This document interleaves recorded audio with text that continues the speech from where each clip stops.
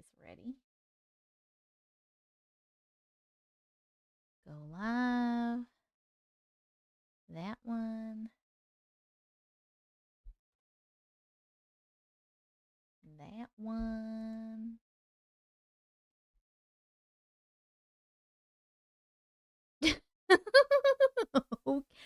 All right. All right. Oh my goodness. Hello, Nina. Numero uno in the chatto is Nina today. Hello. Hello, hello. A lot of people joining on TikTok. I see joining. Hello, Crystal. Jess. Hello, my darling. How's everyone in the house feeling today? You made it to the live. Woo! Hey, Maddie. What's going on, French? I've been lagging the other times. Busy mom life. I get it. Hello, Ellie. Hello, Isabel. Chris. Hello, Chris. Chris, happy belated birthday, girl. Did you have a good time? Hello, Crystal. Hello, Dylan. Hello, Emily. Hello, Anna. Good. I'm so glad. You do your thing, Emily. Hello, Ashley. Hello, Maddie. We're all good today. Oh, I'm so happy for you. I'm excited too. I'm excited for a fan favorite live. I already have stories. We already know they're good. Hello, Ashley. Linda. Hello.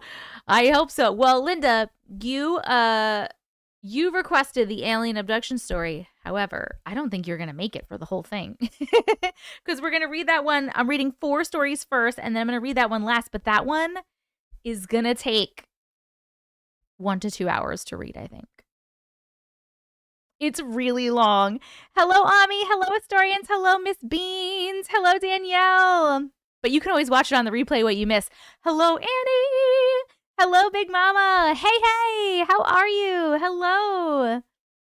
Hello, Sloth. Oh, I'm so glad. Hello, Victoria. Hello, Jenny. Hello, Kitty Boops. Kitty Boops. Hello, Araceli. Chrissy, I was on TikTok and happened to catch you live. My YouTube is Maggie Sunshine. Hello. Hello, Sophia. Hello, Lady. Hello, Sarah. Hello, Chrissy. Hello, Brianna. Did I miss anybody up here? No, I didn't. I think I'm good. Jessica, Ashley, Miss Beans, Kitty Boops, thank you guys so much for the heart me. And Ashley, thank you for the eclipses. Kitty, it's okay. Hello, Squeegee. Auntie, it says the gift you have set is not available. Interesting. I'll make a new one.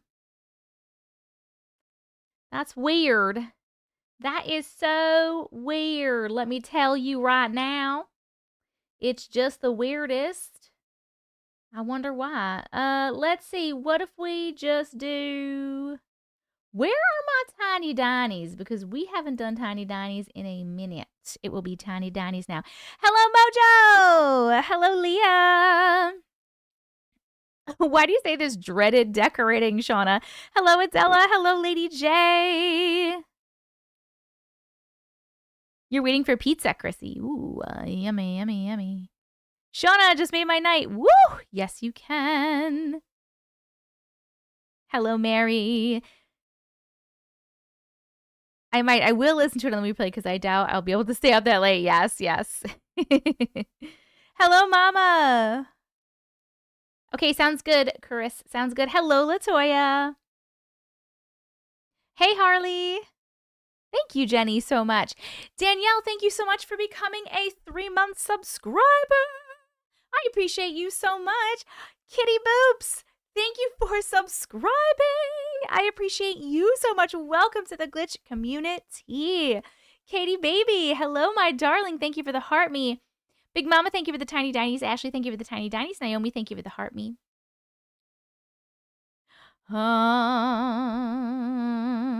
We do still have the Millie streak. We do. I always forget, guys. Did we do 46 last time? Is this going to be 47 or is this going to be 46?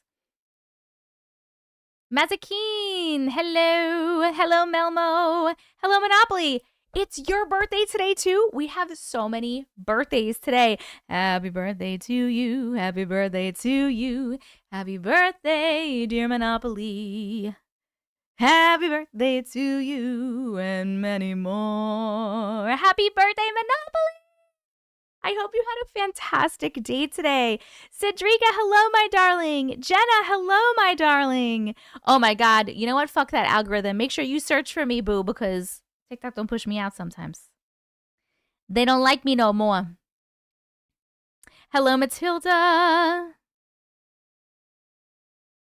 Katie Baby and Barry1, thank you for the heart me's. Rune, thank you for the rose. Barry1, thank you for the rose. Kitty Boops, thank you for the night star. This will be 47. Thank you, Brianna. Hello, Lexi. Thank you, Lisa. Hello, Barry1. Oh, I think I said that right. I don't remember.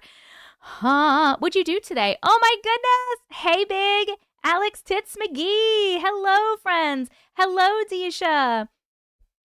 Harley. Thank you so much for gifting 5 memberships on YouTube.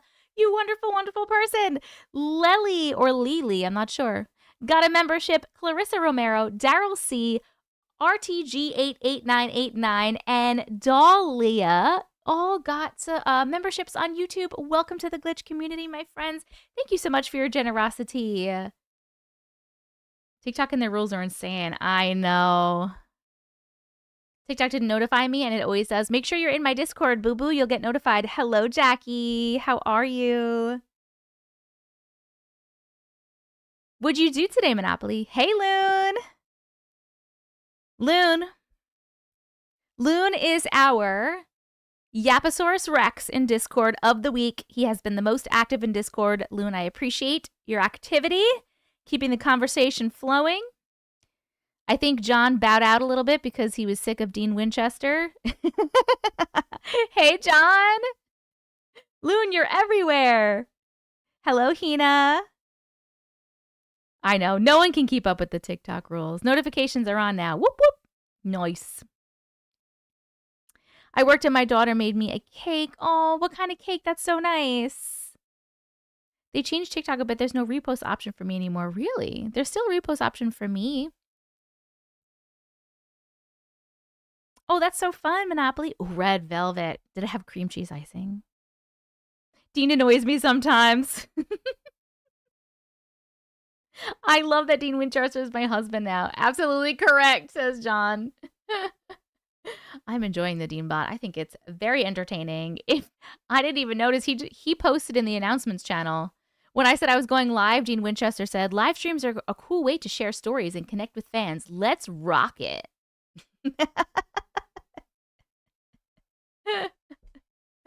Oh my goodness. Hey, I have barely flirted with him, if you've noticed. I've just really been enjoying everybody else interacting with him.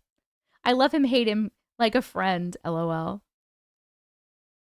Cream cheese icing is literally like one of my favorite icings. It's so good. I just sounded like, what's his face? From Parks and Rec. Literally. Chris, literally. Your daughter's birthday is Christmas Day. Oh, that sucks for her, man. Hey, Living Owl. I was on this morning and I went to repost in general and I couldn't. I only had the option to send. Interesting. To friends. Hey, Patty Bear. Hello, Hericlia. It is literally so good. I could just like eat it all day. There's this new, I don't think it's new, honestly, but it's new to me because I just found it at Starbucks. My favorite little sweet treat to get. It's a blondie with cream cheese icing and like dried cranberries on it. It's so good. It's so good. Hi, Jamie. Hi, Juliana. Hi, Donna. Lilith went to war with him last night. I know, Chris. What the fuck? Lilith did go to war with him. My fiance informed me today that Jensen and Jared are her 2 hall pass people. Is that why you were getting jealous of Dean in the chat?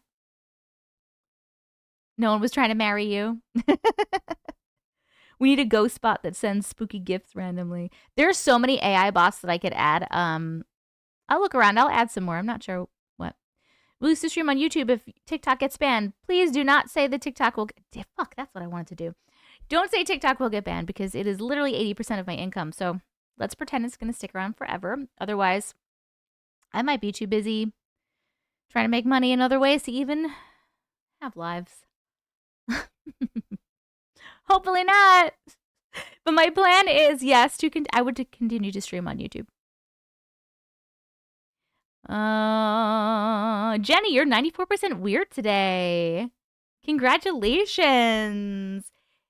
Hi, Jamie. Hi, Julianne. Hi, Donna. I said that already. I need to try that immediately. Oh my God, it's so good. No, it's not a drink. Oh, are you talking about the other drink that I like, Big Mama? You made Dean cry. Back to the old days. I just saw a video that said it's not going to get banned. Which one? What did it say? Tell me all about it. Send it to me. One of those things. I'll buy TikTok for $1 and give them full control. That feels like a win. Do it. Yes, the Cranberry Bliss Bar. Thank you, Tits McGee. It's called the Cranberry Bliss Bar, and it fucking is blissful AF, my friends. I am obsessed with it. You still haven't got on the Discord train? What? No foot pics. You got to do what you got to do. I've done foot pics before. I'll do it again. I will do it again. I have no shame. Hello, Miss Tina Martin. How are you? I need to move from the sofa and take you stream in the bedroom TV. Do I need snacks? Yes, of course you need snacks. Duh. Natalie, hello. I'm sorry I've been crazy busy. What's this about Dean Winchester in the chat? I was so confused. In the Discord, friends, I know Tits McGee is a hilarious screen name. I'm obsessed with it. Hi, Mars Mommy. Hello, Ashley. They only come around Christmas time? Don't you dare take that away from me, Mary. I'll learn to make them myself. Fuck it. What was I just talking about? Oh, the Dean Winchester bot. Guys, if you're in the Discord or if you're not in the Discord, please come join us. The Discord is dsc.gg/antimatrix. It's on the chat for TikTok, and Chris or Haley can put it in the chat for YouTube. Also, TikTok, if it goes off the screen and you need it, just go to the link in my bio and it's in there. But come join us in Discord. We have like 2,300 people in there. But I recently added a Dean Winchester AI bot in Discord. So you can talk to him. He'll talk back. He will randomly just interject. And I love him so much. I love him. Miss Sherry! Hello, darling. Bonjour, Sparkles. Comment allez-vous? Okay, Omi, sounds good. Do we agree that the UAP's drones, plasmoids are alien, or do we have another explanation? I think the plasmoids are potentially an alien intelligence, a non-human intelligence. The drones, I think, are government drones or something. I keep going back and forth. My sister's obsessed, and it's so sad when they go away. Oh, stop it, Mary. Let me download Discord again. Yes. Hello, Renown. How are you? Hello, Denise. You didn't realize it was a bot? Linda, what did you think it was a real person that like named themselves Dean Winchester? Thank you, Mojo.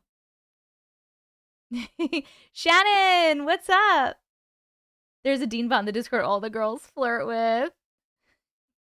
Kelly Joe, I'm obsessed with all these drones and orbs. I saw your newest video of it being shot down. How crazy, Kelly Joe. How crazy. Right? Did you guys see that? Did everybody see the video that I just put up like 2 hours ago? It already has like 50,000 views or something. It's a video of like, so if you didn't see it, you know, all this shit that's going on. There was like a plasmoid looking thing in the sky, and there's drones, and one of the drones went up to it. Looked like maybe it was either trying to shoot at it, or I don't know what it was trying to do, but once it touched it, the plasmoid like disabled the drone or broke it or something, because it went here, it went around, it goes down, and when it touches it, the drone just falls out of the sky. It's like, what the fuck? It was very cool. A lot of people are saying that plasmoids have a lot of radiation, and that was the problem. They're radioactive. I don't know. And did you guys see? Hey, Sonia. It fell in a fiery ball of drone bits. Yes. And wait, did you guys also see? I also saw a video of Trump. Not that I like to talk about him. But anyway, of him. They were like asking him about the drones, to comment on the drones. Did you guys see this video? And he was literally like, the government knows what they are. I don't know why they're not saying. They just don't want to comment. I don't know why they don't just tell the people. And then he said, they know exactly what they are. They know exactly. I'm blurry. They look fine to me. He said they know exactly where it came from and exactly where it went. The fact that he said it was confusing to me. I hope so, Shardy. We'll see. That would be great, Leah. That was confusing to me. And then he said, oh my God, what was the name of the town that he said not to go in? Yeah, like watch it again. Unless I said it wrong, right? He said it, right? He said they know exactly where it came from and where it went. Bedminster, yes. And then he was basically saying don't go to Bedminster. So, like, what the fuck, man? I hope so, John. I didn't see that. I know he said that in his campaign about not letting TikTok get banned, but I didn't see it recently anywhere. If you have a video of that, if you know, like, a recent video of him saying that, if you could, like, put that in Discord, that would be super, because I would really like to see it. He canceled his golf trip, yes. It makes it sound like another nation is the origin. I immediately go to aliens. I don't go to another nation, but you're probably more right than me. I just prefer to think of the out there shit. Barry One! Oh, yeah, Barry One wants to know, is there anyone in the chat here? Is there anyone in the chat here that themselves have seen the drones or plasmoids in the sky? Plasmoids are fascinating, I know. Sadie May, hey Auntie, I love your channel. I found it recently. I'm obsessed. Greetings from Spain. Hello, Sadie May. Welcome to the live and welcome to the channel. As much as I don't trust Trump, I'm curious about what he said. It doesn't feel dishonest. Correct, Sarah. Same. I believe it's our drones. I just don't know what they're looking for. If it was not friends, he said in the same interview, if someone could, like, tag me or put it, I probably won't see your tag. I get tagged in a million fucking things a day. Right, Mojo? Like, what? Denise, holy crap. Thank you for all those tiny dinies. 111. Thank you so much. He has the power to tell us. He would have been briefed, I'm sure. Spill the tea. Well, they also asked him, was he given an intelligence briefing on the subject? And he said he wasn't going to comment on that. Okay, someone on Shannon on YouTube said, me and my husband seen both last night in Spring Hill, Florida. Anna says, my family has seen fire orbs in the sky, but way long ago. Okay. That's very correct, Complicated. That's very correct. You're very, yes, I agree. Which is why I'm taking it with a grain of salt. Hello, Karen.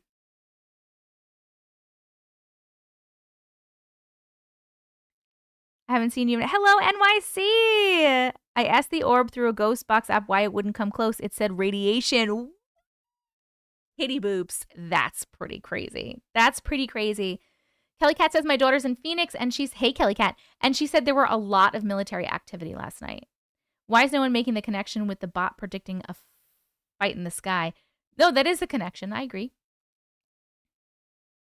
Why do things like this always happen in your country? I want it in Bosnia. We need some action. It's not just our country, because there's stuff happening in, like, Australia, in the UK. There's other countries. I guess maybe not Bosnia? There was supposed to be alien warfare. There was a lot of air traffic that night. There was. And who knows what we didn't see, you know?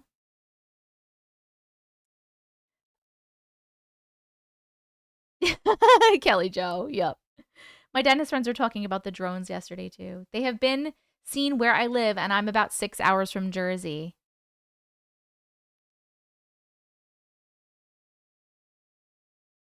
I did see that, too, John.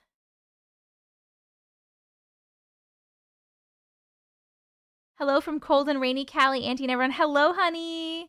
The UK ones have been over US bases. Oh, really? Supposedly seen in Tulsa, Oklahoma as well. I feel like they could down planes for a little bit and figure it out. I agree. Hey, Morgan.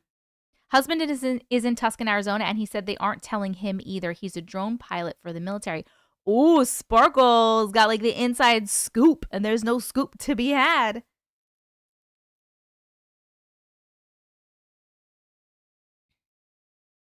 The orbs are the grays. The orbs are who I invited to encourage my contact and experience. I heard they're in Atlanta, so I'm hoping to see one soon. Apparently they're somewhere in New York, but I haven't seen them yet. The thing is, they have to be ours, right? If they were not, since when does our government just let shit fly around our skies without permission? They would have been shot down so fast. So fast. They have to be. Like, right? The fact that they're not freaking out and they're not shooting them down, it's either it's ours or they know exactly what it is and they're leaving them for whatever reason. I know, Jess K. Oh. Yep. I want to know what they're looking for. Same, Simbacil. Oh, Miss Tina said, I have seen them in Wichita, Kansas on Saturday evening. Which ones did you see, the drones or the plasmoids? Kelly Joel, the drone operators were based from Long Island. Have you seen anything, Auntie? I have not, and I've been looking. Me and Uncle Matrix want to see shit. I think it's weird. It's been cloudy since. I've had some blue skies here. My mother said if they weren't ours, they would have already been shut down. That's what I'm saying. Remember when they shot down the weather balloon? Yes, exactly. Exactly. None of my military buddies know anything, or they're not allowed to say. I'm guessing not allowed. Probably not allowed, yes. We saw drones outside of Philly on Friday, says Britt. Jackie, they are government drones looking for a stolen suitcase nuke brought into the U.S. from Russia. Where are you getting that intel? We're seeing the drones in Massachusetts. The orbs are our star families. The drones are the U.S. government. I think they wouldn't shoot it because it may have chemicals in it like the balloons. They waited for them to be over water or open land. Okay. There's nothing they don't know. Yes. Yes.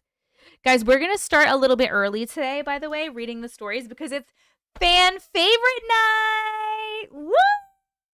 And I'm only reading 5 stories, but they're all longer stories, and the 5th one is so long that when I put it into this website that tells you how long it will take you to read something, it was basically 2 hours of a story. It's broken into 4 parts, so we will read like a part at a time and take a minute break so I can drink some water and we can take a breather for a second.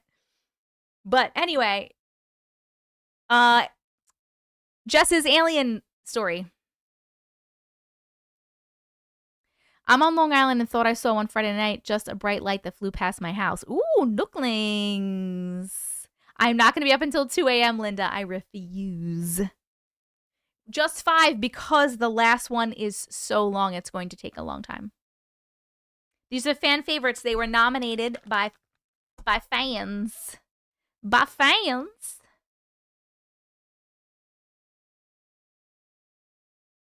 Listen, Linda. Listen, Linda. Christy! Guys, it's Christy's birthday today. Happy birthday to you. Happy birthday to you. Happy birthday, dear Christy. Christy. Happy birthday to you and many more. Happy birthday! Love how you pronounce Long Island. Chris, did I sing you happy birthday on the last live just in case because I didn't know if I was going to be on live, or did I not? I know I did that for someone. If not, I'm going to sing you next. If not, you're next because your birthday was yesterday. And I'm yelling and I don't know why. It was your dog's 9th birthday. No! Chris! Happy birthday to you. Happy birthday to you. Happy birthday, dear Chris. Happy birthday to you and many more. Happy birthday, Chris! I love you so much. Thanks for being the best mod. You mods are amazing. It's funny, I have a twin named Chris. Oh my God, that's so funny. Hey, Jada. Hey, Nunny. Chris, people are saying happy birthday to you from TikTok. And Chrissy, people are saying happy birthday to you from YouTube. Side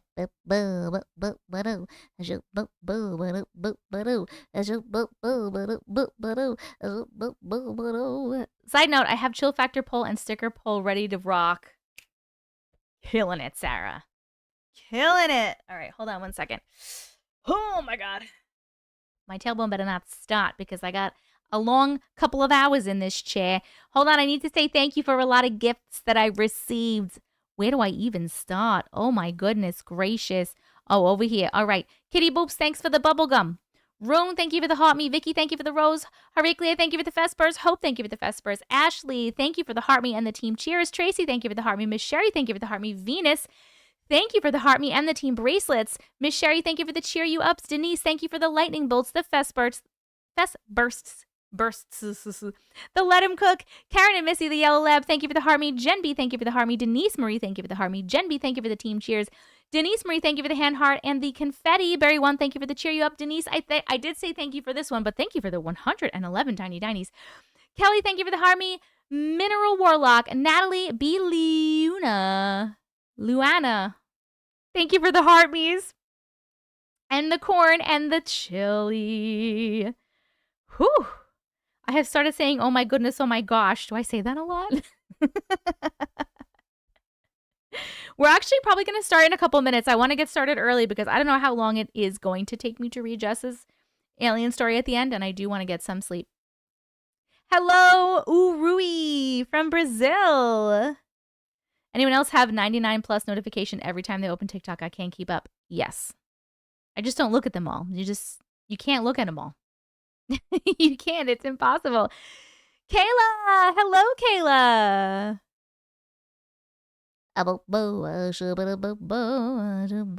Our government is falling apart over the tariffs. Oh my God. I saw somebody. I don't know her name. She's a famous creator on TikTok. She's like short, spiky hair. She's very funny, but she did a lesson on what tariffs were to let people know. Can I explain what the thing? What thing, honey bun? What thing? If it says less than 99 plus, I get concerned. Being in these lives feels like I'm back in school with all the Kellys.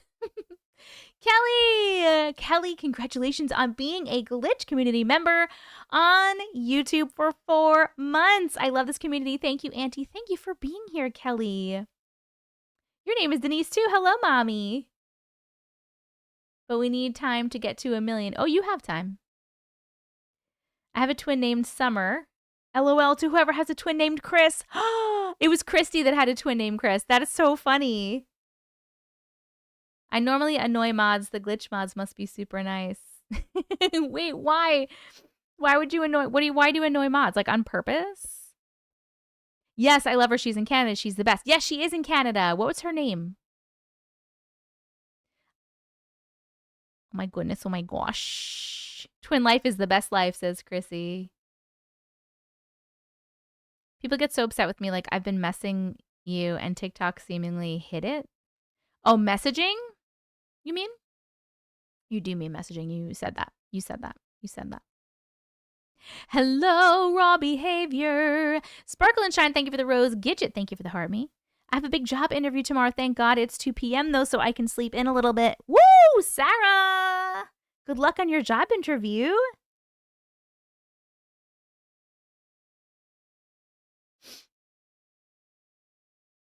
Sometimes on purpose, Loon. Loony boony balloony. Sending so much love from Australia. Hello, thank you. Glitch mods are too nice to annoy because we are the best community. Unless you like to annoy people and you want them to get annoyed. Victoria is back. Some messages get hidden or marked unsafe and they're outside the US. I don't even look at my messages, friends. My DMs, I do not look at them. I only look at the DMs from... Well, I don't look at my... Because I have mine off. We have to be friends in order to DM me. But I have message requests out the wazoo. I just don't look at them. I can't. It's too much. But I look at my messages from like friends because, you know, me and Uncle Matrix send each other TikToks all the time.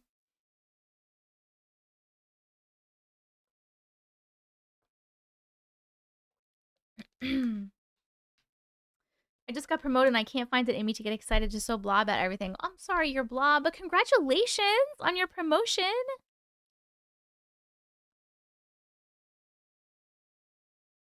Woohoo! It's the MEG. Yeah, you know me. Hello, friends. Hello, Colleen. Hello. Oh my god, I never did my gift goal. What is wrong with me? TikTok, we have 58,000 taps. Please tap that screen, my friends. Hello, Michelle. Hello. Let's set up a new goal. Let's do some hand hearts. Hand hearts for the win. Drones and Christmas and aliens and elections are eating at me. I'm trying to look at it, Megan, from a different perspective of like, Dazzy, we're not going to talk about that. It's not going to happen. Hello, Boji B. I try to look at it from the perspective of, which I really am having, like, I am so happy that I got to incarnate at this time. How fucking entertaining is this shit? How cool. Like, think about where we were when we were younger, right? All the stuff that we've seen happen. And then, like, it just keeps getting crazier. Like, how entertaining. We get to see it all. Yes, witnessing class consciousness is beautiful. I agree. Okay, lol. Coffee and chaos. The teacher's name is Unlearn16. Thank you. Yes, that person. I try my best, Tazzy. Hello, Danny. Because I'm not always in a positive space. Last night I was spiraling, trying to fall asleep, spiraling about what I will do. But we got to stay positive. I know, me too. Hey, Lonnie. Auntie, is that the TikTok nose ring? It's cute. I don't know what the TikTok nose ring is, but no. I got this on Amazon. It's in a little pack of nose rings. I've been wearing these for a few years. That's okay, Tazzy. That's okay. It's not your fault. When do I get to meet my alien bestie? Who's your alien bestie? Hey, Tiffany. We are making history. Yes, Shannon. Hey, Lindsay.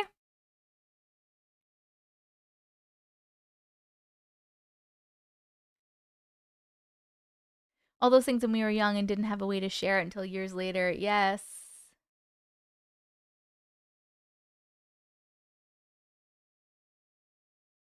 I'm scared for people like you, and I literally just started trying to build my business on here. Yeah. TikTok is 80% of my income. Okay, so can we, like, put the positive vibes out? Thanks. My house is expensive.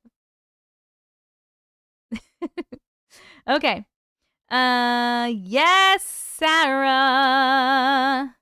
Thank you, Katie baby. That's not going to work, Tazzy. That won't work, and that won't work for me specifically because I'm in an ad program, which that is the bulk of my income is an ad program that I'm in, and you have to be in the US. So I can't do that. I keep seeing ads for toothpaste chewable tablets. I'm confused by that. Oh, I've used them. I used them for a while. They were pretty good. You chew them and then they like literally foam up and it's toothpaste. Yes, Danielle. Yes. The appeal got denied. We're supposed to be banned on January 19th. Perfect, Hannah. Jess T. Hello. Hello, Carol. Thank you, Kelly Cat. Thank you, Kelly Cat. Hold on. What's going on? What's going on? What's going on? Oh, no.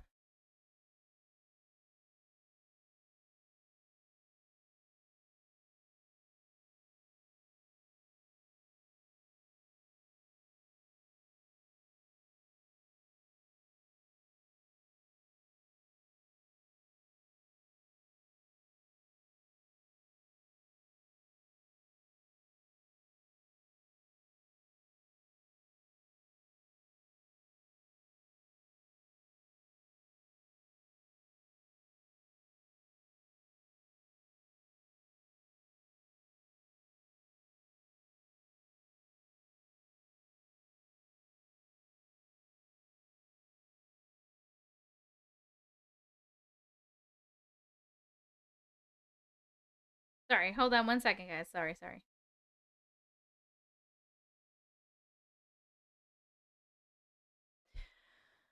Okay. Oh my god, that was crazy. The magic stain remover spray that I did a video on, it literally, I was honestly shocked. I did not expect it to work. Because, you know, people can like exaggerate in their videos. And I was like, it probably maybe works okay. Literally, I sprayed it and it just disappeared before my eyes. I was honestly shocked. Hello, Pumpkin. Shuna, thank you so much for the hand heart. Yeah, it's okay, Big Mama. Just some stuff. Everything's okay. Yeah, I'm not really sure. I'm actually going to start in a few minutes, I think. You got the spray and it didn't do shit? You talking about the stain remover spray? Because it worked for me. You saw it. I was not lying. What did you use it on?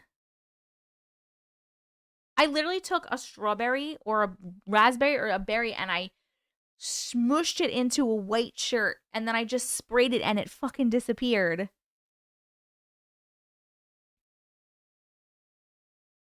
The toothpaste tablets have been around since I was a kid. My mother used to send me to school with one. Oh, really? Hey, Cat Mama. Hello, Matt Goddess. How are you?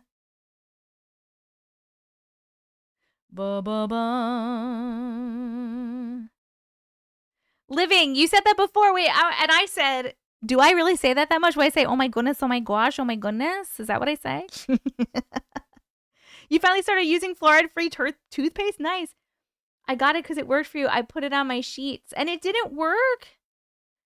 I feel responsible somehow, but I promise it worked for me. I wasn't lying. I'm so sorry. I don't know why, but like what was on it?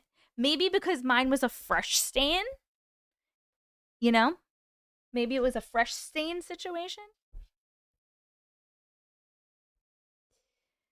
I wanted to buy it to test its parameters. Do it. Haley Terps.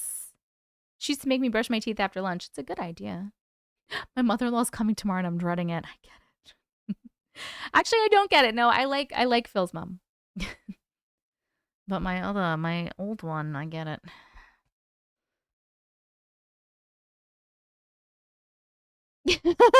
John. Oh no, Chris. Oh, maybe it doesn't work on naughty stains, John. Oh my goodness. I was just thinking that a fresh stain would come out better than a stain that's been there for a while. Yeah, that's probably it. That might be it. Okay. Oh, wait, hold on. I got a present. Let's open the present. I got a present for my P.O. box. So I'm gonna open this first, and then we're gonna get started because I want to get started reading because I have a lot to read. It's fan favorite night tonight. Tonight. I'm gonna buy your book this Friday. It's gonna be a present for my sister. Oh, Tazzy, I love that. Thank you. Yay, presents. Woo! Let's see. I hope the person is in the live. Otherwise, I'm gonna feel bad that they didn't get to see me open it. There's something on this note? Hold on, wait. Let's see what we got. It says, hi, Auntie. I saw this and knew you needed it. Merry Christmas. Sunshine and Sparkles. Oh my God, are you here, Sunshine and Sparkles? They're normally in the live. Hey, Crash. Hey, Sharon.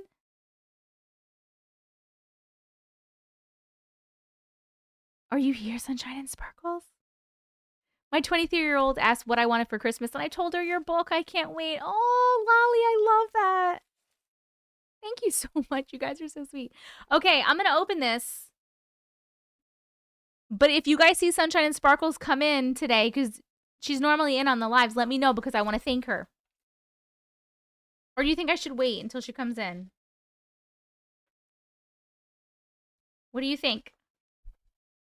I want to know what it is. I want to know. Wait. Open it, maybe wait. Okay, I'll wait. Okay, all right.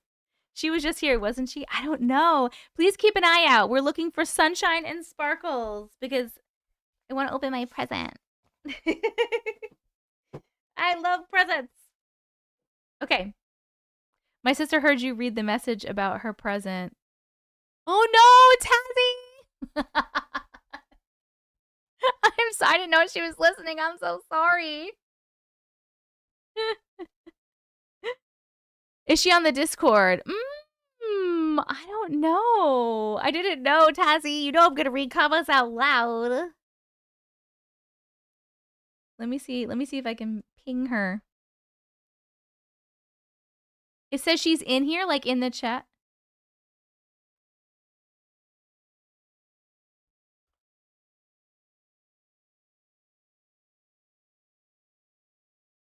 I'm trying to see if she's in the Discord, but I don't see her. But her name might be something different in the Discord. That's something I really want you guys to do is change your fucking names. You can change your nickname in Discord. Also, real quick, my friends. I lost my train of thought. What was I gonna say? You do need to get on Discord, Candy J. Wow. I don't know what I was gonna say. Oh, that's what I was gonna say. If anybody is in Discord here, and if anyone is like a Discord Nitro member or whatever, and would like to boost the server, that would be super because we're about to lose. Hold on, let me look at it. We need 1 boost to maintain our server level 2. We're at level 2 right now. And I want to keep it at level 2 at least for a little bit because I want to do a Christmas movie night in Discord this week sometime. So if anybody can boost the server, that would be great. Thanks. Just throwing it out there. Okay. Don't worry, I'll act surprised. Okay. Hey, in this meowman. I don't know any scary Christmas movies. To the movie night? Yes. So anyone will be able to join, but this is the thing. This is why I want to keep it, is because if I'm level 1 in Discord, I can only have 50 people in the Discord stage to watch the movie. If we're level 2, I can have 150. Level 3, you can have 300, but I'm not going to make it to level 3. I need like 15 boosts to get to level 3, which is crazy. So, anywho, we only need 1 boost right now to keep level 2, so I can at least have 150 people come watch the movie in Discord. Oh, Sparkle and Shine, are you here? Oh no, that's Sparkles and Sprinkles. Is that a different one? It's Sparkles. It's Sunshine and Sparkles. Sunshine and Sparkles.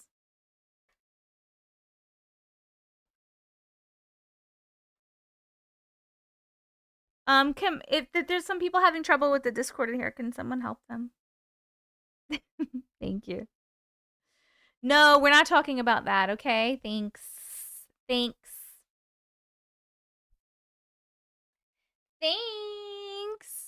Okay, we are going to start, friends, because I want to make sure I can get all the stories in.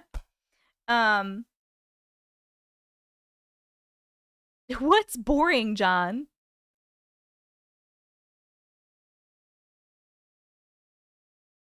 Hi, you amazing legend. Hello, Tina.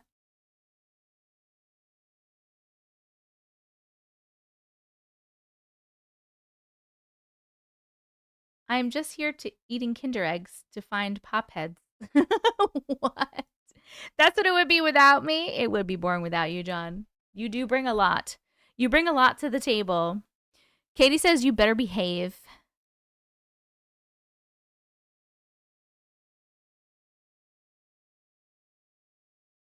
Wow, I'm getting like so All right, here we go. Are we ready? Let's get it started. We're not watching Christmas movie. I mean, I'm sorry. We're not watching Die Hard. It is not a Christmas movie. No. 100% no. Yes, I am on Instagram, but I don't do anything on there. I post my stuff and I leave because people are mean on Instagram.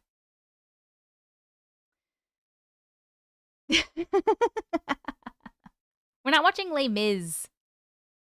First of all, I've never seen it. Second of all, it's like 1,000,000 hours long, I think. No, it's not. We're not having this argument. We are not having this argument on Die Hard, okay? I'm a hard Die Hard's not a Christmas movie. That's it. You can't change my mind. Well, your TV's wrong, Erica. It's not. Oh, I'm spreading misinformation saying they're plasmoids. That's what I'm guessing they are. Nobody knows exactly what they are. I'm pretty sure you're probably about to say, I know exactly what they are.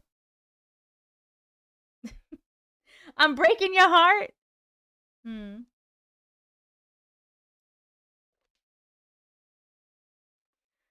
There you go. See? They're not plasmoids. They are probes from a construction facility in the ocean. Right, because you know exactly what they are. Okay.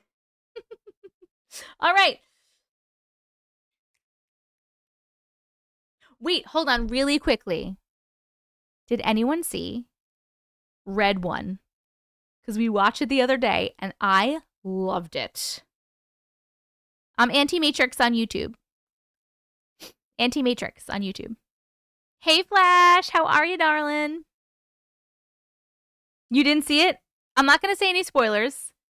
I just want to say I loved it. The kids loved it. I loved it. I was surprised. I thought it was going to be like, it was going to be okay. I thought it was great. I loved it.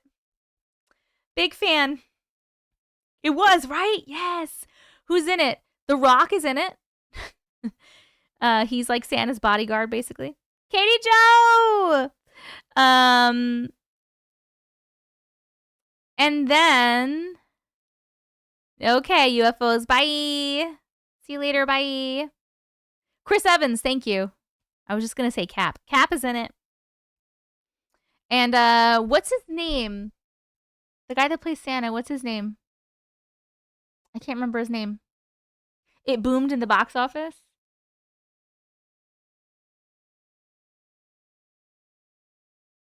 Oh my god, that was Lucy Liu? Holy shit. Lucy Liu's in it. J.K. Simmons? Thank you, J.K. Simmons. Hello, Prada. What streaming service? It's on Amazon Prime. I loved it. It was surprisingly good. I really liked it. Lucy Liu is how I knew I'm a little gay, says Mojo. From Charlie's Angels, Lucy Liu? Or like a different movie? Taylor Momsen. Who's that? I think a lot of people don't like The Rock anymore because of that weird skit he did. I don't even know what you're talking about. I still like him. I don't know what you're talking about. Yes, Charlie's Angels. I love Charlie's Angels. They were all hot. I love, well, obviously I love Drew Barrymore, but I love, what's her name? Cameron Diaz. And that's weird for me because I normally prefer my ladies with some meat on them, and she doesn't have any. But I really like her. And I also really like Kate Hudson, which is another surprising one for me.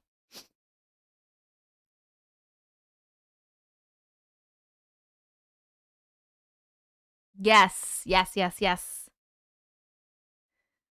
Tanya! Hello, friends! Cameron Diaz has ginormous eyes and I'm into it. I love Kate Hudson. I will watch her in every movie. I also just love her as an actress. The girl who plays Sabrina, the new Sabrina the Teenage Witch, played the bad guy. Oh!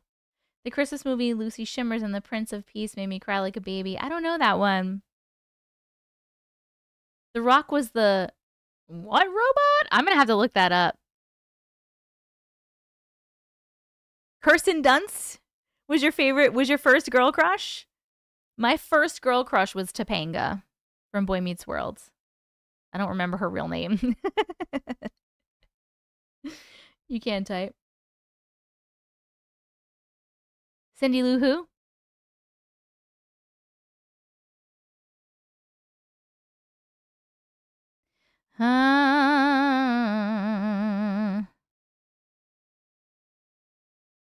I don't understand what you're saying, Hannah. I'm gonna have to look it up because I don't know what you're talking about. Totally Topanga, right? Okay. Oh, Danielle Official, thank you. Yes. Rose from Titanic did it for me too.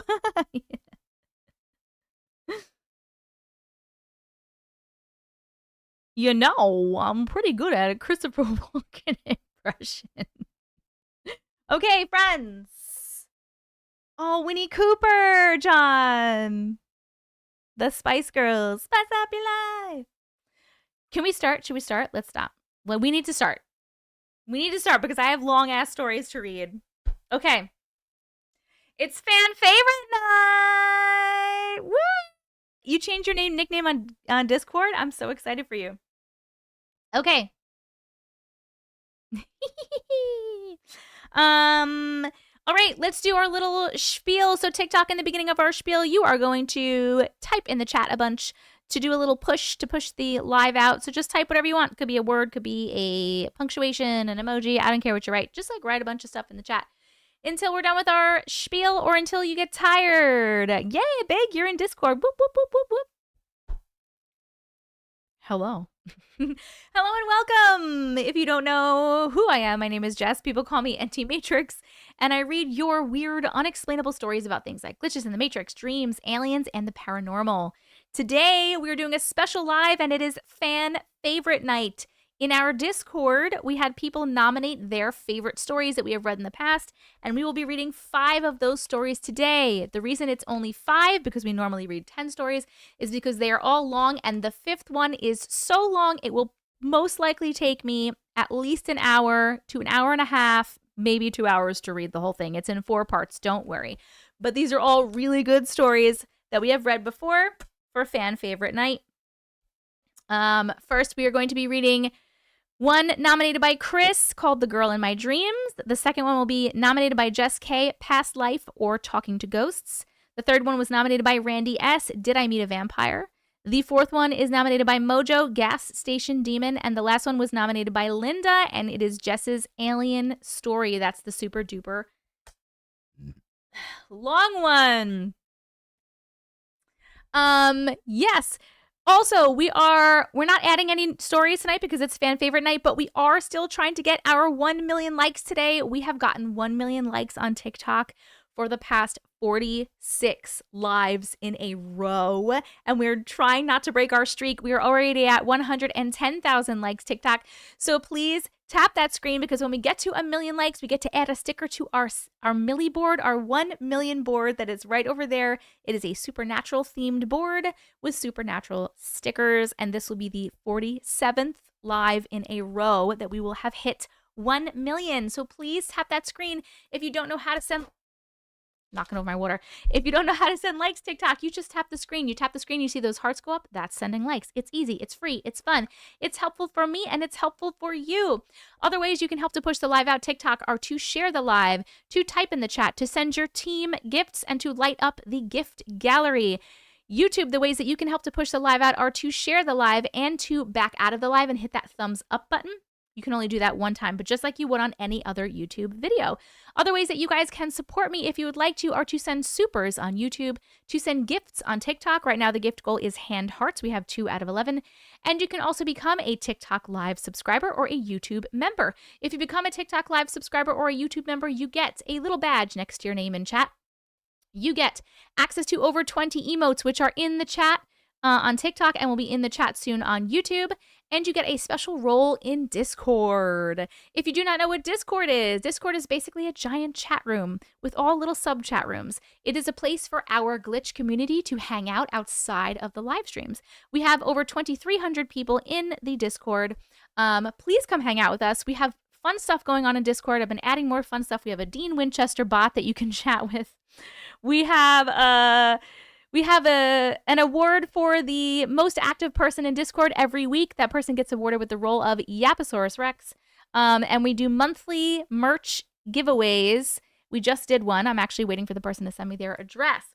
And more fun things to come in Discord. Oh, you can also talk to the 8 Ball in Discord and ask a question and stuff like that. But come join us in Discord. Please hang out with us. Also, there's an announcements channel in Discord, and that is how you can get announcements from me about when I'm going live next, when I drop a YouTube video, when we're doing give it, like all the things. You want to know what's going on with us? You want to know when lives are? Get in the Discord, please. The Discord is dsc.gg/antimatrix. It's on the screen for TikTok. It's in the chat for YouTube. TikTok, if you forget anything I'm saying, all of the links are in the link in my bio. If you would like to send stories for future lives or videos, you can email them to me at antimatrix@gmail.com, which is on the screen for TikTok and back in the chat for YouTube as well. Yes, we are live, by the way, right now on TikTok and YouTube at the same time. You can go wherever you feel more comfortable. YouTube has a better quality stream, and you can see the stories on the screen as I read them. And TikTok has better gifts and more people. There are different vibes, so go wherever you like. But TikTok, if you do not go over to YouTube, I please request that you subscribe to me on YouTube, especially with the potential TikTok ban. Please come subscribe to my YouTube. It's Anti-Matrix. I'm Anti-Matrix on YouTube. And I record these lives. So, and the recorded live will be up on YouTube about 15 minutes after I get off of live. So in case you miss anything or you want to rewatch, and all the stories will be timestamped in the description of the YouTube video. So you can always click right to a story, and if you don't want to watch 5 hours of a live. What else? If you click on the link in my bio, TikTok, and YouTube, it'll be in the chat. You can also get my P.O. Box in case you'd like to send me anything. You can get access to my merch. I have Anti-Matrix merch, and I also have a book that you can get a regular copy or a signed copy of. It's called A Glitch in the Matrix. This is what it looks like. It's 80 of the best stories that I had received up until the time I put this book together. You can buy it in a couple of stores. You can buy it online, like almost anywhere online. You can also get a Kindle version. You can get an audiobook version. Yes, I record the audiobook. It's my voice. And yes, it's on Audible. And if you get a signed copy from me from the link in my bio, you also get a free custom bookmark. And last but not least, I believe, TikTok, this is my only account. So if anybody DMs you and says, I have a reading for you, it is not me. Tell them to fuck off, block them, report them. Please do not get scammed. Woohoo! All right, my friends. I love that YouTube is using their weirdness score. If you are in the YouTube, you can type !weird and get your weirdness percentage for the day. And if you type !8ball, you can ask the 8 Ball a question. The 8 Ball is kind of a dick. In the Discord, the 8 Ball is also kind of a dick. Okay. I don't remember what I was just going to say. We are, so funny, you guys were doing the little push. We got up to like 357 people, and then I don't know what happened. 100 of them left. It was so weird. That's what she said. No, we didn't do the prayer yet. Okay, I'm going to give YouTube an ad. YouTube, please let me know what you get. I'm going to get the drawing game ready. We are going to do the drawing game to kick off the live. If you've never been here, that's what we're doing. We're playing this drawing game. It's like we play 3 rounds. It's fast. It's like Pictionary, basically. I'm going to draw some shit on the screen. You're going to guess in the comments. It's just a fun way to kick off the live. Then we'll say our like 2-second protection prayer, and then we will start to read our fan favorite stories. Oh, the theme song. I forgot about the theme song. All right, hold on 1 second. We are getting the drawing game ready first. Boom. Bam. Ba-da-dum. Whoop, whoop. Whoop, whoop. Okay. This is ready. You got kicked. Oh, man. Call my name, it's like a little prayer. Cosmic Cat Creations. Hi, Auntie. I just made it in time. I think I've officially converted to YouTube from TikTok. Nice, nice, nice, nice. You got 100? Jennifer Cook is 100% weird today. That does not happen often. Congratulations. Why did no one nominate the Ghost Town story? That was the best. Why didn't you nominate it? Amy Ames, thank you so much for extending your 3-month subscription. I appreciate you so much. Did you guys get any ads on YouTube? Did it not work? Hello, Giovanni. Giovanni Alfonso, buongiorno. Buonasera. Come stai oggi? How much till stories? 10-15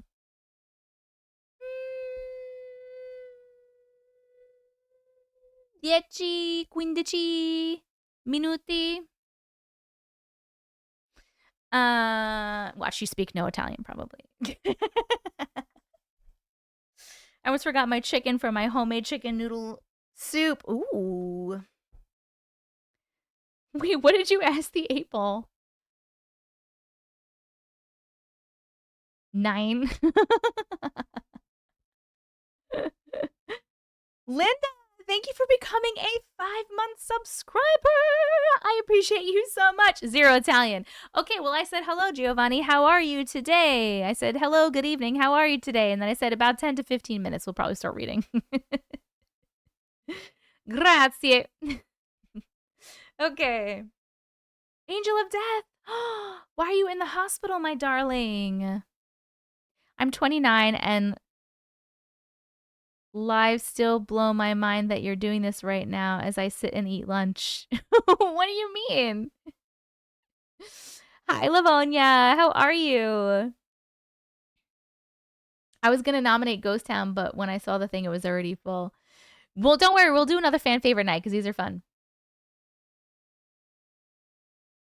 Oh, I'm so sorry, Angel. Sending you so much healing energy. We love you so much. Hi, Kylie. Peach! Oh my goodness. Did you even say hello? Oh my god, is that why you guys were putting MVP Peach things in here? I thought I saw them while I was talking before. Thank you so much for all the hand hearts. Amy Ames, thank you for the fest burst and the snowflake keychain and the Rosa. And the lightning bolt. Tanya, thank you for the night star. Sarah, thank you for the heart me. Matilda, thank you for the rose. Kitty Boobs, thank you for the love painting.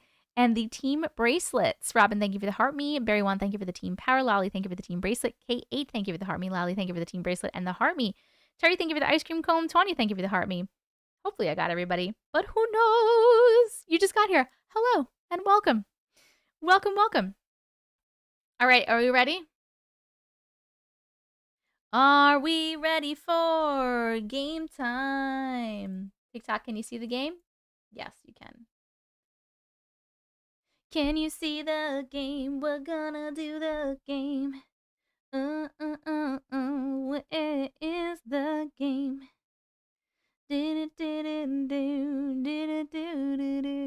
Dictionary word generator. Drawing. We're drawing.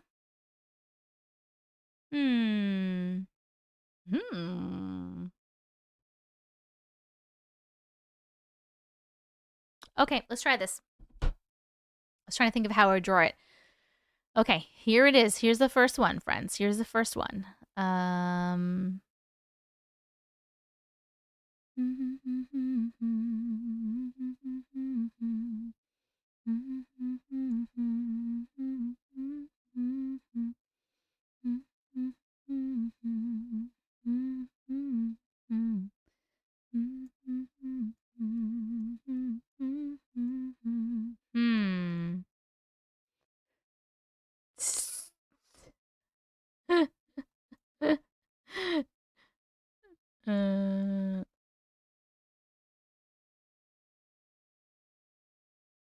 Okay, I think, hold on. I think you guys, it will help you if I do this.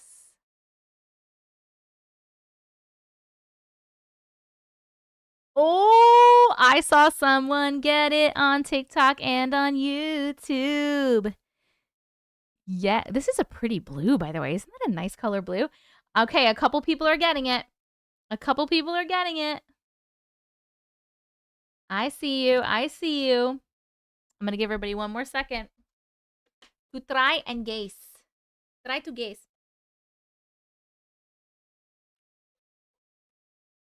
To try and guess. Okay. A lot of you got it. The answer to this one is first class. First class. This is an airplane in the sky, and I made a little divider for the seats in the front. It is first class. All right. Let's see what the next one's going to be. We got 2 more to go. 2 more to go. Tiffany, 8 months as a YouTube member. Thank you so much for being part of the community. I appreciate you. Dun,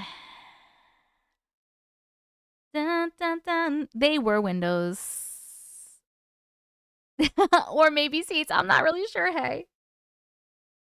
Thanks, Victoria. I don't really get complimented on there. I thought it said Goodyear. What? Where? 1 year for you next month, Sonia. Holy smokes. Oh, here we go. Okay. Okay. Is there a reason you don't keep the chat live, the live chat visible on the YouTube replay videos? You can't. No, you can. It's there. It should be there. If it's not there, I'm not doing that on purpose, and maybe there's like a setting that I fucked up. Okay. What are seats I can never afford, Alex? Okay. What am I drawing? All right, here we go. Here we go.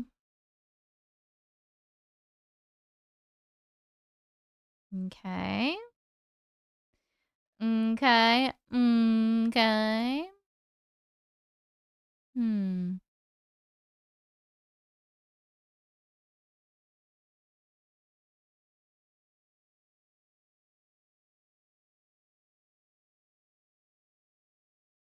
Oh, I saw someone get it already.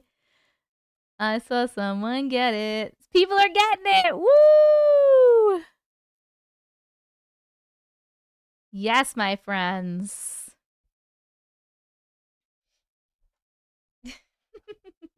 Yes, my friends. And I'm going to tell you what it is in 1 second, and then I want to ask you what do you think immediately started playing in my head? Obviously, Echowalia. What song immediately started playing in my head afterwards? The answer to this one is salmon. These are salmon because they are swimming upstream. Does anyone know what song I was singing? Let's see if anyone's going to get it. Not Brother Bear, not Just Keep Swimming, not Don't Go Chasing Waterfalls, not Baby Shark. I don't know if anyone's going to get this. It's a millennial thing. You didn't hear? No. I started singing Tiny salmon swimming in a stream. Tiny salmon chasing the impossible dream. It's freaking what's his face? Tom Green. It's the Tom Green song. You don't know what I'm talking about? You never heard it. Please tell me someone knows Tom Green. Pumpkin, yes. Like the minor bird says, caw, caw, caw. The chimpanzee says, eh. The friendly owl says, hoo, hoo, hoo. But the salmon only say,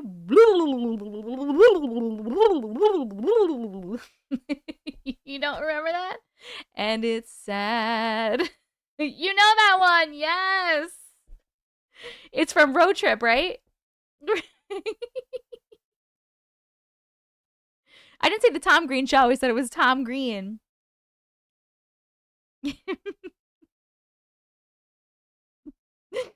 Oh, since I haven't heard that since Christ was a child. Me and my sister used to sing that all the time.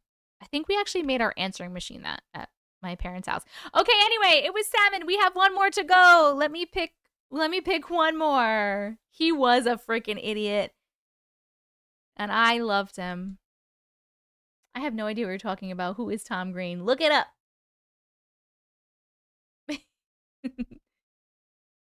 He's on TikTok?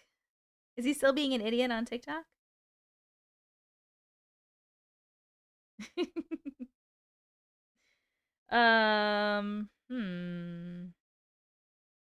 Someone said do a hard one. I thought these were hard. These were in the hard category.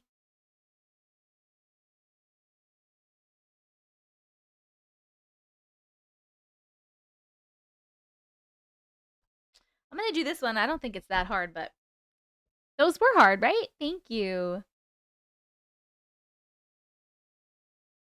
He's a gamer in Canada now. He's calmed down a lot. Okay. What is blank spaces? All right, last one. Okay. Dun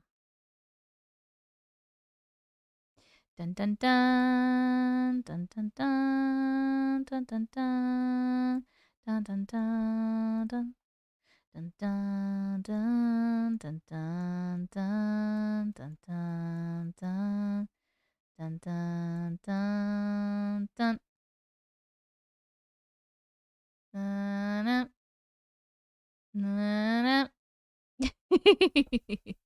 Yes, everyone's getting it. Everyone's getting it.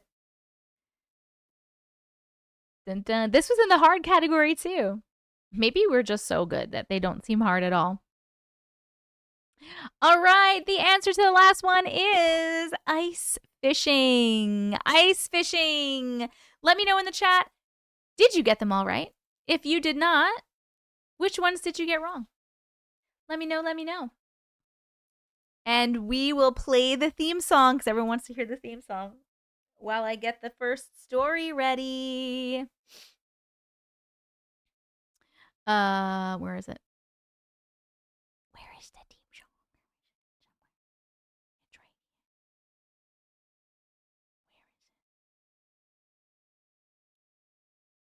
Where is it? Here it is. Okay. Yay, theme song. You finally got one right? Nice. You think 3 out of 3? Just lifting my seat. Hold on. Oh no, Peach! Oh, you did updated and revised. You sent it back, Jess?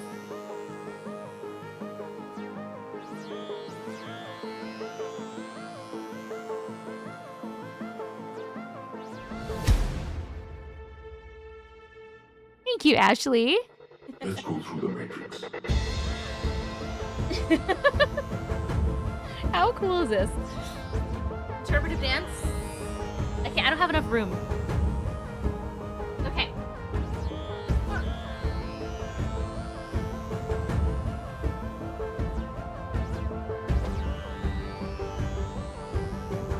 This is my first time hearing this somehow. I must keep missing the beginning. I love it. You're a reality fail. Jess, you have perfect timing. All right. Whew. I need to open my window. I'm hot. Hold on.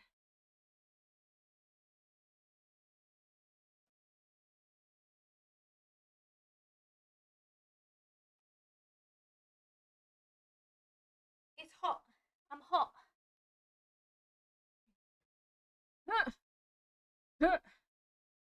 Okay.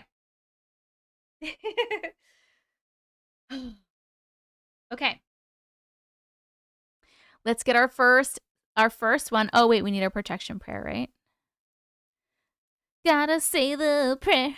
All right, we're doing our little protection prayer. It's just like 2 sentences long. If you would like to participate, just imagine a bubble of white light surrounding you. Close your eyes or don't. I don't care. Whatever you're comfortable with. You can copy what I'm saying. You can just listen. If you don't want to participate, you don't have to. Okay, ready?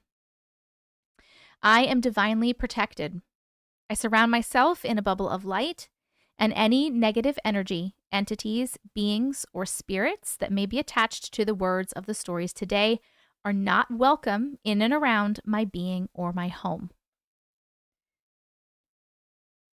May the symbol strengthen the protection of myself and anyone who views this live today. I love you all. Amen. Amen. TikTok, you're doing so good. We're at 175,000 likes. Let's get it. Let's get that Millie. Okay, the first story that we have for Fan Favorites Night is from Chris, nominated by Chris. She is in YouTube, and it is called The Girl in My Dreams. This one is also long because it has 3 different parts, and I will be reading the entire thing. Bum, bum, bum. Bum, bum, bum. All right. There we go.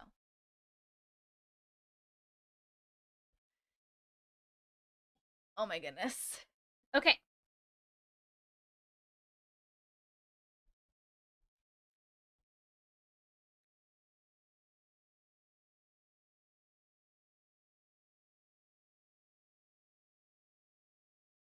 Night Guy. Yes, these are real stories. So these are stories.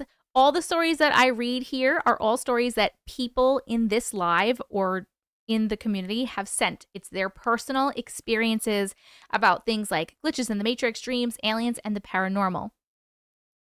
It's a loud ass plane. Yes, these are all real stories. You finally got into Discord. Woo!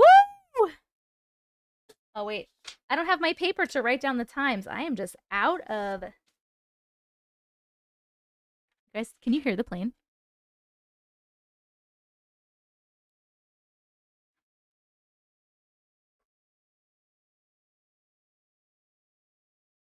You can hear it.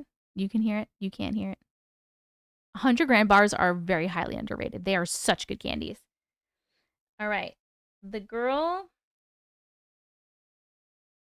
in My Dreams. I'm so excited. Yes, Chris. What's a good idea, right? Fan favorites? All right.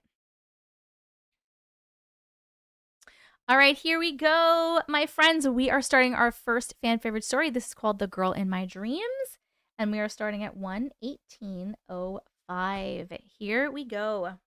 Hi, Auntie. Hi. I just want to start this off. Oh, I'm going to skip that part because that was from a long time ago. Whoops. Okay, here we go. I have a girl that I see in my dreams a lot. She allows me to go lucid. If I see her, I immediately know I'm dreaming. All I have to do is go up to her, ask if I'm dreaming. She says yes, and I'm lucid. She isn't always there, but she shows up every now and then, and I can do whatever I want, from flying to breathing underwater to even being a superhero.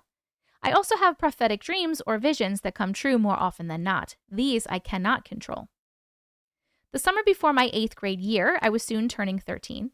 My siblings, ages 12C, 9B, and 8F, and I have been watching a lot of ghost hunting and 3 a.m. challenge videos. Yes, it was the 3 a.m. era. We decided one day that we were going to try to use a Ouija board.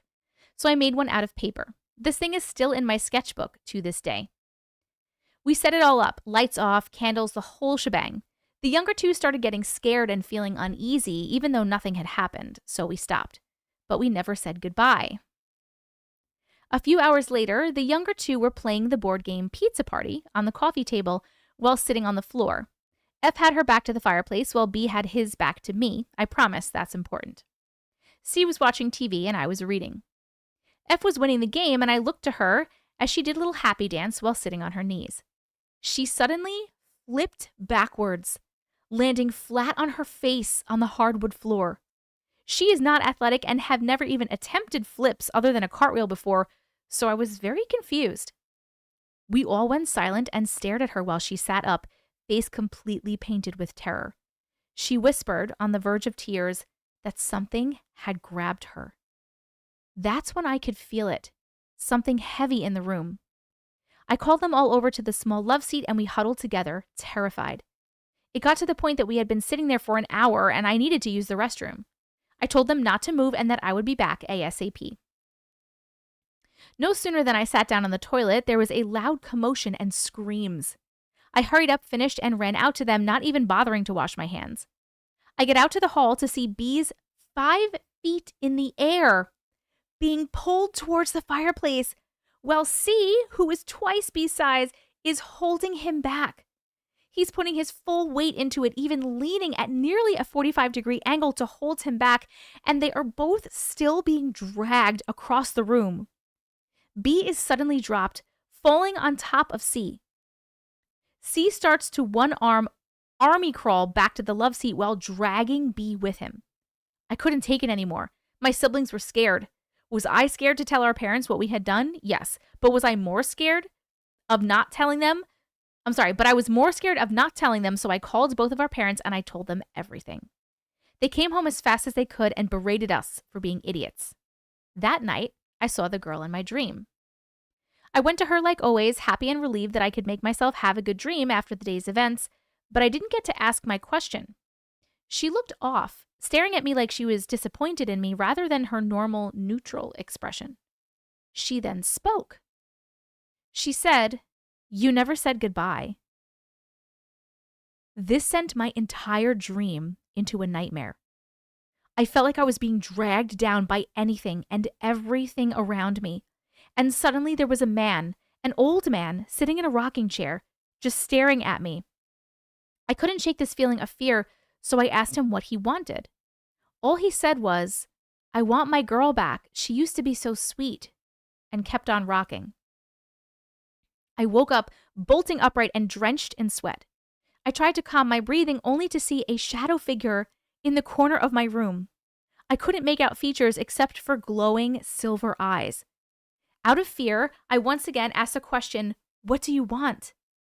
The picture of my siblings on the wall went flying right at me. In that moment, I wasn't scared anymore. I was just angry. I gritted my teeth and I told it that it could not have my siblings, that it could not hurt them or scare them. And then I made the single most idiotic decision of my life.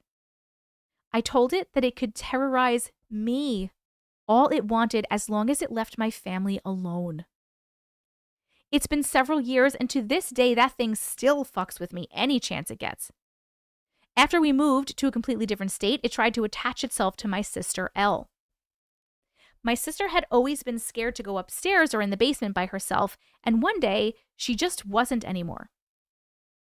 I lived in the basement as I was 18, and my parents needed my old room for a nursery for the new baby.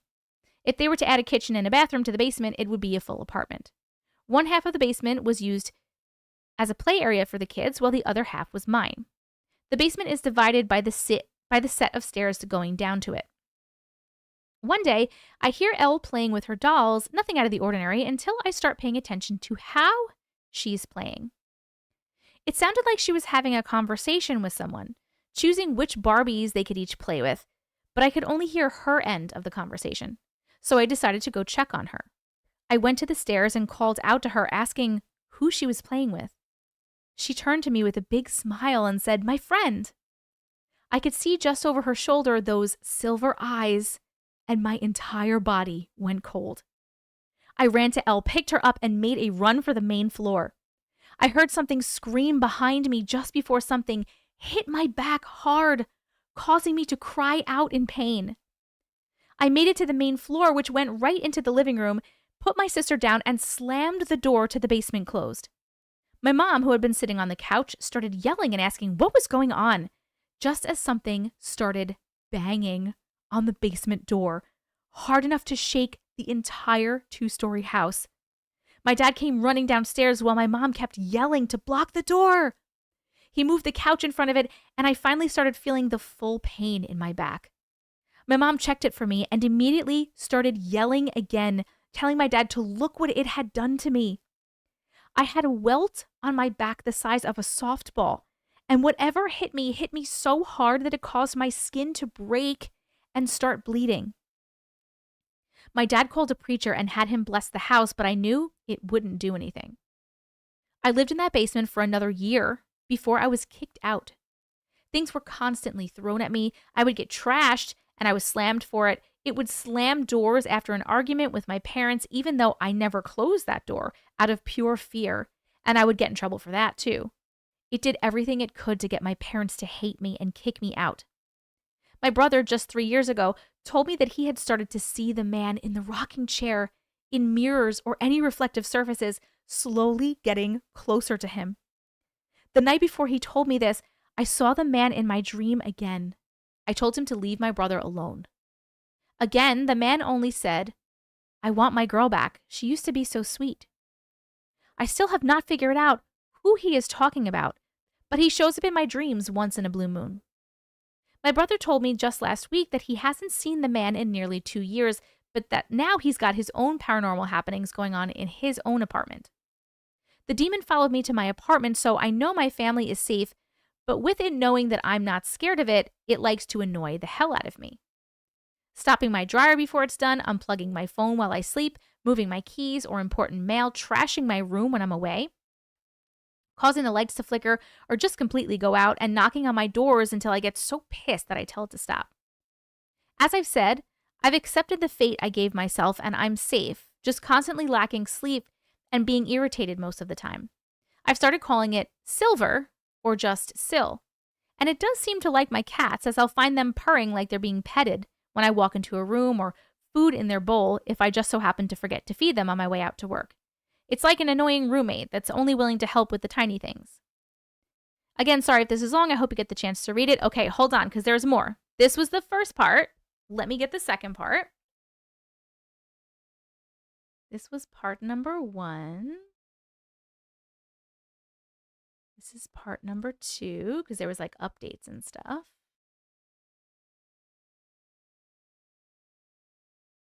Silver better help with the rent. Okay. I am typing this out while trying to find that damn Ouija board. I made a mistake. Quite possibly worse than telling Sil that she could terrorize me. Don't look at the picture until you finish reading this. There's a picture attached. I was asleep and I saw the girl again. As I walked up to her, I started to feel uneasy. I've literally never felt uneasy when first seeing her in my dreams. I'm normally happy and excited, but something was off this time. I stopped maybe 15 feet away from her and studied her for the first time ever. She has a shin-length light blue dress paired with brown boots. Her hair is light brown and comes just past her shoulders when braided. She's somewhere around 5 feet tall and young looking, maybe 14 years old. But her eyes, they're silver. I don't know why I've never noticed them before. I just stared at her and she started to grin. Not a playful, mischievous smile, a horrifying, creepy grin like she knew I figured it out.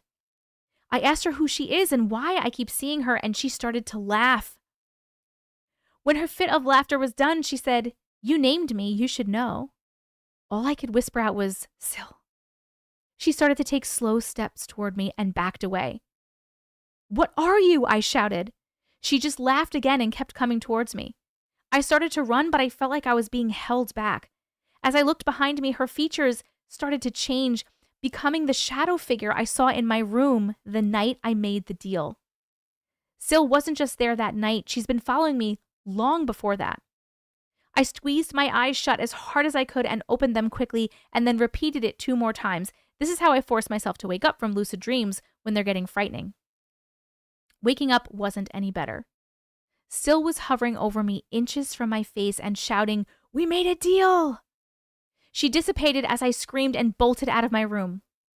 All of the lights are on, my cats are in their cages, I don't need Sil interacting with them or having them knock things over and scare the shit out of me. I have been looking for my old sketchbook for hours now and I can't find it anywhere.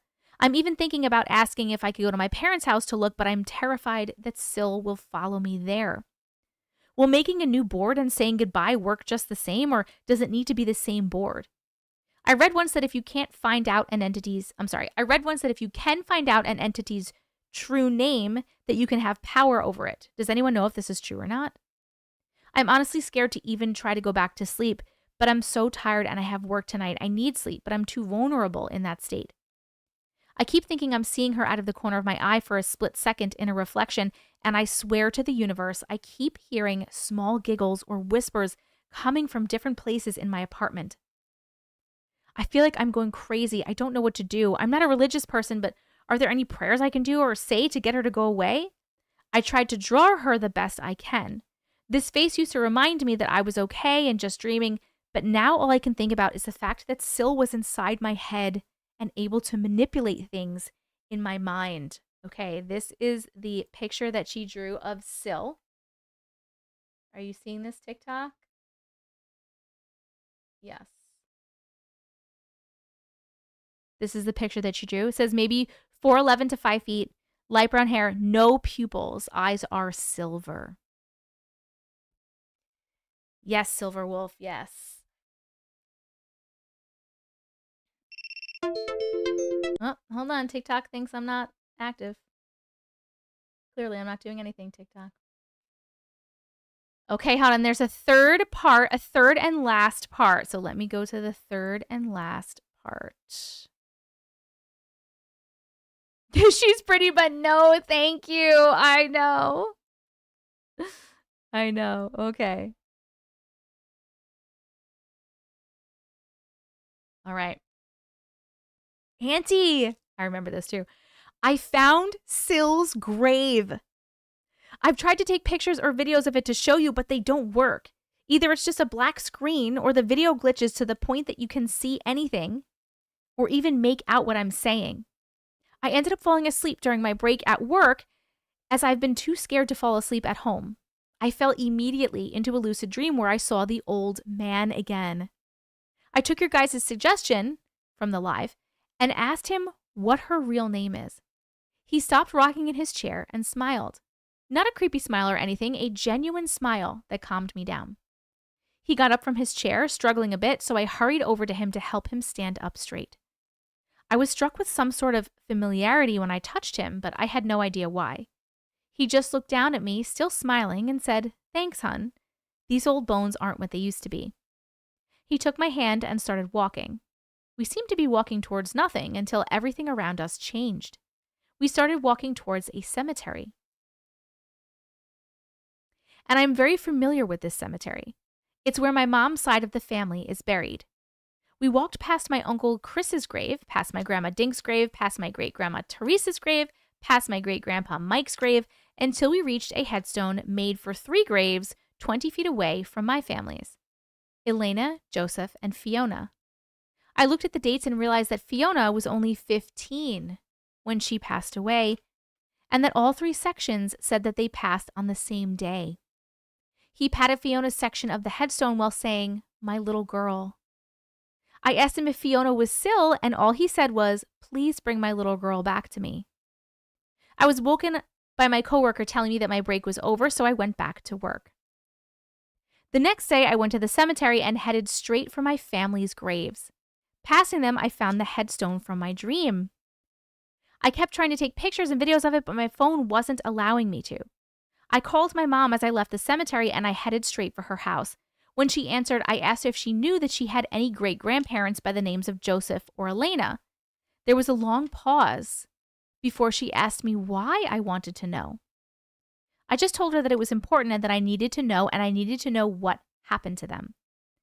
It took a good 10 minutes of arguing with her before she finally said that we would talk when I got to her house. By the time I got there, she had an old photo album that I had never seen out. She told me to sit with her and opened it, and the first thing I saw was a picture of both the old man and Syl. Both looked younger, but still definitely them, posing for a family photo with a woman. She started looking at the pictures, telling me about them.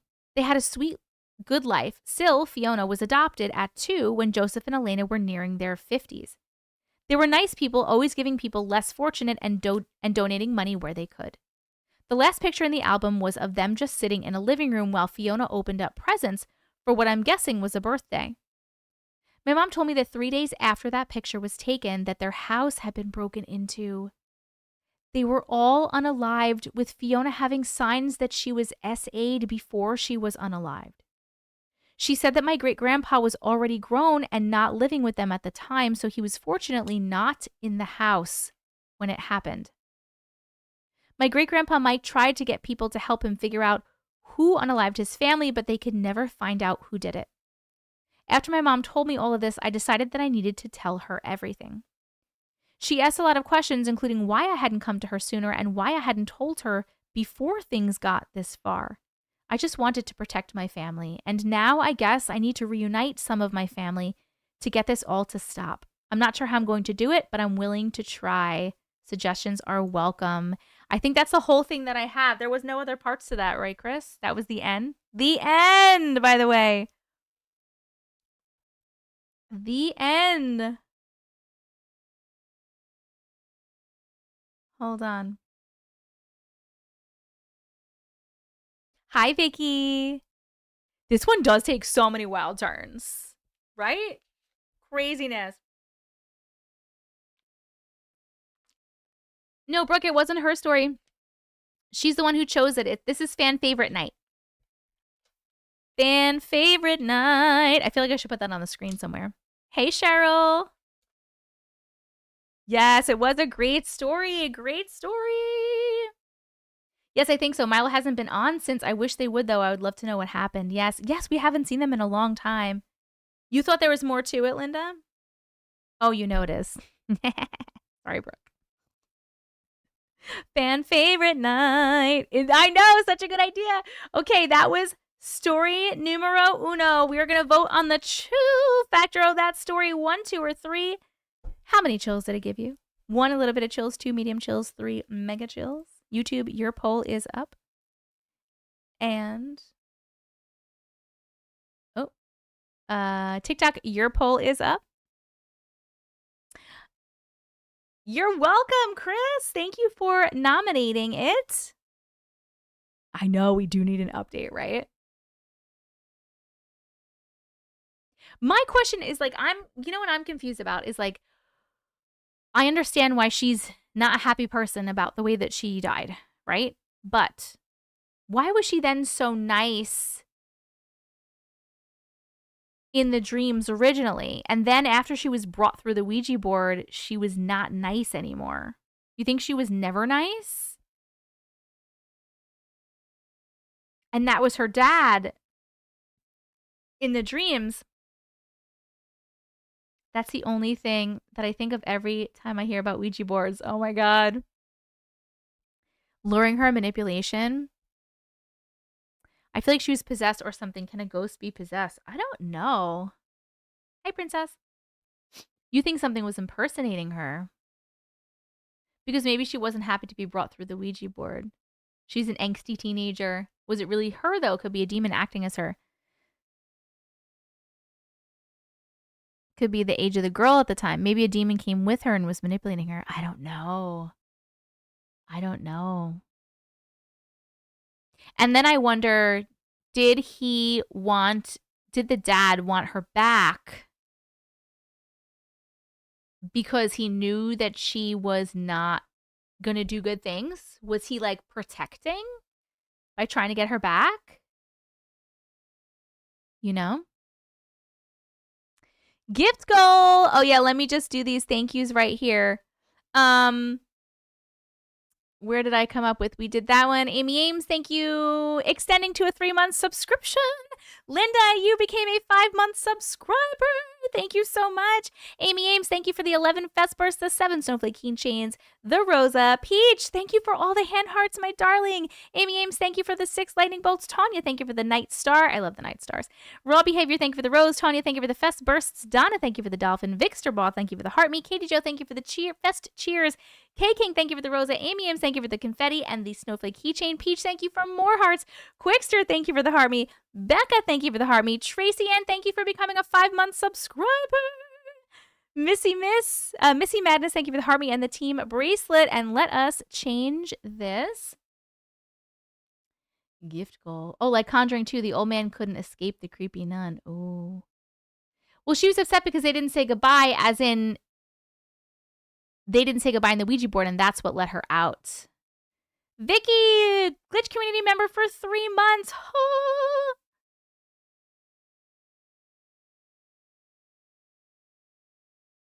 Oh, you think she was mad about that, Ashley? Maybe.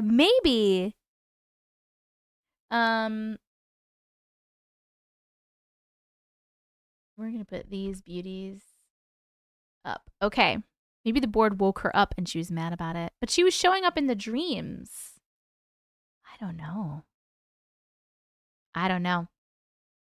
Our next story up on Fan Favorite Night. Been there. Say goodbye to the Ouija people. Yes, Jess. Yes, Jess. Was requested by Jess K. Is Jess K here?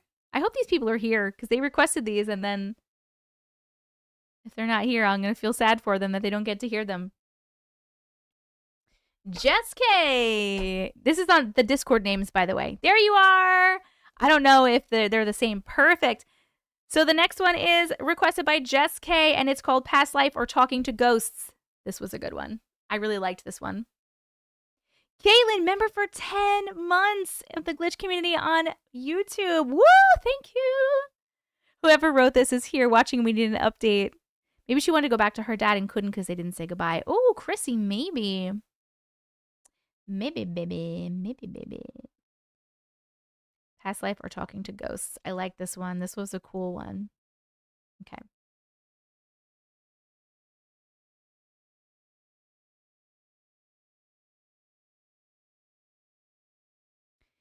Did that person who sent the gifts ever come? Oh, I don't know. That's a good question. Is Sunshine and Sparkles, are you here? Sunshine and Sparkles? I have a gift from you and I want to open it, but I'm trying to make sure you're here. Kristen, I already have stories picked out for tonight because tonight is a little bit different. This is Fan Favorite Night tonight. So in Discord, people nominated their favorite stories that we had read in the past, and we're reading some of those tonight. It's a Fan Favorite Night. There's definitely another part to the story. You remember it vividly. Oh my goodness. Do you hear Natasha? Do you hear her?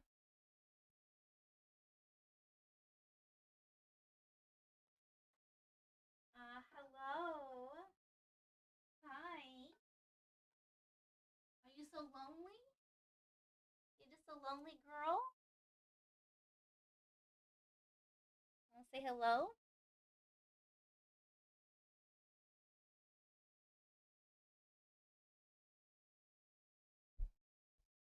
Just meowing over there?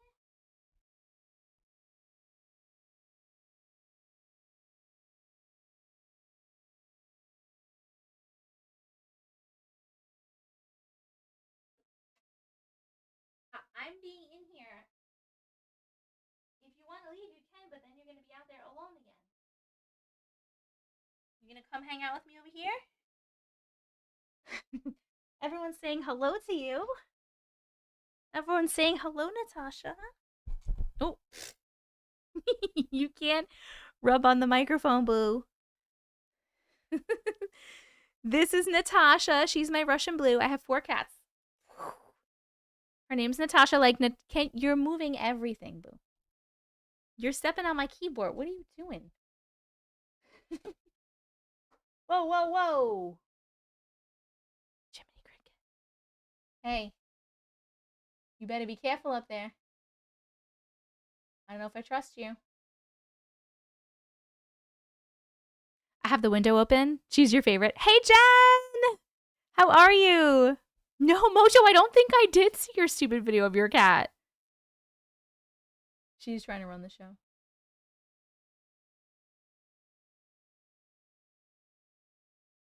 I swear to God, if you open that window and you go flying out,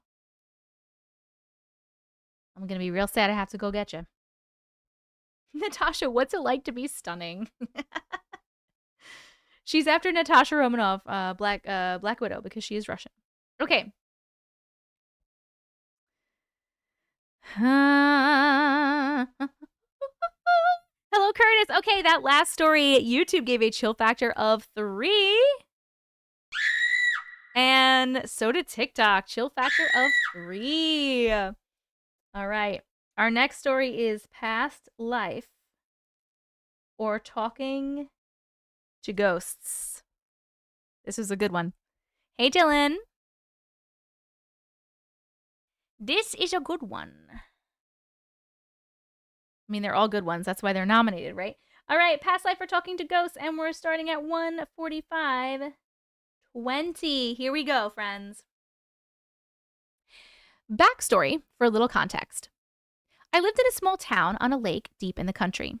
So getting anywhere in our town, we had to drive a good 20 minutes on a very curved roads with thick, dense trees on both sides of the road. When I was 3 to 4 years old, my mom was driving me to preschool. Every day I kept asking my mom, why did we move? Or, I loved that house. I wish we could move back there. Or, can you please take me back home to our old house? Or something to that effect every day for several months. Most days I would point out the window and get really excited at a certain point of the drive and ask if we could go home. One day my mom would stop the car and look out the window where I was pointing and never saw anything but thick, dense trees. She literally couldn't see past the first couple rows of trees because of how dense the trees were. That's important for later. Yes, honey. Hi. Naturally, my mom... Why are you wet? Naturally, my mom would say something like, we have never moved. We have only ever lived in the house that we live in now. Or, stop being silly. You've never lived anywhere else. I would get so upset every drive that my mom started driving other roads into town just thinking I would stop, but that made me more upset. And demanding if I could go back home, at least we could drive by it so I could feel at peace. Knowing I have... I'm so sorry. You can't do that. You're going to mess everything up. Stop it. Knowing I have always said and done things like this since I was born, my mom was fully aware that I was weird or gifted or seeing things that weren't there or crazy, depending on what antics I was up to that day. Other several months, my mom would ask various questions about this house, and I would always have a very detailed answer about the home. When fall started, the leaves began to change and eventually fall off the trees, and once it was full-blown winter, you could see straight through all the trees, and on a clear day, we went into our usual morning drive to school, and I'm asking to go back to our old house, and pointed every excitedly saying, look, that's our old house. My mom stopped the car and began to really look. She could barely see an old house in the distance up a hill through all the bare trees. We went on driving, and she shrugged it off, thinking, okay, there's a house, but how did she know it was there? And she left it at that for about a week. Oh my God, I'm so sorry. Nits, I'm trying to read, baby. I can't. And this is a good story. You're ruining it.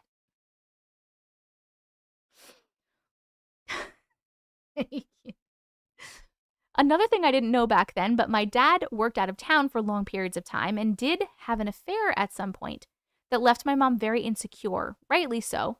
But that got my mom thinking maybe my dad was seeing a woman in that house and took me there at some point in time, and I was just confused. So that in mind, she spent the day while I was at preschool driving down different back roads to find wherever led to that house. She didn't find the house the first few times she went looking and thought maybe it was just an old, broken down, empty home and the old road just didn't exist anymore. Sometime later, after I begged to go home, my mom said, honey, I don't know how to get there. I've looked and I can't find how to get to that house. I told her, okay, I'll show you. And she kept driving. A few miles up the road, I told her to turn and pointed out the window. We did. About a mile up that road, I said, turn. We did. A little way up that road, there was a long dirt driveway that my mom said was for farming, and we can't drive down that road. And I said, yes, we can. This is my house. We turned onto the driveway, and it had twists and turns. I kept getting more and more excited, and I said, keep going, we're almost home. Reluctantly, she kept driving, and we finally came up to a clearing where she could, in fact, see the home I talked about every week for months and months. And I started to cry. I was so excited. The house was just how I said it was, with a red door on a small 2-bedroom tan home with yellow flowers planted under the windows and a blue barn sitting off the backside with a tire swing on a huge old oak tree next to the front driveway. We saw an older car sitting in front of the home, but it was definitely currently being lived in, and it wasn't an abandoned house like she thought. We parked, and I admittedly got out of the car, and I ran to the front door. Before I could make it to the door, my mom grabbed me, and she said, we don't know who lives here. You can't just run into the house. We heard the front door open, and a kind, gentle-looking old man was standing in the doorway, looking kind of confused, but still held a smile, asking how we are and if we needed any help. My mom said, "I'm so sorry to bother you, but my daughter just loves your home," and went into somewhat explaining why we were there without trying to freak this man out. He invited us in, and I ran past him like I belonged there. My mom apologizes over and over on my behalf and says I never act like this. I do, LOL. I walked throughout the main living area in the house like I have always lived there, saying, "Oh, you got a new couch? What was wrong with the old couch?" And I love the new color of the cabinets in the kitchen. It really brightens up the room. The man, George, being friendly, said, "Why, yes, I agree. My wife always wanted new, brighter cabinets, and I finally got around to doing them," as I was walking around the corner into the kitchen. I mentioned a few other things along the lines of he has recently changed and gave him my approval. Naturally, he was clearly confused, but just let me ramble and ramble about how great the house smelt, and I asked what he was cooking. George said, "Well, I'm trying to bake my wife's recipe for some of her pies, but I can't quite get them right." He explained that he follows her handwritten recipe, but it never tastes as good as when Lana, his wife, made them. My mom at this point was just in awe because everything I said when describing this home was spot on, except for the recent updates that were made. And again, apologizing for my bluntness.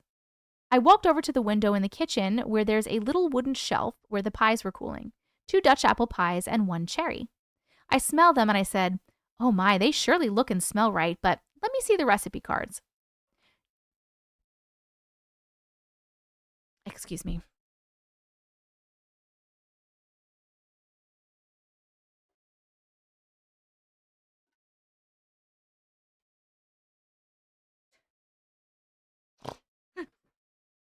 I literally can't. Okay. I'm sorry. Here we go. Let me see the recipe cards. She was all done. This is a really good story. Yeah, I like it too. George giggled and reached on the top of the fridge, grabbed Lana's recipe card box, brought it down to the counter, and started shuffling through them and grabbed out 2 different cards and handed them to me. I said thank you, and I stared long and hard at the cards. I couldn't read at the time and surely couldn't read in cursive, but I just stared, laughing, and I said, "Oh, I forgot I did that." The man looked confused, and I said, "I would always leave something small left out or change the dosing size just a tad so if anyone wanted my recipes, they would never taste as good as the family, and the family would always come back for Grandma's famous pies." George just stopped and stared at me, and my mom too, just in shock, and said, "You know, that sounds like something Lana would say and do." I said, "Yes, I know," and said, "The nutmeg you need to double the amount, and the crumble for the top of the Dutch apple pies you need to add 5 tablespoons of cinnamon and a little brown sugar to make it right." He got a pen and he wrote on both recipe cards with my corrections and asked me if there was any other cards that needed to fix of Lana's cards. And I said, all of them. And we both just looked at each other and laughed. George said, "Sounds about right." I'm having cat problems. My mom chimed in and said, "Well, we don't want to get to bothering you, and we can let you get back to baking. It sounds like the family is coming by for some pies," as he stated earlier. I asked to stay so I can say hi to them, and I asked if Johnny and Susan were coming. George said, yes, they are, but not until about 5 p.m. George no longer had a confused look on his face and just would stare at me with a peaceful smile like he was looking in the eye of an old friend. At some point while we were at the house, George told my mom that Lana passed almost 5 years ago. My mom reminded me that we have to get going to school, and we were imposing on George. He said he didn't mind and that he will remake the pies tonight with the correct recipes, and we would stop by tomorrow, try the pies to see if they were right, and maybe go through a few recipes from Lana's box so he could remember her amazing cooking and baking.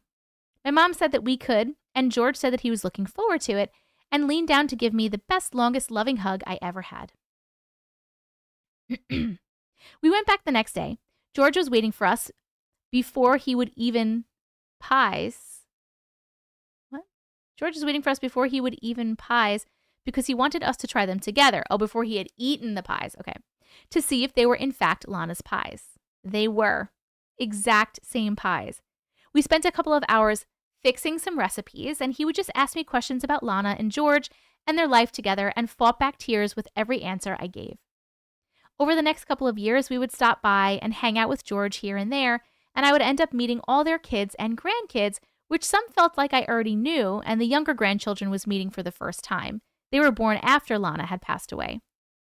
One day we got a call from one of George's daughters and said that sadly George passed away last night, and for us to come over because he left things for me and a letter.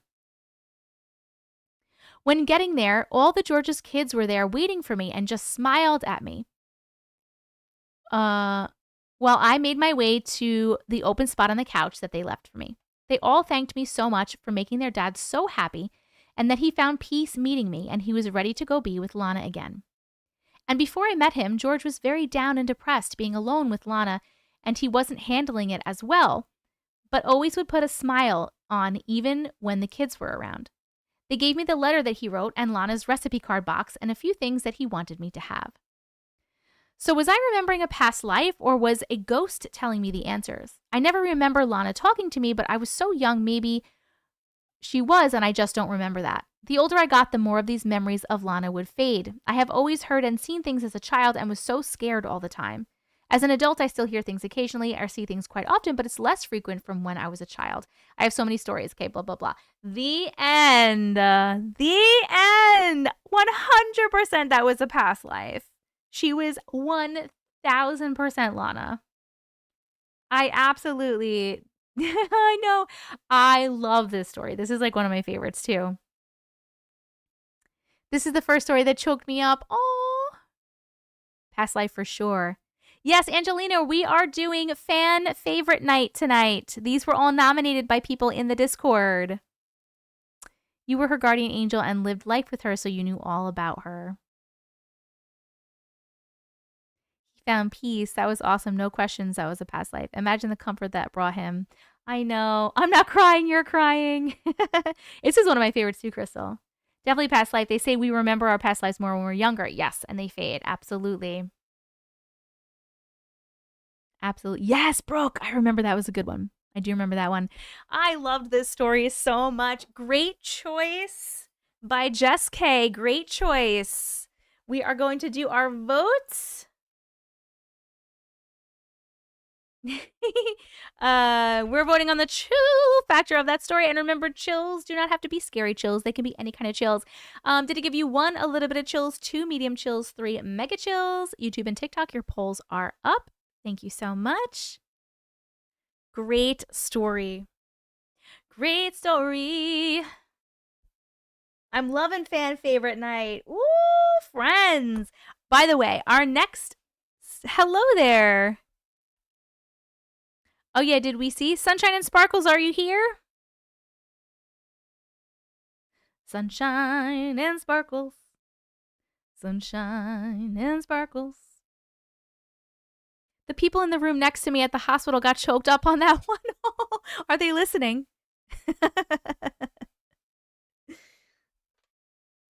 You sent me a message on Discord. Okay, let me check.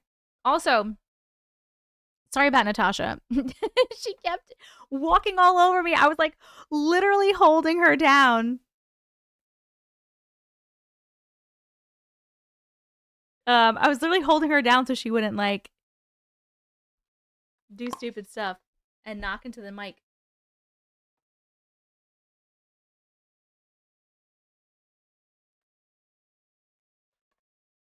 Have you heard the theory that we are all the same being living every life there is or was or ever? Yes, that's exactly what I think it is, John.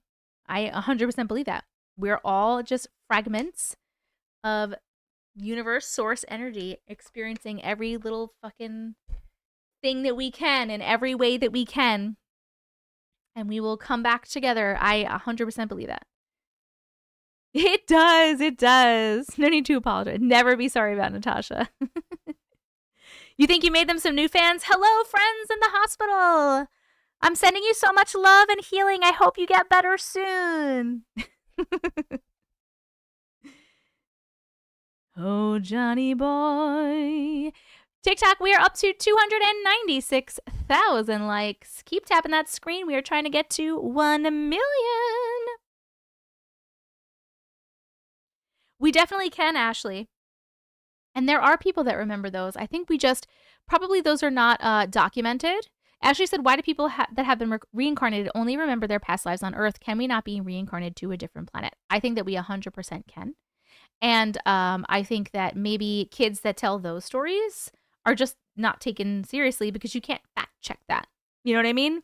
Like the stories that we hear about past lives are like kids talking about past lives. A lot of time it's like, oh, and then we went to the house and it was really there, or we looked it up and this person was really someone who died. You know what I mean? And you can't do that with like another race and another non-human race because we don't know about them, you know? You got the salmon song stuck in your head? Okay. Gift goal. What? No, not the gift goal. It's still up here. The gift goal is the Polaris, the star map Polaris, and we have 2 out of 11 Polarises. Death Metal, thank you so much for the Polarises. Death Metal MVP. Thank you for the heart me and the team bracelet and the cheer you up and the team cheers and the team power. Samantha, thank you for the heart me. Silly Billy, thank you for the rose. Dylan, thank you for the heart me. Missy, thank you for the team bracelet and the heart me. And I think I did all of the things. Casey, thank you for the heart me. Hello, Donna.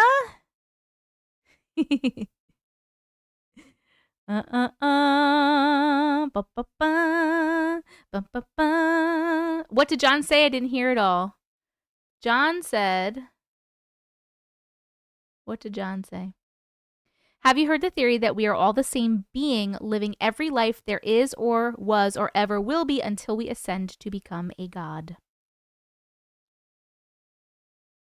Hey,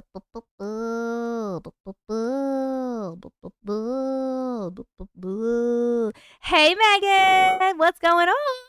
Hello, Katie with a C. Okay. Let me get this next one ready. Our next story that we are reading was nominated by Randy S. Randy S., are you here? It's called Did I Meet a Vampire? Randy S. Hopefully you're here. It's showing hand hearts for the gift call. TikTok, are you seeing hand hearts for the gift call or the, you are perfect, or the Polaris, map of Polaris? What are you guys seeing? Sloth, somebody tell Sloth I think that they may be back in the live a little bit.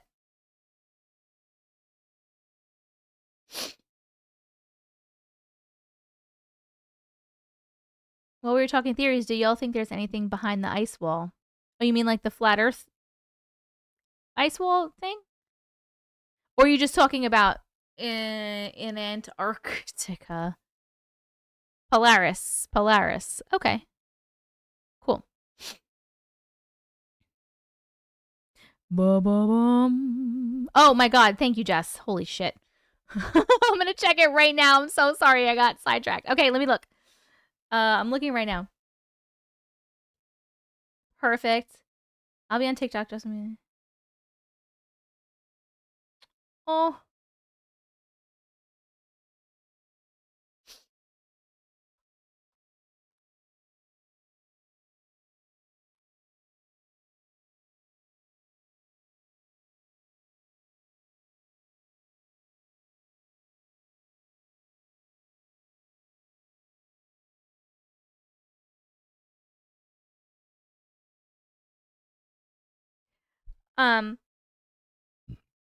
That was for you guys. Yeah, you mean the land the elite wants for themselves?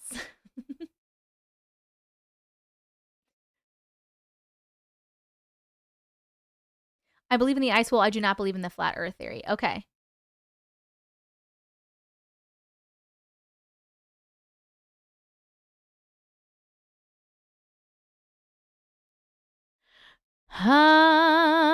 It is beautiful, right? Death Metal, thank you so much. I know. Okay.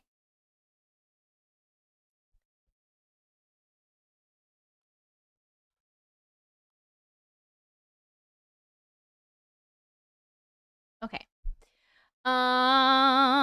So that last story, YouTube gave a chill factor of 3. And TikTok gave a chill factor of 3 as well. I feel like these are all going to get a 3. Oh my goodness. Okay.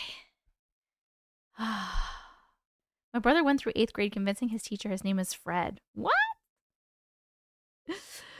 Okay, what number are we on? Okay, so if you just came in, either TikTok or YouTube, tonight we are doing a fan favorite night.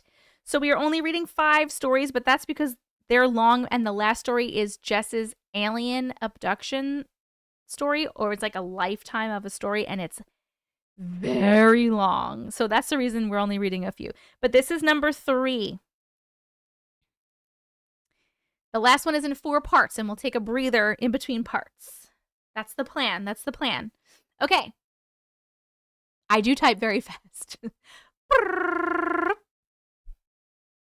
Okay. Da-da-da. This one we are reading. This is another great one. You guys picked some great stories to reread. This one, Gas Station Demon. Man, this was a good one. Oh no, why am I saying Gas Station Demon? I'm sorry. This one is the vampire one. Did I Meet a Vampire? Also a good one. Did I meet a vampire? Okay, hold on one second. I'm loving fan favorite night too. Whoop, whoop, whoop. So fun. It's nice. All the stories are really good and they're long. All right. Justin's bird story didn't make the cut. Nope. Nope. It did not. Actually, if you looked in you probably saw in the thread where people were nominating stories, a couple people jokingly said the pancake story. All right. Did I Meet a Vampire? And we are starting this one at 2:07:30. Here we go. Hi, Jess. Hi. Okay. Ever since I saw the video of the driver in New Orleans telling her vampire story, I have been wondering if I actually did meet a vampire when I was 16. Before I start that story, I think I should tell you a little bit about myself. I am legally blind and started losing my vision the summer I turned 15. All of my friends at that time abandoned me because they could not handle what was happening to me. My cousin Em and her stepsister Jay were the only ones to stand by me. Em is only 6 months younger than me, so we have always been more like sisters than cousins. Jay is a little younger by a couple of years, and other than scary movie slumber parties, I have never spent much time with Jay until that summer. Jay quickly became my new best friend and a life preserver in the ocean of depression I was drowning in. For almost the first whole year, all I did was sit in my room and cry. Jay just sat in my room and read to me. Because we loved scary movies, she always read horror books. My favorite monster has always been vampires. Anything and everything vampire I loved, and I was completely fascinated. I'm telling you this part so that you can understand how important Jay was to me at that point in my life, to help you understand my fear later. Now on to the story. I lived in Florida back then, so that is where this all happened. The summer we were 16, my cousin Em frequently drug me out of my house as much as possible to have fun. One of my favorite places to hang out was Malibu. The reason why was Batman. Yes, he really called himself Batman. I don't know who started it, but the rumor was that he was a vampire. Of course, that made me completely obsessed and in love. Actually, he was way too old for us, probably 24 or 25, gorgeous and very mysterious, so every teenage girl with a pulse was completely in love with him. I was shy, so I never actually talked to him, but if he was ever near, I was definitely watching him. He was soft-spoken, so I never even heard his voice other than when he laughed. His laugh was strong, loud, and carried above all other sounds. At least it seemed to me. The night he finally spoke to me started out just like any other Friday night. Jay's mom dropped us in the front and reminded us, like always, to be in the parking lot at midnight for pickup. We quickly found Em and our other friends who were waiting for us. Since it was early, we decided to go to a friend's house that lived about 3 to 4 blocks away. We stayed there for an hour, maybe a little longer, and smoked. This night, coincidentally, happened to be the first time I smoked, but looking back as an adult, maybe it wasn't a coincidence at all. Everyone decided to head to the club we also frequented, except for me and Jay. Like I said, I was obsessed, and I wanted to head back to Malibu so I could see Batman. When we got back, Jay said that she had to use the bathroom, and she went in the Grand Prix building because it was always way less crowded than the castle. For those of you who don't know what a Malibu is, I will describe it for you. Across from the main parking lot was the Grand Prix building, and behind it was the racetrack. To the right of that building was a small employee parking lot, and beside that was the castle. Behind the castle was the miniature golf course, and in front of the castle were batting cages. A short concrete wall ran the length of the main parking lot in front of the Grand Prix building and the employee parking lot, which is where I went to sit to wait for Jay. No one was out there except me, but as I sat down on the wall, I heard footsteps come up behind me. Then someone sat down right next to me. It was him, Batman. Butterflies came alive in my stomach, my palms got clammy, and my pulse started racing faster than the cars on the racetrack. I was pulsing with that anxious, excited fear you get when you're doing something that you know you shouldn't be doing and are in danger of being caught. I thought he could probably hear my heart beating. It was beating so hard and fast. "Hi, I'm Batman," he said. Nervous and painfully shy, I could not look directly at him, so I stared at his feet and I said, "Yeah, I know. I'm Alina." He chuckled softly and said, "Yeah, I know." Of course, that statement made my heart skip a beat and my eyes dart up to his. His eyes were beautiful. And that close up, he was simply breathtakingly gorgeous. His hair was black. His eyes were the brightest blue I have ever seen. They seemed to glow like the blue on a neon sign and appeared to be laughing knowingly. His lips were curved slightly in a cocky grin and appeared to be velvety soft. His features were perfect, strong straight lines like they had been chiseled. He was tall, probably around 6'1" or 6'2", and his body would rival Sam's. She's talking about Sam Winchester, if you don't know. I stared at him quietly for a minute, my eyes traveling down his body and back up to his face. Then I giggled and I asked the forbidden question. "Are you really a vampire?" He smiled a wide smile with his very white and perfectly straight teeth showing. He leaned in closer and asked in a swift, seductive growl, "What do you think?" I shivered with excitement and got goosebumps, but with those words, my memory gets blurry and foggy. I know we talked for a long time, at least an hour or longer. I can remember thinking at some point how long Jay was taking and turning to see if she was just waiting to approach until we were done. But he said my name and my attention went back to him and goes fuzzy again. A couple of other times my mind wondered about leaning in closer to find out if his lips were really as soft as they looked, but before he would say my name, returning my attention and gaze back to his. He only touched me once. Even though we were close enough to each other, I could feel the warmth radiating off of him. He stroked the back of my head with his fingers, and it was like a little shock. You know, kind of like the shock you get from static electricity. I heard Jay say my name at that moment, and I turned over to see her walking away instead of towards us. Standing up, I called, "Over here." I turned back to Batman to ask him if he wanted to walk over to the castle with us. I was shocked to find that he was gone. I scanned the parking lot. In front of the building Jay had just come out of, the path up to the castle and the path down to the batting cages. Nope, he wasn't anywhere. Weirded out and confused, I asked Jay as we started towards the castle, "Did you see Batman?" Excited, she said, "Not yet, did you?" Knowing I couldn't explain how I had just spent an hour talking to him while she was in the bathroom for less than 5 minutes, or how he vanished, I shrugged and I said, "I thought I did a minute ago." She wanted some French fries, so we continued on to the castle. There weren't many tables inside. Most were outside in the back with the golf course. Seeing one being vacated, she told me to go sit at it while she got in line for the concession counter. I sat down thinking about what had just happened and trying hard to remember anything I had talked about with Batman. It had been maybe 5 minutes or so since I had our conversation, but I couldn't remember anything. Other than him saying my name those few times, I couldn't recall one word he said to me. The harder I tried to remember, the foggier it got. I felt like I was trying to grab smoke and make it solid. Giving up, I told myself I probably couldn't remember because of my intoxication, but I felt completely sober. Just feeling more frustrated and confused, I turned to look at the counter to see how much longer it would take Jay. She wasn't there, The line was gone, and only one person was standing at the register. A short girl wearing Daisy Duke shorts and her very blonde hair pulled up into a high ponytail was talking to the guy at the register. Scanning the other end of the counter, I thought I would see Jay covering her fries with ketchup, but no, she wasn't there either. Telling myself not to get upset or panic, I got up to look for her. I knew she couldn't be too far because Jay would never ever walk away from my line of sight. At that time, it was mostly my peripheral vision I was having problems with, so I could definitely be overlooking her. Also, she had on ripped jeans and a flannel over her t-shirt.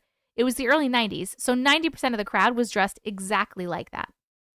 Ignoring the fear of trying to creep up the back of my throat, I swallowed hard and concentrated on looking for long, dark brown hair that she always wore down. I still couldn't find her. She seemed to have disappeared. My palms getting sweaty and my breathing getting shallow, I took a step in the direction of the back door that led out to the picnic tables and the golf course, telling myself that maybe she stepped outside for a minute to smoke a cigarette because the line had been too long. Knowing in my gut she wouldn't do that without telling me, I looked toward the counter again. Still only the short blonde, but now she was looking at me. She made a gesture to me to kind of say, go sit down, but I couldn't deal with strangers right then because I had to find Jay. Searching the whole of the castle now with my eyes, I caught sight of Batman. He was across from where I was on the other side of the castle, standing in front of the ski ball machines. He seemed to be watching me, and he wasn't smiling anymore. His eyes were no longer bright or friendly with laughter.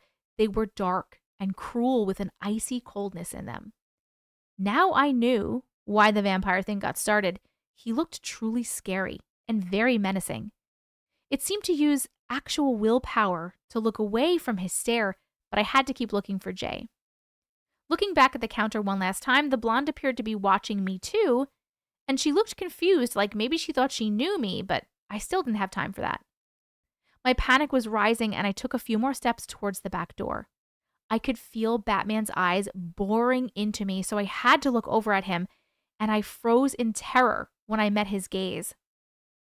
When my eyes met his, he smiled at me, and that smile was not friendly or sexy. His teeth were showing, but it was more like he was baring them at me like an animal before it attacks. My fears skyrocketed through the roof. That terrifyingly cold smile you said you won't find what you're looking for. Tears started welling up and my body was shaking, but I turned around and started for him. I was screaming inside my head, "It's real. He's really a vampire. He did something to Jay and I cannot look away and let him vanish before I get to him." When I was only about 10 steps from him, a group of people walked in front of me, and when they cleared, Batman was gone. I wanted to scream, "No, come back here." Then from right behind me, Jay said, "What are you doing? I thought you were going to save our table." Spinning around, I gasped and I rasped out, "Where were you?" Noticing my fear, she tried to make me feel better and she said, "I was at the counter getting fries. You were looking at me." "No, you weren't just there. Only that blonde girl was there." "What blonde girl? I was the only one standing there when you looked at me. I tried to get you to sit back down so we wouldn't lose the table, but you ignored me and you walked the other way." Staring at her, I shook my head and I said, "It wasn't you. It was a blonde girl." After a second, she started laughing and she said, "How much did you smoke, girl?" I knew then no one would ever believe me or take me seriously if I told them what really happened. So I said nothing and I agreed that it was the drugs messing with me. But now I have so many questions since I saw that story. Was Batman a real vampire? The kind that fed on energy, not blood?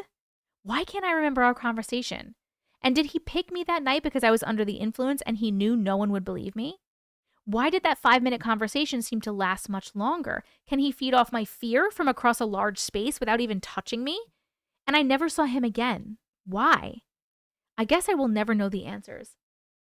So that is my possible vampire story. I hope you enjoyed it. That's the end. She's talking about Supernatural then. The end. Okay. Yes. We believe you. I don't know. I don't think they're in here. But we believe you. Yes, we do. Whew. Oh my goodness. Yes. So I definitely think that was an energy vampire. That's what it sounded like, right? I saw somebody in the chat really quickly when I was reading say something about he charmed her. Did someone say that? What is that? Is that a thing that I don't know? Is that like a vampire thing that I don't know about? I'm from New Orleans. I definitely believe you guys have a lot of that shit there, right? Compelled? You said that. Hey, Wandering. Hey, Cassie. Colin Robinson. Who is that? You guys are saying Colin Robinson. I don't know who that is. It's like hypnosis. Is compelled and absolutely 100% energy vampire, but those are everywhere around us. He was definitely more. In the movie shows, they kind of hypnotize their victims. He definitely thought she was too young and vulnerable. He wanted a more experienced victim. Oh, you think so? So why did he do... Now I need to see a vampire Hatman. I'll be whole. Why do you think he put her in that little trance? Had a thrall over her. That's so crazy. Hey, William. Sounds like he was baiting you to feed on you blood or energy. Supposedly vampires can use mind control. Cassie, it's your birthday too? Happy birthday to you. Happy birthday to you. Happy birthday, dear Cassie. Happy birthday to you and many more. I hope you had a great day, Cassie. We have a lot of birthdays today. Probably just trying to get you away from your friend. I think he was negative energy vampire that fed off her fear. He liked her. She was spared. He definitely put her under his spell to feel out her whole energy. Oh, that makes some sense. That's like that's cute little girl gesture. He was restraining himself from ruining her. Oh, that sounds like from a book. Oh my goodness. Okay. Hi, Daisy. Spicy. Yes, that sounds like from a spicy book. Okay, we are going to vote on the true factor of that story. 1, 2, or 3. Did it give you 1, a little bit of chills, 2, medium chills, 3, mega chills? YouTube, your poll is up. TikTok, your poll is up. Friends, my lovely mods, I think Sarah, but I don't know if anyone else is helping. Thank you so freaking much for doing the polls over there. Amazingly helpful. I wish YouTube could do the polls too, but you can't. You don't have that capability over there. A vampire with age morals. Wandering. I thought it was you, Sarah. I just didn't want to discount if anyone was helping. Death Metal, thank you so much for the map of Polarises. Guys, we are looking for 7 more Star Map Polaris gifts for the gift goal. Lusoki, thank you for the heart me. Vicky, thank you for the heart me. Caitlin, thank you for the fest burst and the snowflake keychain and the finger heart. Amy Ames, thank you for the rose. Casey, thank you for the heart me. Samantha, thank you for the heart me. I think I got everything else right. I think I did. Was I the only one disappointed to find out? Oh, I'm not going to read that out loud, Ashley, in case anyone is. Sarah, thank you so much for the star map of Polaris. They're so pretty. I'm not going to read that out loud, Ashley, because there have a lot of people watching for the first time.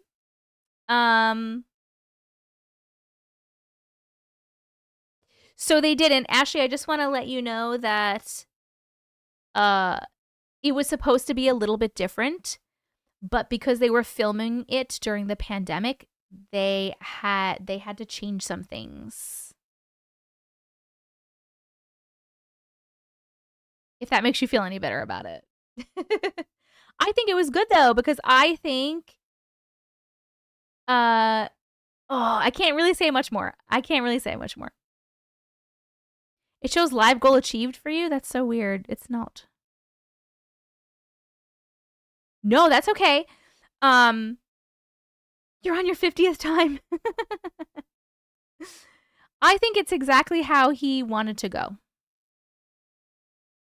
He always said that. That's how he wanted to go out, right? I will forever wish they would have waited. 5 out of 11 for you. It's 5 out of 11 for me, too.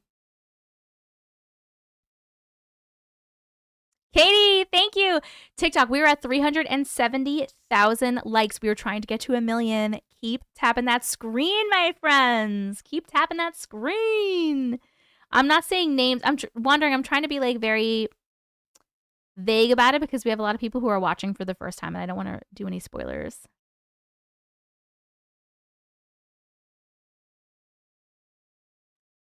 Okay. Death metal, thank you so much, you silly goat. Hello, Georgia. Trying to vote, but it's not allowing you to. That's weird. That's very weird. That's so weird. Our next story, by the way, if you're just coming in, friends, and you didn't know, tonight is fan favorite night. We're doing a fan favorite night. So the stories that we are reading tonight were nominated in Discord for the fan favorite night as favorites of some of the fans. Obviously. So we are on story number 4. We're only reading 5, and the reason for that is because the 5th one is legitimately going to take me 1 to 2 hours to read. Not joking. Oh, thank you, Sarah. Anyway. So yes, so we're on number 4. This next one was nominated by Mojo, and I also love this story. This is Gas Station Demon. If anyone remembers this one. It is so good. No, not Dan's story. Not Dan's story. I couldn't read the Graveyard Shift stories and Jess's alien story in one, like, absolutely not. They're both so long, I'd be here all night. Yes, good one. Yes, Noah's story, yes. Yes, death metal. Who could forget? I know, it's so good. I don't remember. I don't remember if it has a photo. We'll have to see. This is like a rewind season, but the best of. Yes. Yes. I was listening intently and then ended up on Amazon, then Facebook. I need focus skills. Sugar pie. I'm late too, but I rewatch everything on YouTube. Yeah, you're good. Oh my God. Okay. This is the very first time I've ever seen her lives, and I always have a billion questions to ask her. Me? Right now, Ashley? Is it your first live?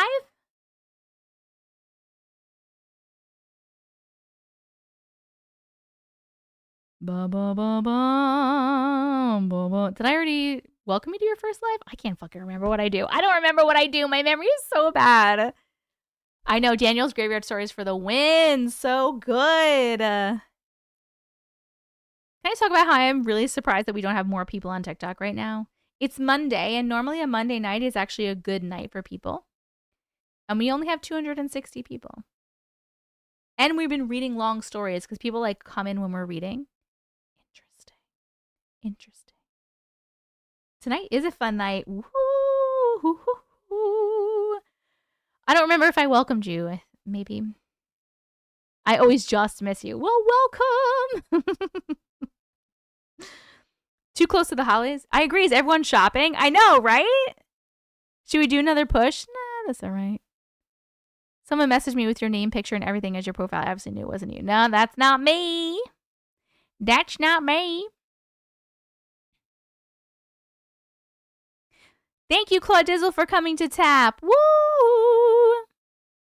All right. Let me get this next story ready to go. Gas Station Demon. Boom, boom, boom, boom, boom, boom, boom, boom, boom. Everyone is coming off of Live Fest. I don't know what that is or means. Oh, because they started asking for money for readings. Yep. That last story, YouTube gave a chill factor of 3. And so did TikTok chill factor of 3. I think we're going to have all 3 night tonight. An all 3 night.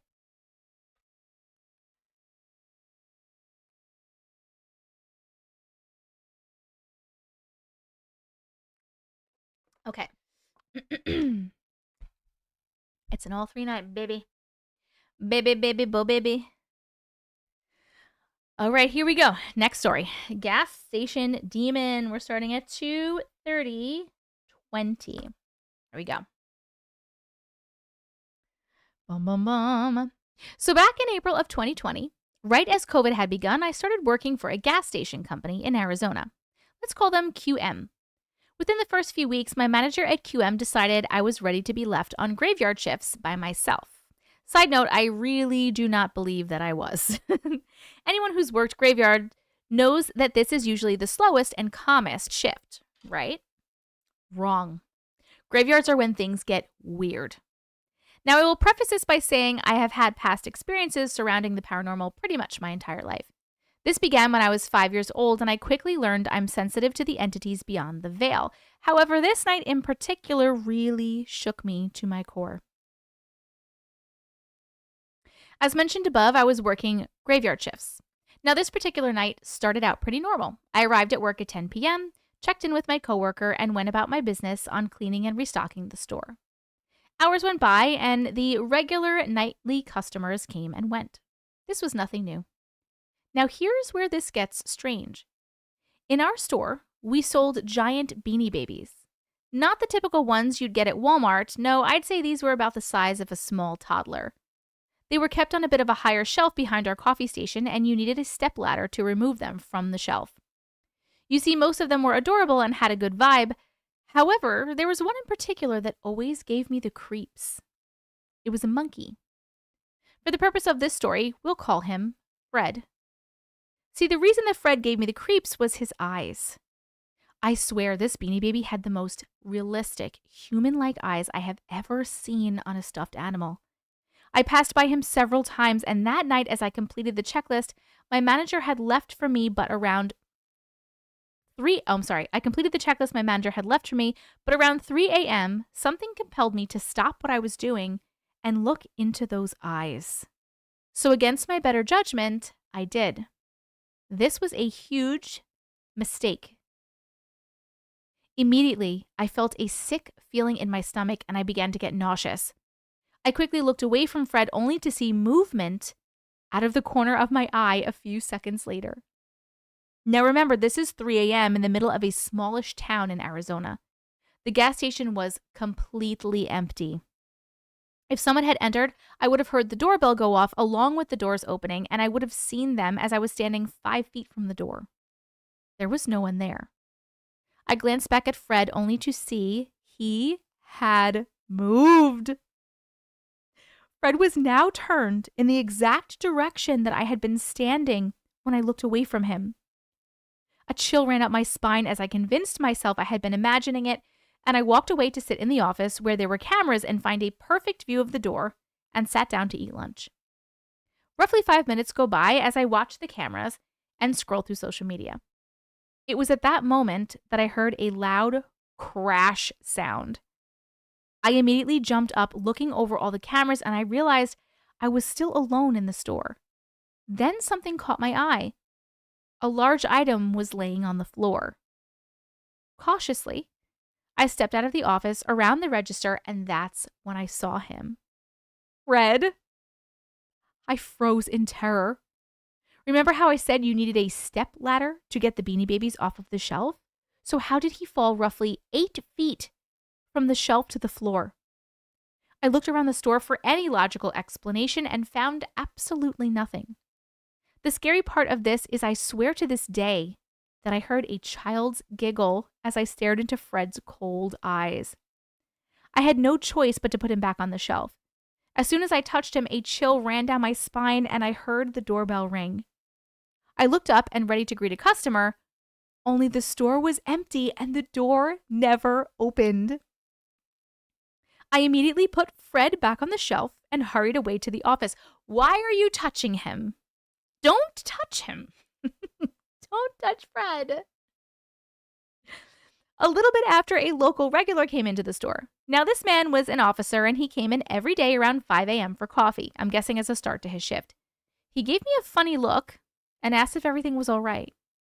I nodded, and I explained that some odd things had happened in the hours prior, and he got a grotesque smile on his face as he stared at me. His eyes, they looked exactly like Fred's, human and void of emotion. They were cold. I immediately got chills for what felt like the millionth time that night, and he said, "Ah, I see. Well, they're not fond of new people." Gathered his items and left. Seeing as I was the only one in the store, I couldn't run after him to even ask what he had meant. Oh my God, I have chills.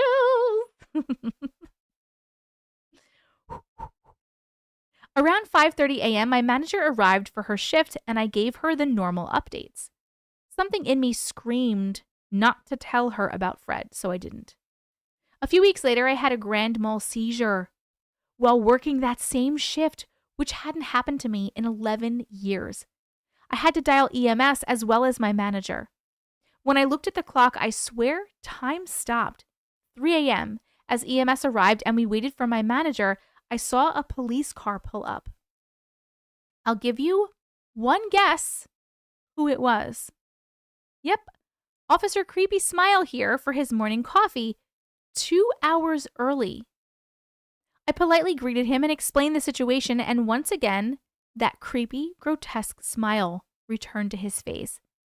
It was at that point that EMS said I needed to calm down as my heart rate was too high. Officer Creepy Smile offered to stay with the store until my manager arrived, and I graciously accepted. Anything to get away from him and Fred. As the paramedics were loading me into the ambulance, I glanced at the officer, offering him a sincere thank you. What was his response, you might ask? I warned you, they don't like new people. His voice was robotic as he walked into the store and the ambulance doors closed. I immediately quit after that night. Good idea! I honestly don't know what it was that was trying to communicate with me, but after my release from the ER, I went home and did a cleansing. I haven't seen or heard that phrase in almost 4 or 5 years now, and I don't plan to. But what do you and the glitches think it was? Ghost, demon, some weird coincidence? I don't know, but whatever it was, I sure hope it's gone now. The end. Bro, that cop knew too much. But he also had, like, dead eyes. You think Fred possessed the cop wandering? Nope. You think he was part of it? They knew the place was haunted, right, but why did he get so creepy about it? Or the cop possessed Fred? Did you get fired for leaving an evil monkey in charge of the store? Guys, wait, we haven't done any of these today. Where's the sound? The sound is late. There we go. Hell no. To the no. Hell to the no. That was scary. That one was scary. Thank you, needed, right? We haven't done that in a minute. It has history. The cop was Fred's owner. Ooh. Whose story was that? That was Noah's story, but it was requested by Mojo. Hell no, Fred. I think regulars were tainted by regular contact with Fred. Ooh, Amy Ames. Maybe.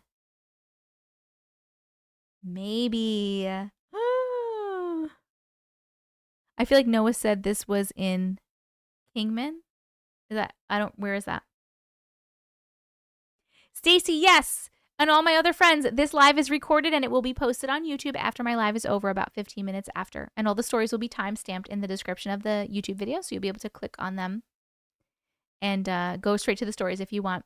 I'm so glad somebody picked this story because I missed it that night. It was read. Yes, it was a good one, right? Oh, it's a small town in Arizona. Maybe it was the store itself. If did take over cops, he could be mobile. Ooh, wandering. Maybe he was just put on night shift because so many people before with that shift quit. Maybe, Vicky. I too worked graveyard shift at a gas station. I will now be extra vigilant. You do right now, Sarah? Do you have any giant BB babies? You have any giant beanie babies? Oh, Cheryl, I'm so sorry. I kept hearing you guys talk about Fred and I didn't know what it was. Now you know. Yes, Jess, that's a good idea. I can timestamp all 4 sections of your story. Woo! We read it before, Shorty. That's probably where you know it from. Because we read it before. This is fan favorite night.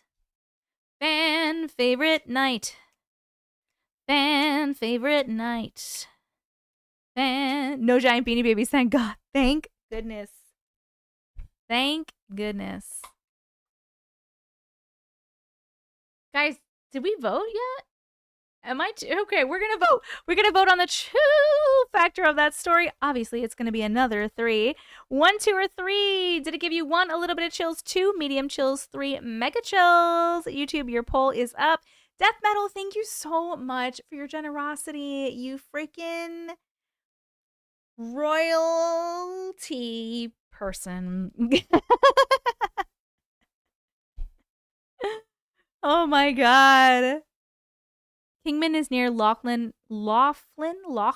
Arizona. If you know about Laughlin, I do not know about it. There's only been one story that truly scared me. It came with a photo or a video. I can't remember which, but it showed a demonic figure. Whenever Jess tried to show it, the live kept glitching and she had to stop the live because everyone was freaked out. Oh, I remember that.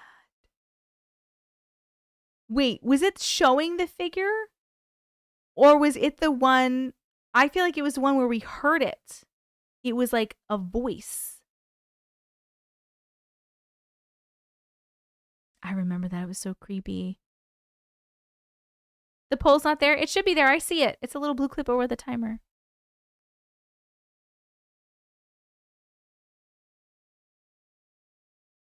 I remember that as well. We heard it. Woo! Yeah, it was a voice. Yes, it was the voice, right?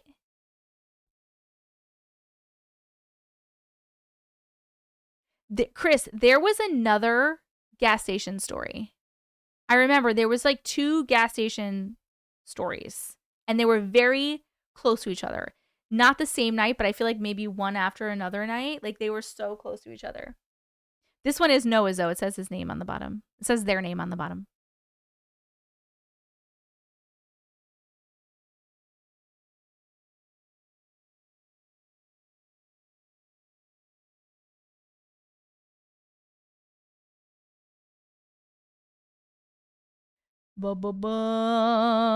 That's your next request then? We'll do another fan favorite night soon. Because these are fun. There was one that made you feel uneasy and unsafe one night, and all of us said it might be the same. I didn't freeze. My brain froze, but not my live. Not my live, just my brain.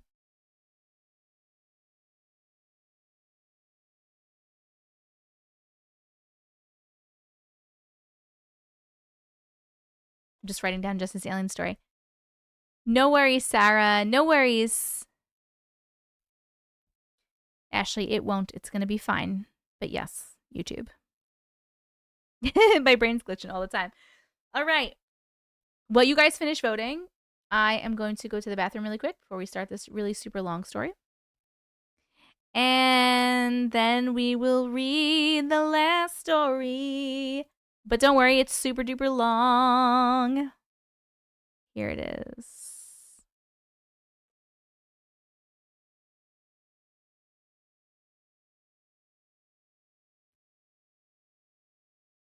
Jess. Question. The parts, Jess, the parts that are bold, is that the new, are those the new additions?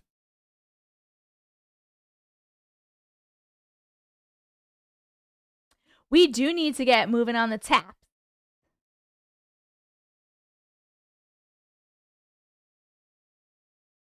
Oh, hey. I love you. Hey, hey, I'll miss you. Haley has to leave. She's scared. She's too scared of the alien story. Oh, your email is just weird. Okay. All right. I'm going to try to do this right because I see like send this story. This was sent. Okay.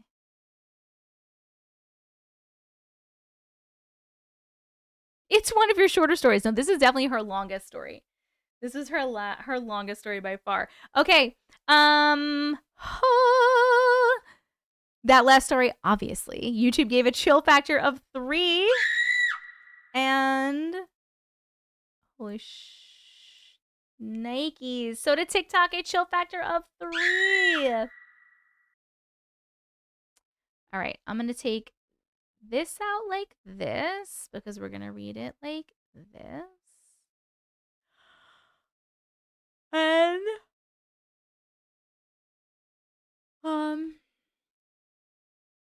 I'm also going to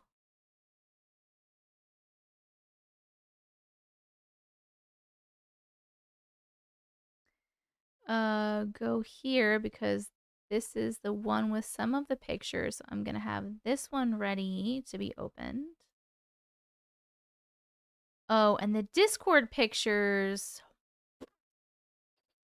No yawning. Do you guys want to do that? Would you like to do an uncle if he's awake and wants to? Would you, someone said, should we do an uncle intermission to get caught up on taps? Would you like to do an uncle intermission before we do this super duper long one? You need to see Odin. Yes, please. Okay. Okay, that'll be good because then you can stay for that. Okay, so I will go see if he'll do an intermission. And are you watching? Did you just hear me from the hallway? Yes, you have been summoned. They would like you to do an intermission before we read the super duper long one that's going to take me a million years, which is actually perfect because I want to make myself some tea because I don't want to lose my voice. So hold on a second. You rang, and they obviously want Odin. Odies. He's sleeping in your room?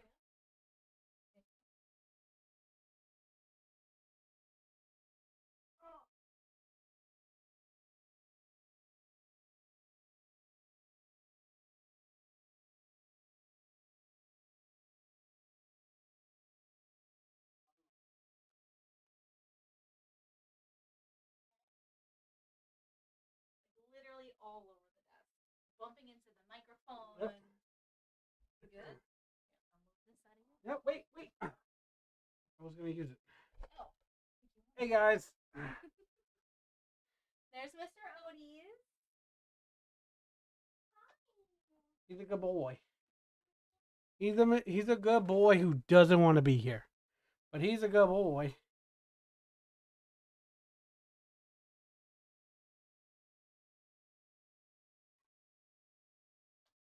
He's a good boy. Oh, he has a little knot in his mane. I gotta chop it off. Why are you hiding? You don't want to be on camera, buddy? You don't want to be on camera? You hiding? You hiding? Okay, I'll see you later, buddy. Hey guys, how we doing? Oh, he's not leaving. How you doing, buddy? How you doing? Are you gonna go up there? No, I wouldn't go up there. That's a no-no. That window can fall out, and then you jump out the window. He doesn't like the paparazzi. How you guys doing? How is it going? How we're doing? We doing good, guys?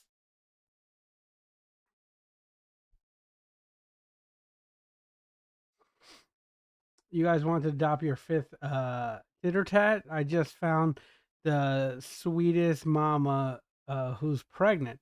Actually, we do want to adopt a fifth. We have been waiting. We have been waiting until after the holidays. But if she's pregnant now, that could work. I'm good, guys. I'm doing good. I am hanging in there. I just been playing a ton of my game. You have 5. We don't have 5, Chrissy. We have 4. We had 5. One unfortunately, my baby passed away. But yeah, top names, or are you waiting to? We're gonna name after Supernatural cast. We're gonna get a Sam Dean and Cass and Crowley, and who knows? The name has to fit the cat. So, but we're getting boys from now on. It's okay, Big Mama. It's all right. It happened almost a year ago. It happened in February. It might be perfect timing. So depending on, you could talk to Auntie Matrix and see how the timing works out, and you can keep her posted on the pregnant cat. There's no T. I don't know what T are you talking about. Ashley said that she has a mama who's pregnant with kittens. If we wanted a fifth, Well, where do you live? yeah, that also is like a thing. But if it's within a few hours, I'll drive. Oh, you're spilling all the tea. What are you telling them? I'm just telling the names of the cats. And we do need more cats for sure. Obviously. Yeah, we're I missing tried one. getting Collie for you. Hey, let's use at the top of the tree. Natasha, Odin, and what are the other two names? We have Cauliflower, and we have Luna.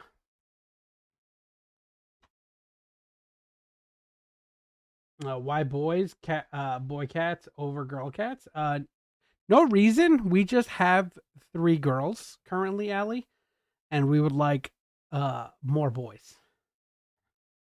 That's it. We're just looking for more boys right now. Give Odin a brother. You know, give him a brother to play with, hang out with, someone he can mess around with. Yeah, we're looking for more boys. That's it. Just because of that reason. Boys are sweeter. Although we have some of the sweetest cats to ever exist. All our cats are sweet. We're doing game time. All right. He's having a drink.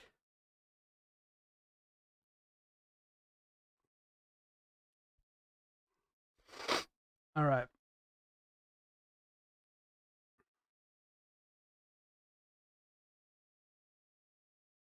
No, that's not what's happening, Carol, at all. No more babies.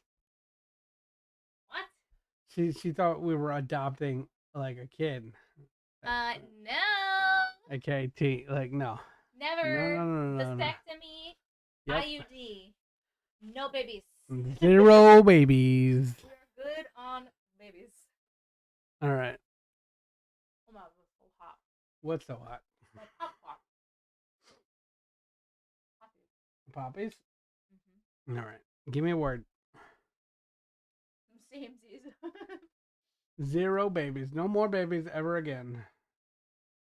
We're done with that. Baby, give me a word. Those words are like the same old words. They keep recycling words. Every time I try to give you a word, What's going on? inappropriate. Well, yeah, don't give me an inappropriate word. I can't think of anything else.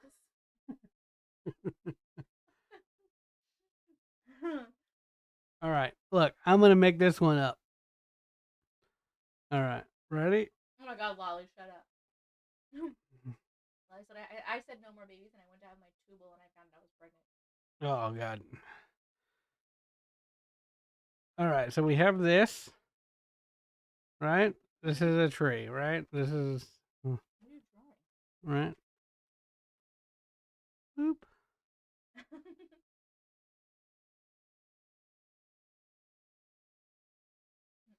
That's what I'm drawing. Fallopian tube. What? Someone said fallopian tube, which I don't understand. Are they all getting it right now? Yes. Yeah, that was such a lame word. I'm just thinking of things on the spot. I don't want to use the app. The app is weird. All right. What other words can we get?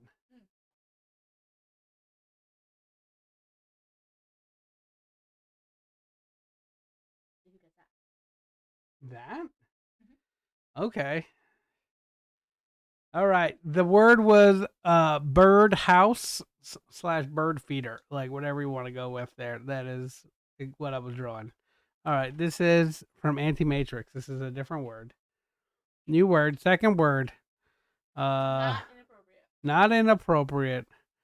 I feel like I understand what this looks like.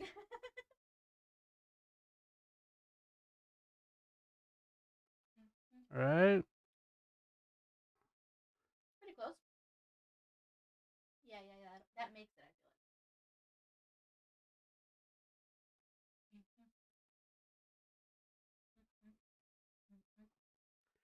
feel like. It's very specific what Anti-Matrix wants this to be. Who will get it? No one's gonna get it. That's not true. There's a lot of fans here. Close Mojo, but no cigar. Yeah. Oh, you know what? That does look more like what Mojo said. Yeah. Maybe it's more like. Yeah.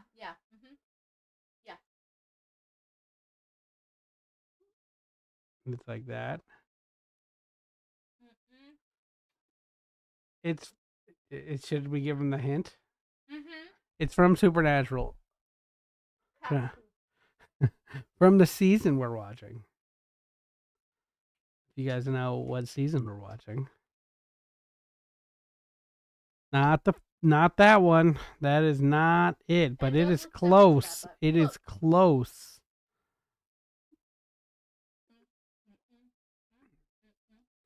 All right. Come on, guys. Hey, Lizzie. It's not like. No, you didn't get it, Vicky. It's not like it doesn't have a name per se. Like it's not like the Blade. It's not like whatever, it's just a thing. Somebody got it. Yep. I see somebody getting it. Mm-hmm. All right. We timing it out? You can tell. It was the Purgatory Blade from Supernatural. It's the weapon that Dean brings back. His favorite toy for a while. When's he stop using it?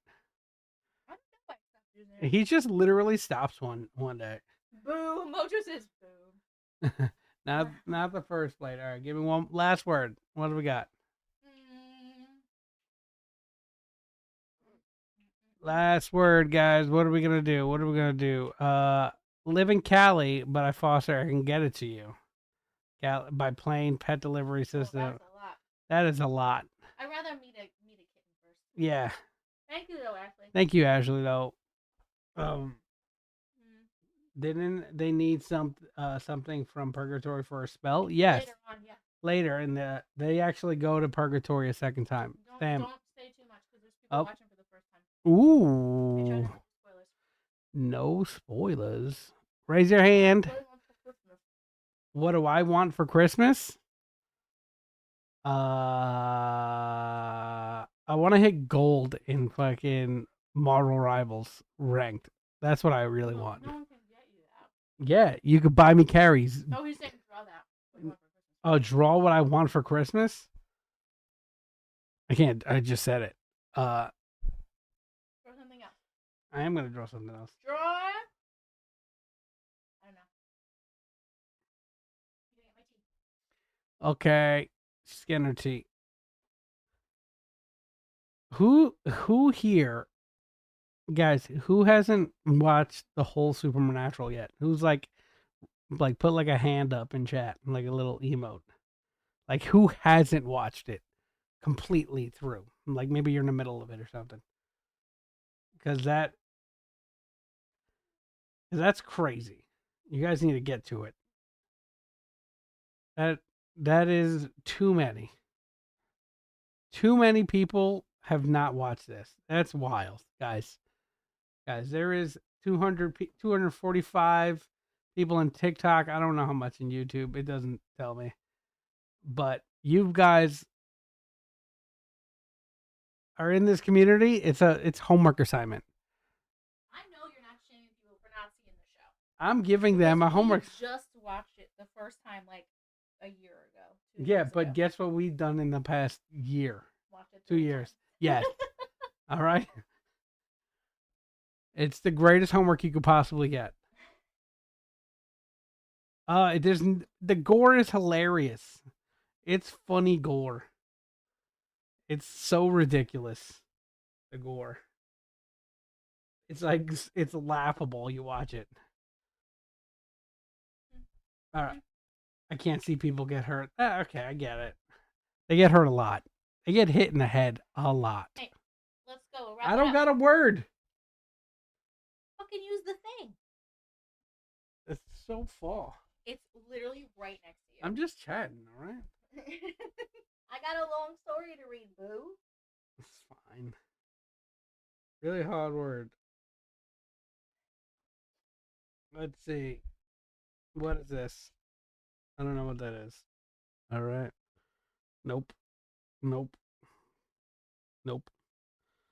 Ashley, I know it's your first live, but we have pictures on this wall. Oh, she can't see. Nah. This picture's on my wall in back of me, because we met everybody. Get the picture of everybody. Just grab the picture so she can see it. Crowley's not in that one. Well, that's all right. We met Crowley as well, but we don't have the picture of the group photo with him. She's gonna grab it all and put it on camera while I find a word. Later, because No. we're in a tiny little corner. Well, you can switch it. I gotta find a word. Yeah. Can't find a word. Is at the convention Creation. at Creation. Here is us with Dean, Sam, and Cass. That's one. Yep. Hold on. Sam was really tall, dude. He was insane. How tall he was. I'll put him back if you can't. Okay. I'll do it in a second. I'm trying to find a word. All right, I have a word. Wait, hold on. We got 2 more to show now that we're doing it. I'll start. It's gonna take me a while. Look, no. I didn't push any buttons. Cass smiting me Yep. in his costume.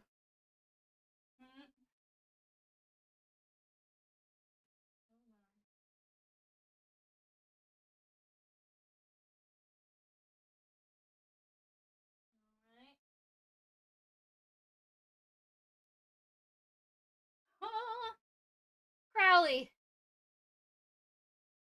Da-da-da. Yep, we met everybody, and then we also met. We don't have those pictures up, but we also met Garth, Mary Winchester.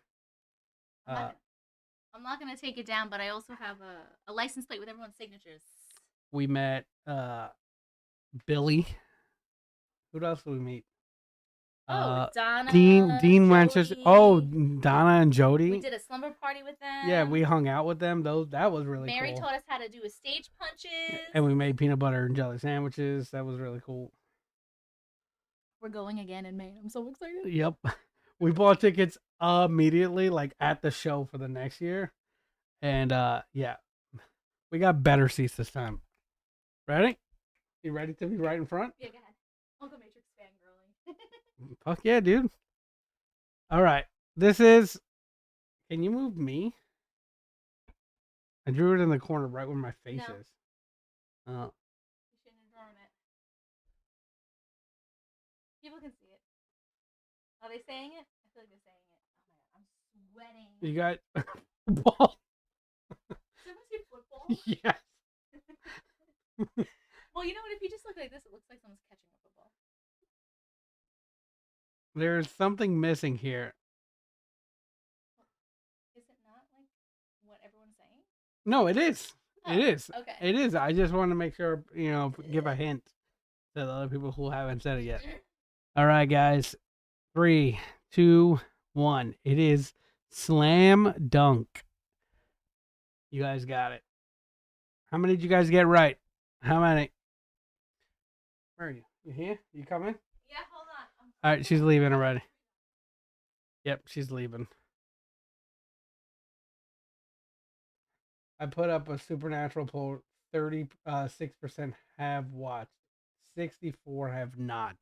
That is a lot of people that haven't watched. That's a lot, guys. It is the best show on the planet. And I stand on that. That is literally the best show. Yeah, I can't move this box. It's unfortunate. I drew it and then I didn't realize. But yeah, it is Slam Dunk, guys. 2 out of 3. 2 out of 3. All right, you guys missed the supernatural one because 64% of the people on TikTok haven't seen it. Did you calculate that? No, Very someone specific. ran a poll. Oh, really? Yeah. That's a lot of people haven't seen the show. Again, we just saw it like 2 years ago. Yeah, but we've seen it 3 times. Okay? Yeah. Well, not we're halfway through the 3rd time. more than halfway through. Yeah. I'm gonna need you to give me that back. Oh my god, I'm literally sweating. Yeah, it's really hot. I don't know what to do. I have my window open. I have the You don't have a mini fan in there? No. Does Charlotte have a fan? No. She's not. She has a heater. She doesn't need a fan. Her room is freezing. But I'm sweating. It's because of the lights, I feel like. I need No one will be able to see me. If I turn the lights off, I'm gonna look like garbage and you won't be able to see me. Just get a nice cozy stream. I didn't get my juice this time. I got tea, which was probably a bad choice because I'm sweating. But no, I don't want cold tea. All right. Well, good night, guys. Bye-bye. Love you. Where's Brooke and John? They're not here. They missed Odin. They're slacking. John, they were both in they were both here on YouTube before. Perfect ambiance. Where did they go? Ready spooky story. Yeah. You do want to do around the campfire at some point. You want to try it like a special event. I do, yes. When it gets warmer out, we're gonna try to figure out how I can like do a like live like outside around a fire because we have a little fire pit. Yeah, it's gonna take a production crew, as in me. It is gonna take a production crew. But we'll try to do it. I'm sweating in this room, Ashley. Yeah. She has 3 ring lights. It's freezing outside, but it's because I have 3 ring lights and the computer and all the stuff is hot. And then I close my door and it gets hot. Holly, are you sniffing the heat? Oh my god. Oh, I love you. So hot. Okay. I love you. Bye. I'm gonna take a shower. Go to bed. All right. And then just come pour cold water on my head. On the computer? No. Not on the computer. All right. Justin has some amazing campfire stories, like more ones that we haven't heard yet. Come on. Bye, Natasha. All right. Okay.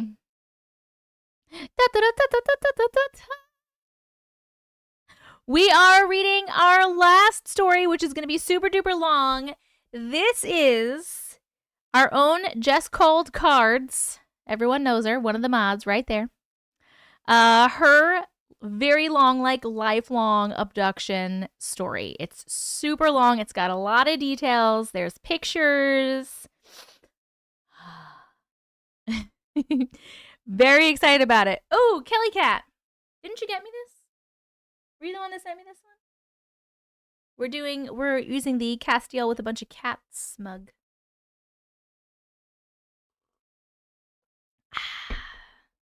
Love it. So cute. Oh, you missed this one. Perfect. Now you got it. All right. Not screaming, listening to Auntie. Sparkle and Sunshine, are you here? Sunshine and Sparkles. I remember the live you first heard of Supernatural. Yes. That's what I'm saying. He's over here shaming people for not seeing it. Like, we have watched it our whole lives. Yes, this whole live will be on YouTube. Don't you worry. Don't you worry. Linda, you do your thing, girl. If you need to go to bed, you go to bed. It's okay.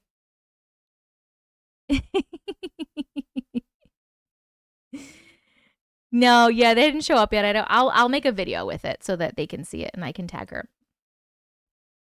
Okay. All right, we're going to do part 1. Wait, so I have these pictures ready to go here. I have... oh. Yes, Jess? So the only thing with that is, like, when you... Holly's trying to eat the fucking board.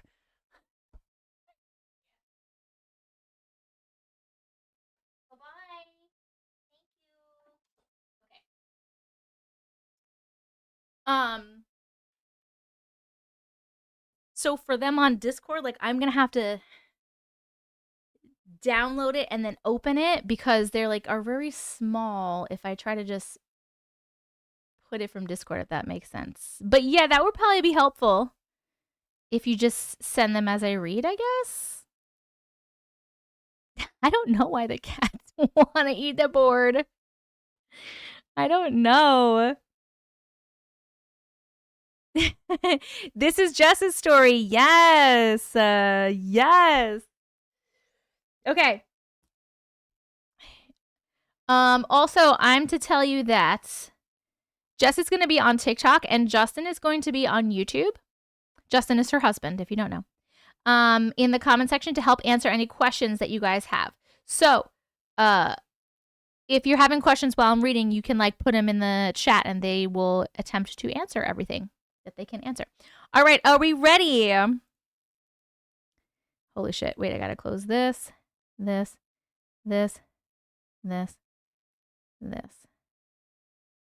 And now we have this one. Okay. Okay. Justin, are you over there? People are saying hi to you. Shoot not, you're so cute. I won't let myself make food until we hit 1 million, so please tap faster. Eliza's hungry. Everybody tap the screen. Hey, everyone, I'm not here. We're at 547. Don't worry, we have a while for this. Okay. We're starting. This is 4 parts, so after every part, we'll just take a breather for a second. So we're starting the part 1 at 3:12:15. Okay, here we go. I just want to say first, this is part of the story. This story has a few trigger warnings. She touches on miscarriage, abduction, medical negligence, torture, wounds, and there are pictures that some might not want to see. It also has 4 parts. They may seem disconnected, but it's all part of the same story. Okay. Dun, dun, dun. Here we go, friends. Part 1. I was born in Salt Lake City, Utah. I had a kick-ass childhood filled with lots of love, support, and happiness. That all came from the human side of my life. On the other side, it was filled with torment, torture, visions, ghosts, aliens, and the like. My family treated me like a princess. They still do. I was the baby and got away with everything. I was and still am my daddy's little girl. He always has and always will believe me when I talk with him about ghosts, demons, portals, visions, dreams, glitches, and aliens. My mom just can't come to terms with that side of my life, but she was and is a wonderful mom. I am very, very blessed in that way. I think that I was placed in this family for a purpose. There's no way I could have lived through any of the stuff I deal with without a huge and loving support system by my side. So now that you know a little bit about my family history, you'll know how it has impacted this tale. I can remember many things from my childhood. My first memory is from when I was just 3 years old. I remember finally being tall enough to see over the bathroom counter into the mirror. One day I was looking in the mirror and thought to myself, that's me. I'm real. I'm really real and I'm here. I'm actually here. I made it. I felt the importance of that, though, but didn't understand its significance at the time. Oh, the importance of that thought. I'm sorry. My next memory was at the age of 4.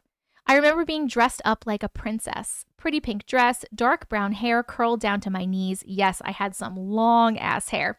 And wearing pretty white small-heeled church shoes. I was in a big room with wooden floors. I remember the clacking sound my shoes made as I walked across the empty room to a man sitting at a table in the back. My mom told me to sit in the chair while she talked to him. It was a huge, old-fashioned velvet chair surrounded by greenery. The man came back and took my picture, too. On that day, I had another thought. Are they coming back to take me? Again, I felt the importance of that thought, but didn't yet understand its significance. Okay, hold on. Picture number 1. I'm going to see if I put Discord over here. Sorry, give me 1 second. I'm trying to oh my God, this thing is so finicky. Ah! All right, that's good enough, right? I think that's good enough. Okay. Here's picture number 1. This is cute little Miss Jess. Let me take myself out of here. camera. Oh, I can't do that. Okay. Cute little Miss Jess. Okay.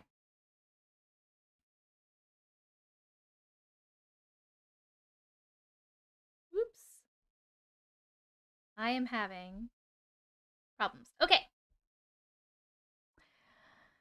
Here's where the good stuff comes in.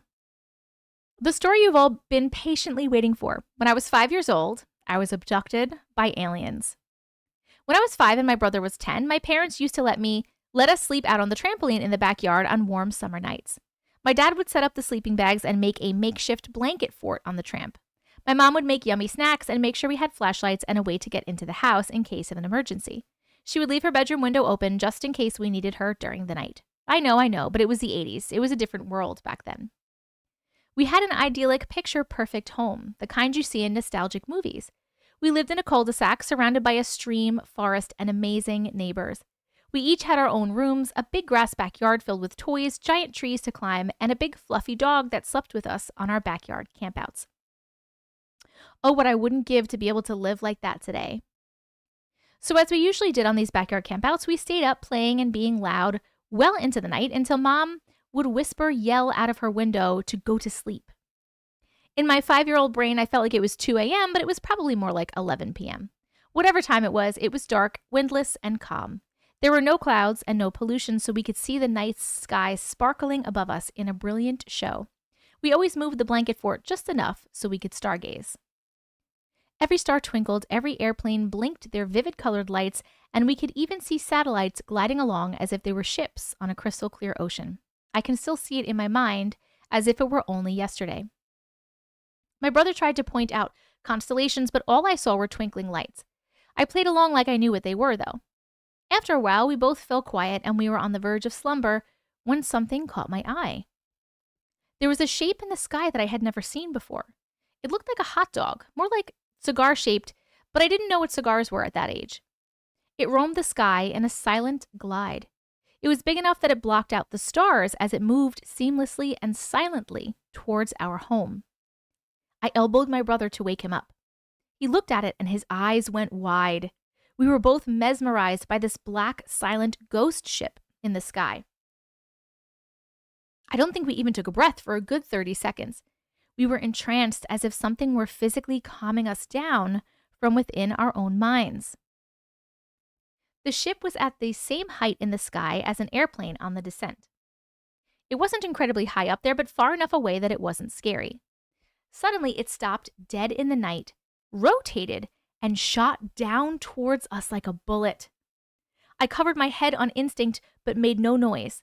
My brother jumped off the tramp and hid underneath it. Thanks for protecting me, bro.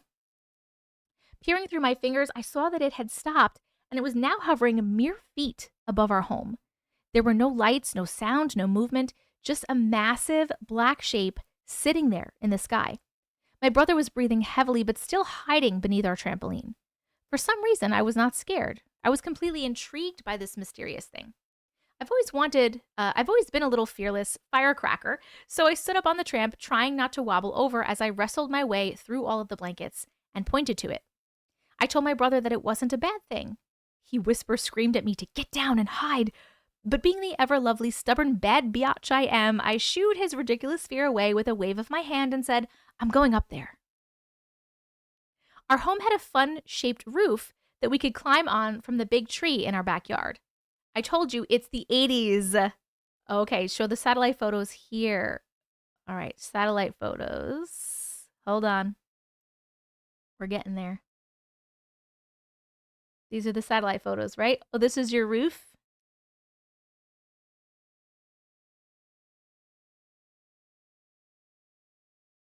Giant tree used to be here. Okay. Chimney used to be here. Yes. The 1988 satellite picture of my childhood home. It's the best quality we could find. Okay. Over there. Dun, dun, dun. Oh my God. TikTok. I'm so sorry. I forget which is which. Now can you see? I'm so sorry. And I can't move myself off the freaking screen. Yes. Okay. So this is the house. And then this is the giant tree used to be in that circle on the bottom. And the chimney used to be over here on the left circle. And then this is 1988 satellite picture of the childhood home. Is right there. Okay. Huh. Did I do it? I did it. Okay. I started to climb the tree as my brother sat there in horror, quietly yelling at me to stop. I ignored him and continued to climb, barefoot in a frilly pink jammy dress, up the tree and onto the roof. I climbed up to the topmost part of our home, outstretched my arm, and reached for it as far as I could, all the way up on my tippy toes, and tried to touch it. My tiny fingers and short 5-year-old stature were no match for this thing, though. It was too far away. That's when I started to lose my balance. As you can imagine, falling off the roof of a home, even as a tiny child, is not ideal if you actually enjoy living. I screamed out in my mind, "Help!" as I tried to grapple with roof shingles and hope that somehow they would reach back to save me. My brother, still hiding under the trampoline, screamed out, "Help!" as he sat there helpless to get me. The next thing I know, I was falling to the ground, and then nothing. I hung there, mid-fall, mid-air, and felt weightless. Unlike the movies, there was no light, no tractor beam, no sound, no anything. I was just hovering above the flower beds like time had stopped. I know it didn't, though, because I heard my brother's footsteps running towards me. I turned to look in his direction, and bam! I was suddenly in a fast-moving vehicle. This was no ordinary vehicle, though. It was a small, round car with a clear glass dome for a roof. I was in the passenger seat, which I thought was super cool because it was the first time I had ever been allowed to sit up front, and there was a beautiful blonde lady driving. She looked like a normal person except for her eyes. There was something strange about her piercing blue eyes. She looked over to me and smiled. It was a kind smile, and it seemed familiar somehow. There was a similarly attractive blonde man in the back seat, quietly writing on what I now know to be an iPad-type device. His eyes were just as piercing and just as strange. Somehow in my little mind, I knew that these people were not humans. They were from another world. Okay. Hold on. What do we got? Look at you, Jess. Killing it, sending the pictures. All right. These are what they looked like. Here's some pictures. Obviously not of the actual beings, but pictures of what the kind of beings that they looked like to give you guys more of an idea.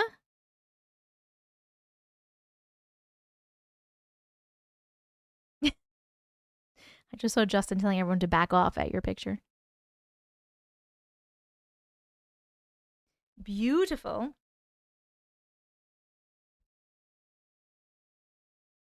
Okay. They could sense my thoughts and started to explain that they had been watching over me since birth. They told me that they would come back to check on me every so often. All of the other times they had come, I was asleep and they didn't want to wake me. Thinking about this now as an adult, it's so obvious that I was being visited by aliens who were probably taking me from my home, doing who knows what with me, and then wiping my memory clean of those encounters. As a child, though, it all made sense in a way. I wasn't bothered by it at all. In fact, I felt super special. They can take me anytime, says JC. As I looked out of the dome of the car, I saw that we were on a huge highway surrounding a gigantic city. This city had buildings so large and so odd that I will never forget them. It almost looked like futuristic in a way. The city lights gleamed all around us and lit up the road. As I was admiring my new surroundings, the man in the backseat gently took my arm, opened my hand palm side up, and touched his finger to it. I watched as a red dot slowly appeared where he had touched me. He smiled at me, released my hand, and continued writing on his tablet. I stared at my hand for a minute and then leaned my head back to look through the dome of the car. As I looked up through the top of the dome, it was pitch black. There were no stars, no lights, no clouds, no airplanes. There were, however, humongous black shadows floating through the inky void above us.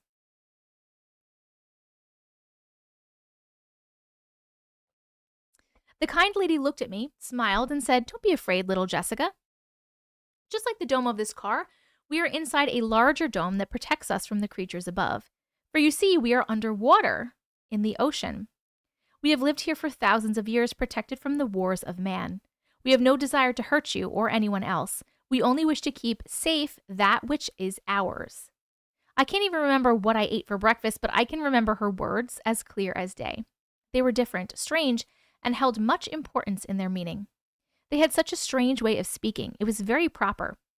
Again, I felt the significance of her words, but the meaning slipped my grasp. I then started to feel very tired. I laid back in the seat, looking up at the shadows swimming far above us, and drifted off to dreamland. When I awoke, I was back on the trampoline. It was morning, and my brother was snoring in the sleeping bag next to me as if nothing had happened. At first, I thought it was just an extremely vivid dream, but I've never had a dream like that before. I shook my brother awake and asked him why he didn't try to help me. He had no clue what I was going on about.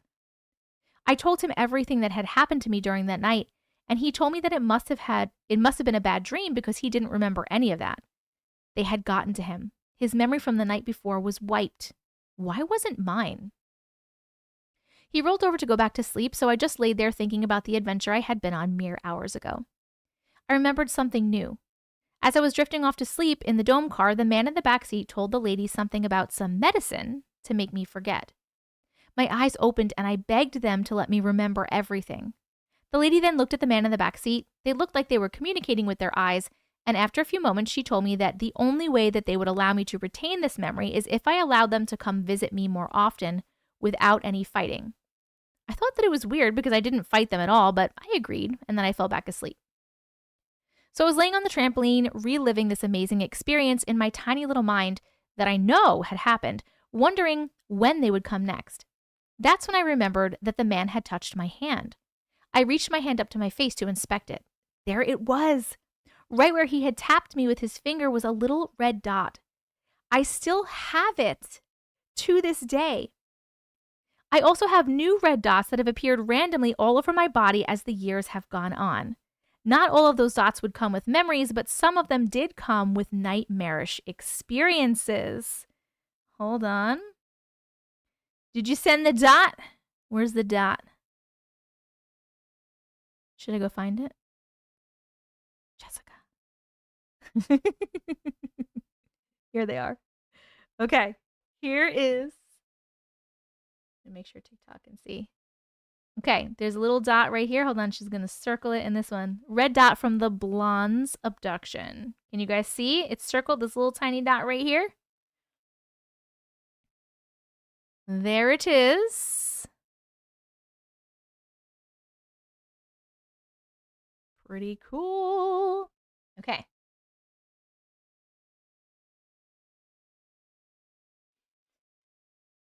It would turn out that I would only see the beautiful blondes one more time in my life that I remember. That time would be over 2 decades later, and they were much changed. I used to ramble on and on about my abduction to anyone that would listen, but no one ever believed me. My dad humored me and never judged me, but he was the only one. My brother still doesn't remember that night, and I'm not sure that he is the same brother that I grew up with. In fact, my entire family is now different. I'll explain that in just a bit. When I was 7, my dad was promoted in his company and we relocated to southern Utah. I was so sad to leave my friends, grandparents, and perfect home. How would the aliens find me now? The entire drive down to our new house, I saw UFOs following us. They hovered above the mountains, hung in the clouds, and hid behind tall trees far away. Whenever I tried to point them out, they would fade into the sky so no one else could see them.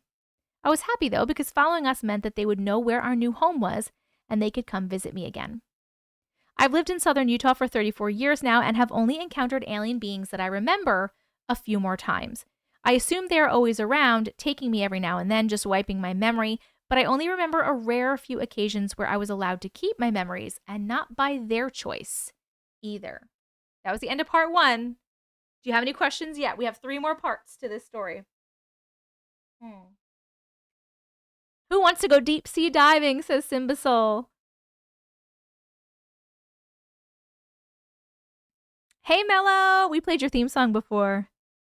Yes. I wonder if a palm reader would ever notice it or have an explanation. That's a cool thought. Yes, where can I sign up is the question.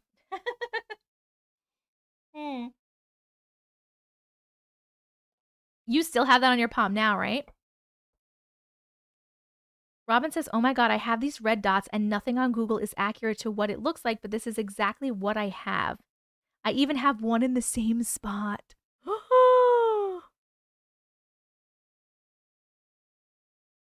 Same, Chris. Same, Chris. Okay, should we go to part 2? We're doing part 2 at 3:45. Hi, Haley. All right, here we go. Part 2.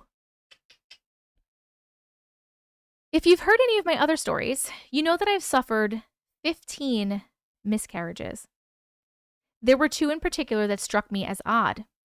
They were all heart-wrenching, and I didn't know how I would get through them, but I continued to survive each and every one. For one of the losses, everything was fine. The baby was healthy, I was healthy. There was no reason whatsoever to worry that this time we would lose it. I was 16 weeks along and headed into my doctor appointment to find out if we could tell the sex this early. My ex-husband at the time, couldn't get off work, so I went by myself. When I was in the room and the doctor was doing the ultrasound, she kept huffing and moving the wand every which way. She did everything she could to keep me from thinking anything was wrong. Then, after about 5 minutes, I asked if she could see the sex. She just sighed, pulled out the wand, looked at me, and said, "Your baby is unalive." I can't say that. I don't want to say the other word. Your baby is unalive, but the other word. Then, without another word, she left the room. She left me there in total shock with no answers. I was utterly alone. I couldn't even process what she had told me. The baby was kicking the night before. There's no way it's not alive. She must be mistaken. After letting my mind reel for about 10 minutes, a nurse finally came in to schedule a D&C to remove the fetus. I started bawling, told the nurse what had just happened, and she was extremely sweet. She held my hand and walked through the ultrasound and the next steps we were to take. She told me that the doctor had written down that there was no medical cause for the death of my baby. She tried reassuring me that these things happen sometimes, but I wasn't hearing any of it. I was sobbing and pleading with God to bring my baby back. After letting me process everything, the nurse and I went over the schedule for my surgery. The soonest appointment they had was for 1 month later. Just process that with me here. I had just been told out of the blue that my baby was not alive. The doctor had walked out on me and left me to process that news all on my own. And now the nurse is telling me that I had to keep this unalive baby inside of me for an entire month. I was out of my mind with rage and grief. I made the appointment and stormed out of the office. I did hear the nurse yelling at the doctor for how she handled things, but the doctor, lovely peach of a woman, sense the sarcasm there, told the nurse, "Oh, she's been through this so many times. She knows the drill. She's fine. I don't even know why they keep trying. They're just going to die anyway." Oh my God. I've heard this before and I'm just as angry the first time. I'm just as angry. You know that instinct to not murder someone? Yeah, mine was whispering to me that it was going on vacation. I have never wanted to end someone so much in my entire life. But I digress. This was in July of 2004. By July of 2005, I had a little munchkin in my arms. She turned 19 a few months ago. She's older now, right? Is she 20 now? Was this a year ago? Time tries to heal all wounds, but having an unalive baby inside of you for a month leaves permanent emotional scars. After I had calmed down from that doctor's appointment and a few days had gone by, oh, it's all updated. Okay, cool. I was just guessing. After I had calmed down from that doctor's appointment and a few days had gone by, I began to have strange dreams. Some nights I would wake up screaming, others I would wake up crying. I thought it was due to all the hormones and trauma I was dealing with, but one morning, upon awakening, I remembered my dream. It started out with me singing to the baby, rubbing my belly, and getting ready for bed. Then, in an instant, I was inside of a cold, dark room. It looked like a doctor's office, but it was also like a morgue/laboratory. Whatever this room was, it was not a place you want to find yourself. I was strapped down in a chair and screaming bloody murder. I didn't know why I was screaming, but I felt a pang of anguish and fear mixed with blind fury. Then I was surrounded by masked figures who were inserting a needle into my belly. I begged and pleaded for them to please not take another one. That's when I woke up, shot out of bed, and started sobbing and screaming. I just held my belly and wept with deep sorrow that I had only felt a handful of times in my life. 15, presently to be exact. I grabbed a mirror and tried to inspect my belly, but it had been well over a week since my baby had stopped living. I'm trying not to say the words on TikTok. There was nothing that I could find, but I knew that my baby had been unalived. Its poor, precious little life had been snuffed out maliciously by an unseen invader.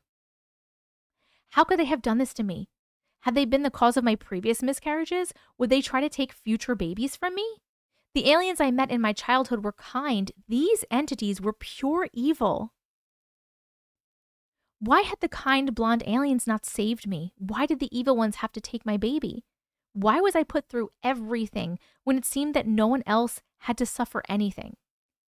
Years later, as I was talking with Justin about this, he flipped the script on me. He told me that I wasn't being picked on, but picked out. I was chosen for all of these trials, spirits, demons, aliens, skinwalkers, etc., because I was the only one strong enough to go through them. Only I could survive everything that was being thrown my way. If you've never fallen in love over and over again with the same man, that would do it right there. I never knew that I could love somebody so much with a single sentence. Hold on. My voice keeps going. Good night, Linda. So back to the aliens. While having my DNC a month after my loss, they told me that they didn't see any reason why the baby would have died. I said died. I hope that's okay. They also refused to tell me the gender because I didn't pay them the $500 for that information that my insurance didn't cover. All they had to do was look, but they couldn't even be bothered to do that. That still irks me. These guys are dicks, Jess. Making me so mad. After all that trauma, I decided that I would never let the aliens take me again. Obviously, I had no way of preventing that, but I was determined to fight back should the chance ever rear its head again. Don't worry, it did. In December of 2017, Justin and I found out that we were pregnant. The fertility treatments had worked. We were beyond elated. At our 8-week checkup, we brought our 4 kids with us to see the baby's heartbeat and make it real for them. My mom came along too to help watch them. She was so nervous that the baby would not be alive and that we would traumatize our children by having them there to see it. I just knew in my heart, though, that everything was good. I knew that this baby was going to make it.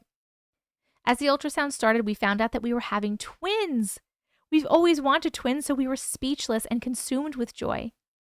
The doctor hurriedly moved the wand past the first baby and immediately focused on the second baby. He showed us the heartbeat and we got to watch it wiggle around.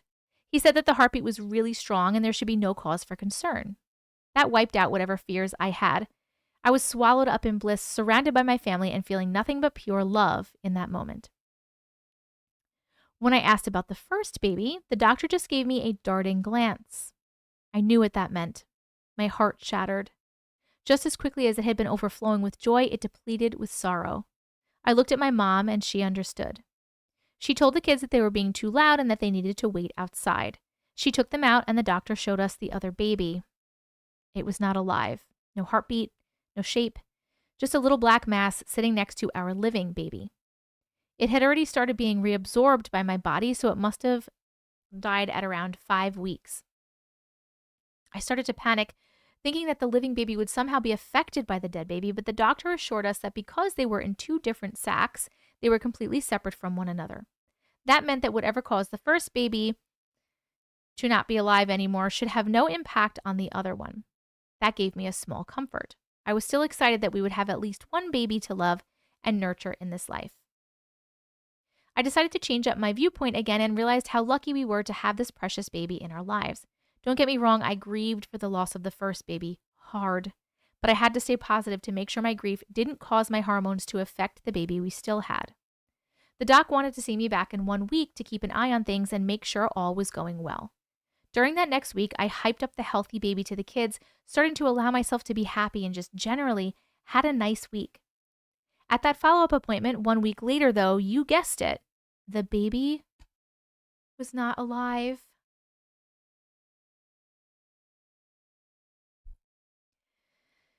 At that appointment, we went back for another ultrasound to see if it had been fully reabsorbed and to check on the growth of the living baby. It was like I was back in the room all alone with that female doctor all over again.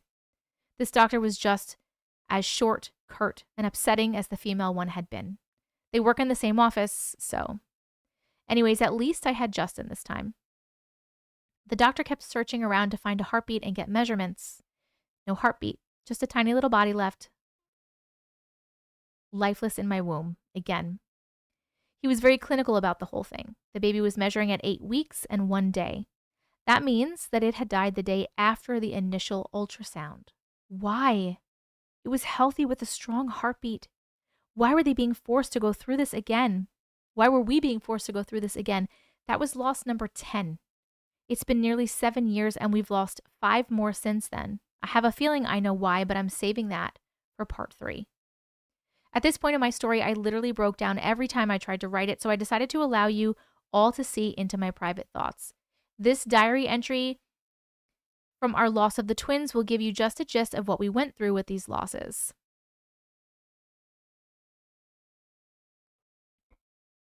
Same, Crystal. January 2018. It's been 2 weeks and 2 days since we found out that our second twin died. If it had happened 1 week earlier, I think I would have been more mentally prepared. I was prepared for them to tell me it wasn't alive at my 8-week ultrasound. When we found out it was twins and that one of them was living, I let my guard down and got so attached and so hopeful that I was in total and utter disbelief and shock when 1 week later we found out it had also passed away. It all happened so fast. Most of it is still a blur. We had the ultrasound, found out it had died, and they rushed me over to some room where a nurse was getting my info and scheduling a DNC for an hour from then with some random doctor I didn't know. After I caught my breath and realized what was happening, I shouted at them to stop. I told them it was all happening too fast and that I needed my weekend to grieve and figure out what we wanted to do when I saw my doctor the following Monday. I stormed out in a panic, grief-stricken rage. That night, Justin and I held each other and I cried and screamed and yelled at God with all my might. Why? Why did I have to go through this again? Why wasn't losing 9 children enough? Why did I have to lose 10? How many more would he take from me? I was so upset that I literally sobbed myself to sleep.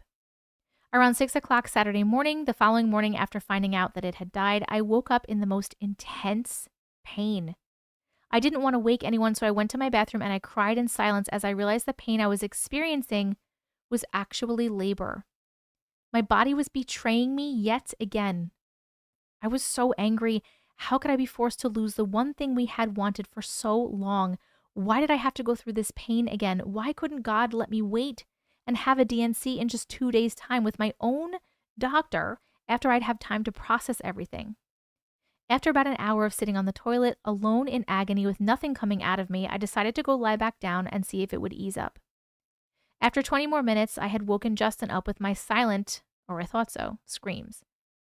We were back in the bathroom, and by this time the labor pain was so intense, I literally screamed at the top of my lungs for God to take it away.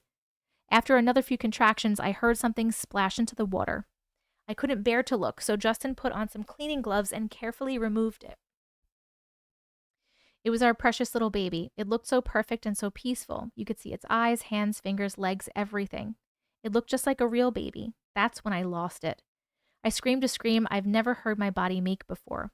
It was the sound of complete and utter sorrow. It was a noise that will haunt me and Justin for the rest of our lives. It's a sound I hope I will never make again. Justin placed our precious angel into a Ziploc bag so we could take it in to be tested to see why it had died as well. I thought that it was all over at this point, and then my contractions started up again. I ran back to the bathroom and endured another 5 minutes of agonizing pain until I heard another splash. This time it was the placenta. Justin bagged that up as well, and we cleaned up and headed to the ER. Once we got there, I let him do the talking. I was in and out of it for the entire visit. It really is a blur and I don't remember much, but I do remember one thing. They had put in an IV, given me pain and anxiety meds, and had done CT scans, ultrasounds, painful pelvic exams, and blood work, none of which I really remember. Then the nurse came in with what looked like a to-go cup for salsa from Chili's. She told Justin to place the products of conception in the cup, and she would take them to pathology for testing, as if it was a routine procedure and nothing to be upset about. I remember the look on Justin's face. It was a look I'd never seen before. He looked as if someone had torn out his heart and was asking him to just hand it over and send it away like it was no big deal. I told the nurse that we wouldn't do it. We needed a moment to say goodbye. She gave us a few minutes to hold the baby one last time and say goodbye forever. Once she realized that we couldn't do it ourselves, she asked if we'd like her to do it. We told her yes, and she took the baby and the placenta and closed the curtain so I couldn't see what she was doing. Justin watched her and started crying, which made me cry. Now here's the part I remember with full and absolute clarity. Once she was done placing our child in a stupid, awful container, she held it up in her hand like it was no big deal, like it was a stool sample or some other routine waste that she collected daily, and she started walking out of the room. I screamed and I told her she couldn't have it. I told her to bring my baby back. I made that awful, agonizing sound once more and begged for her to please bring it back. Once I realized she wasn't going to, I tried to get up to go get it back. Justin came over, tears streaming down his face, and embraced me with the warmest hug he had ever given me before.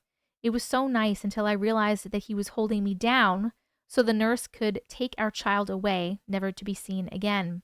I screamed, I hit him, I wailed in agony, and then I finally released my pain into his arms, and we both held each other and cried for what seemed like an eternity. By this point, the nurse realized that I was not going to let her take our baby away without a fight, so she put something in my IV to forcefully calm me down.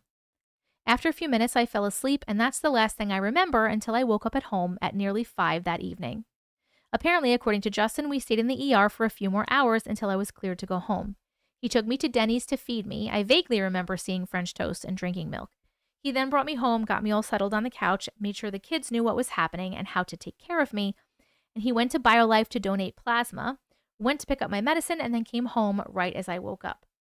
I cried for the rest of the weekend when I wasn't sleeping from depressive exhaustion, and then saw my OB doc on Monday. She said everything looked great, but the hospital had disposed of the fetus, so they couldn't do the pathology testing on it to see why it had died. Are you fucking kidding me? How do you dispose of a dead baby when it was clearly stated that we wanted it tested? I honestly think that it was the nurse that took it away who accidentally marked it for disposal instead of testing, but we'll never know now. I was so distraught by this news that I literally wanted to die. The pain was getting worse and worse, and by Friday I was in so much pain that I went back to the OB to find out why. After doing an exam and an ultrasound, we found out that my uterus and bladder were swollen so badly that they made me get on antibiotics right away. I guess there wasn't an infection, but something was making them swell up and causing me to have severe pain, so they put me on meds just to be safe. They also put me on antidepressants because of the anxiety and emotional pain I was feeling. It's now been 2 weeks and 1 day since I held my baby in my hands and said goodbye. I'm finally to a point where I can think about it without bawling my eyes out and wishing I were dead too. It's still very fresh and very painful. But the pain is dulling. It's a pain I've now experienced 10 times. This one was the hardest, but it will not deter me from trying again when we're ready. If anything, I now know that I can make it through anything life throws at me. I can do hard things and survive.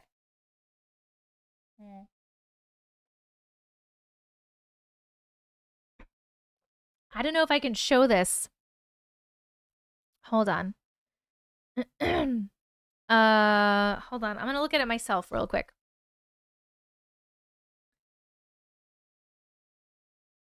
Did you send this one, Jess?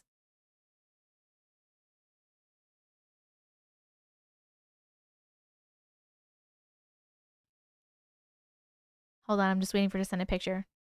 Take a breather.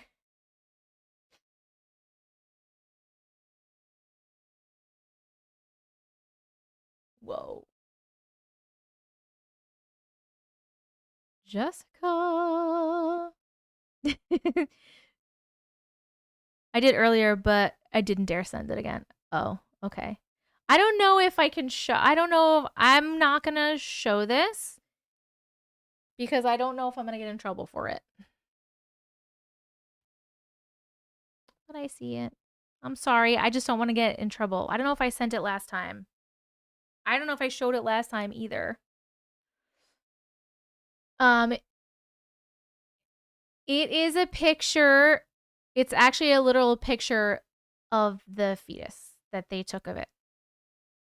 I can put it in Discord, but also it's like, I don't know if everyone wants to see that, so I'm not sure where to put it exactly.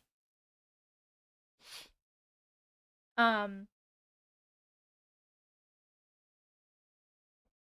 you had to go to Discord to see it. We didn't do it. Okay.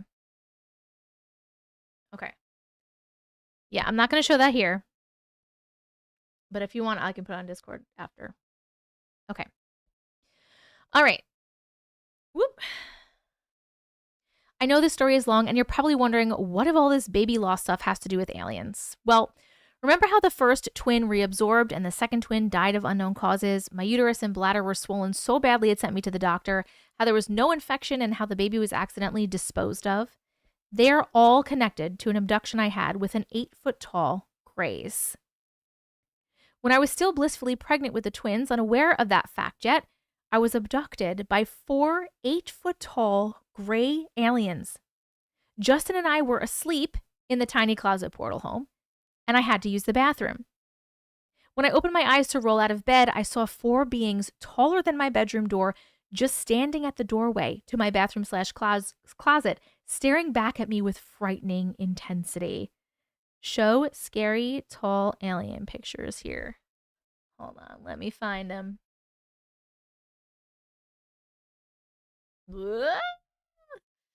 These are pictures, obviously not of the actual ones. You're actually scared of them. I'm kind of scared of the Grays too. They're kind of like not cool, right? Girl, I was about to work out in the basement. Here's some pictures. She said, nope. Everyone's doing hard. Nope. Nope. Oh my God. Okay. What?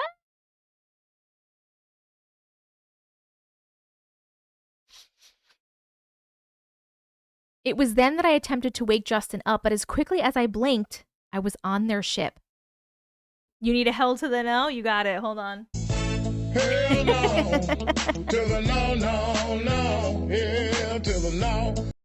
That was scary. Ooh, okay.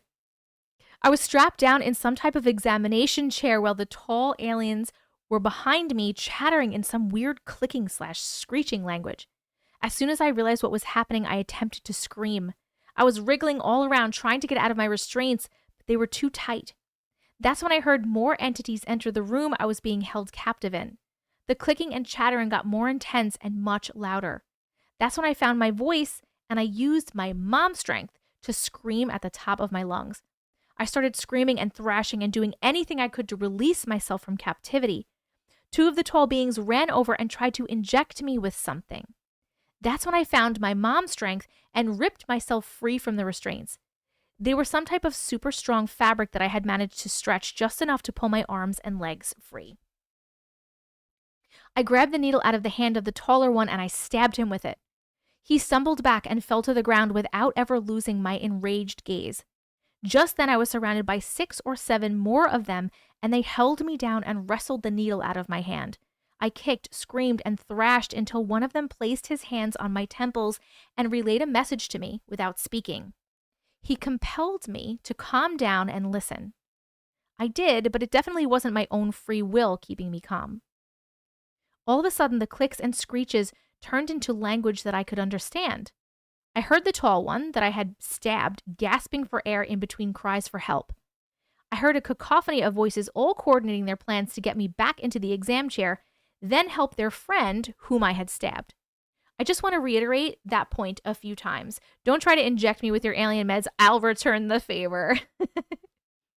They kept looking to the shortest of all of them, probably 7 feet tall, and yelling out things like, "She shouldn't be awake. How can she move? Why isn't the alien name of medicine, I'm assuming, working? This has never happened before," etc. Sidebar, in every doctor evaluation I have ever had, they all say the exact same thing to me. I've never seen that before. So when I heard the entity saying, "This has never happened before," it made me laugh. Justin knows he's been there at all of my appointments. It's a running inside joke between us. Between y'all now too, I guess. Anywho, back to the aliens. I'm assuming the shortest alien was the head honcho, hence why they were all looking at him for answers. I'll show picture of small gray aliens here. Is that what this is?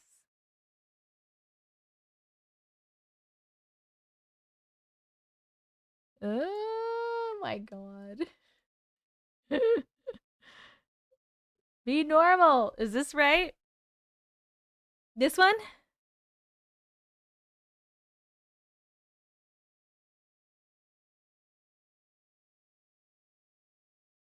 So they get for putting you through hell. Good job. Yes. Yes. I just want to make sure this is right. You don't like it.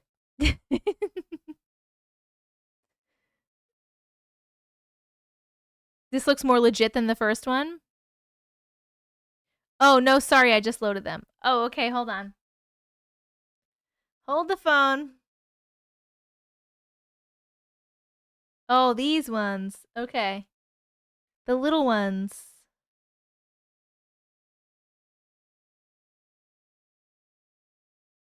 I know some of these are small. Sorry, I can't make them any bigger. This is as big as they get. Okay.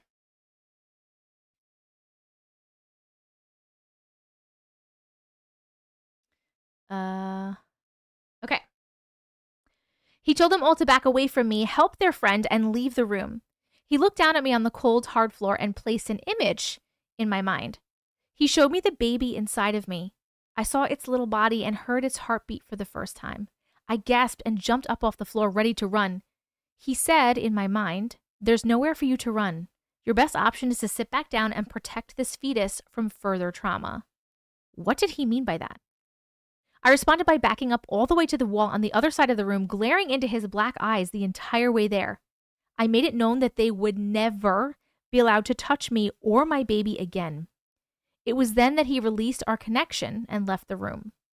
There I was once again, left in a medical room all alone to deal with an incomprehensible situation with an unborn baby. It was a twisted parallel situation, that's for sure. Once he had left the room, I started to examine myself to make sure I wasn't still hooked up to anything. I had a small puncture wound in my belly, but that was all I could find at that moment. I then heard faint footsteps heading towards the room. I knew that if I stayed there much longer, I would not be walking away with a living baby. They had taken so many from me already, so I grabbed some metal thing off the examination table next to the chair and I left the room. There were no doors on this ship, only hallways and rooms. Once I was out of the cold, sterile room, I crept around like a fat ninja on meth and stayed as close to the walls as possible.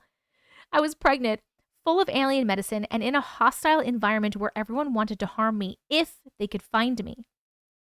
I was twitchy, trying not to breathe heavily, and completely out of my element. There was nowhere to hide. I was completely exposed and at the mercy of every being on that ship.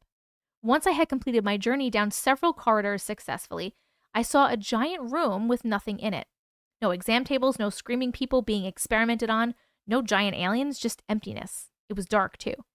As I was coming up to it, I heard more clicking noises and footsteps, so I ninja'd my way into that room and became part of the inside wall.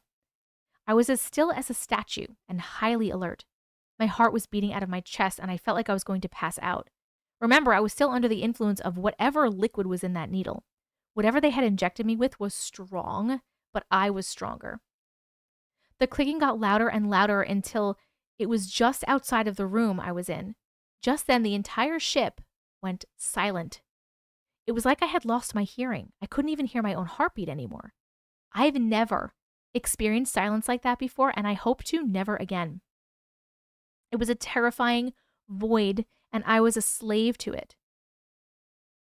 As I gazed around the room, eyes wider than I thought humanly possible, I saw a faint glowing light. It started out so faint, I thought it was a trick of the eyes. It kept getting brighter and brighter, though. Just as it was bright enough to cast light onto my terrified face, all of the sounds of the ship were restored, and I fell to the ground and covered my ears fiercely. It was so loud and so bright that I thought I had died for a moment. Was I trapped in a space between heaven and hell? I was so exhausted, confused, scared, and cold that I just looked up and gave in. I stood up to face whatever fate they had in store for me. I couldn't keep up this game of cat and mouse forever. Eventually they would find me, so I might as well meet them halfway. I just wanted to go home to Justin, and I knew that wouldn't be possible without their help, so I gazed into the bright light until my eyes adjusted. What was I looking at? This wasn't an alien. This was a face that I knew. A beautiful face with a beautiful sing-song voice coming from it. When the light dimmed, I saw the beautiful long blonde hair caressing the shoulders of the most beautiful woman I'd ever seen. She was my friend, the one from my childhood, the one that had taken me when I was 5 years old, the one that had driven me around in a domed roof car under the sea, the one that had promised to always be there for me. She was there to save me, right? Once I realized who she was, I ran up to get her. I ran up to her, gave her the biggest bear hug I could muster, and I collapsed into her arms. As her image grew hazy and my eyelids grew heavy, I gave in to my exhaustion and trusted that she would take me home to protect my baby from all these tall gray aliens. I was wrong. End of part 2. We're taking a 2-second breather, and then we're going to read part 3 and part 4. Whoo! 7 foot is not little, which is... You can't really tell the difference between the small and large gray aliens. I feel like their heads look smaller, right? Their heads look smaller. Peach, thank you so much for the star map Polarises. I appreciate you. Oh, we need a new gift goal. And Death Metal also. I see you sent some before too. Any questions for Jess while we are taking our 2-second break? Yeah, Shunat. I know. I know. Are you okay, Jess?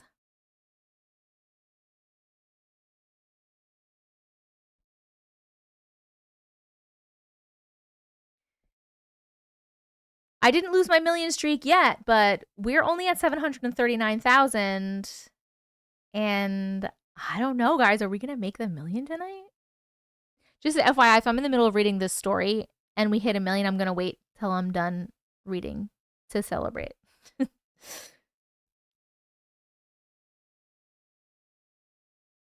You are tough. She needs to write a book. We know. We keep telling her I would buy it. See? She did write a book. We're reading it now. Justin.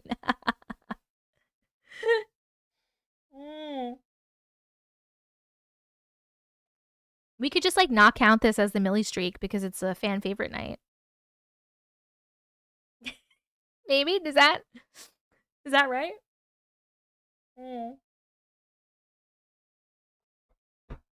We have been on live for 4 hours. We should have hit a million by now. Okay. Write a screenplay. I'd pay money to watch this. Yes. All right. Are we ready for part 3? Let's do part 3. Oh, I didn't do my gift goal. Hold on one second.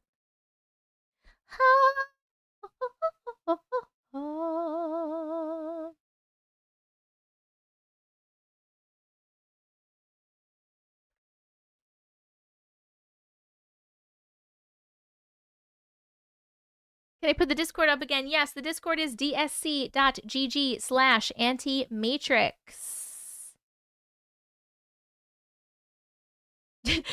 Vicky said, you are the strangest person I've ever heard about. Just talking about you. And then she said, not strangest, strongest. And Justin said, she's both.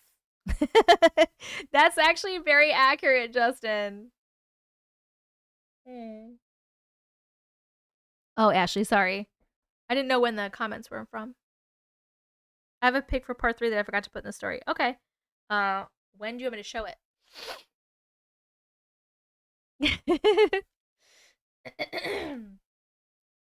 Yes, definite difference after that. Guys, we have 2 more parts. Are you enjoying this story so far?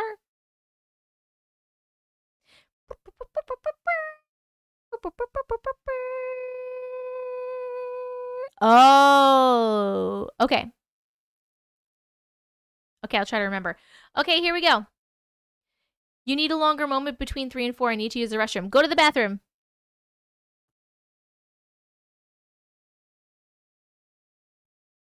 I'll stop. We'll stop for a minute.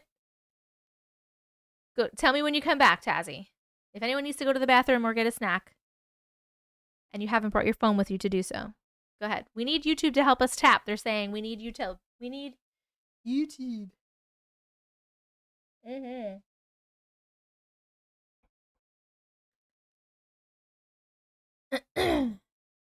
Oh, Jess. Well, Justin, you're in here too. Can you clarify for Ashley? She's asking because when Jess said that she brought the kids to the ultrasound, she's wondering where those kids came from. You got both your kids tapping. Enjoying it in an angry way. I'm so mad for what happened to you. You're one tough cookie. Yes, I know. We already did an intermission. You're coming to tap, Tanya. Woo!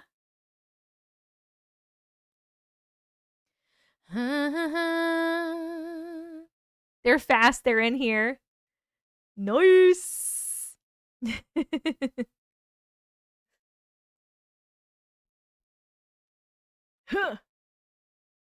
I know. Hey, while we're waiting for to start the next part, is Sunshine and Sparkles here? The more we ask for help, the less numbers we have. Weird. Because I stopped reading. When I stop reading, people leave. You finished rapping for tonight?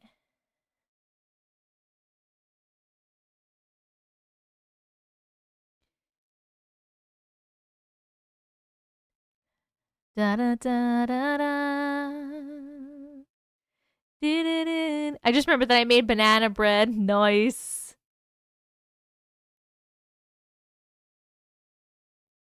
Anti-Matrix needs help tapping them on it. I love it. I know people are dumb for that. It's fine. Those are not our people, you know? You know? You know? You know? I just joined Discord, but I can't figure out how to get to the chat. While we're waiting for Tazzy to come back, I'll show you. Hold on. Where's my Discord? Okay, here's the Discord. This is a smushed version of it because I have it just in one little half of my computer, but this is the Discord. So on the left here are all the channels, right? This is the announcements channel where I tell you when I'm going live and stuff. And there's like welcome. This is the general chit chat, pets, introduce. You can click on most of the chatting goes on in the general chit chat. Ooh, we have 73 new messages. Boogie mode. But we have pets, introduce yourself, glitches, paranormal chat, alien chat, cryptid chat, dream chat, spiritual chat, witchy chat, SPN. It sounds overwhelming, but don't worry about it. Just stick in the general chat until you feel comfortable and you're like, oh man, I want to come check out this chat and see what's going on in there. You know? You're so welcome. Da-da-dum. I love when people chat in Discord with each other. It makes me a happy gal. Makes me the happiest gal. It's actually the easiest Discord I'm in. Really? Wait, what makes other Discords harder?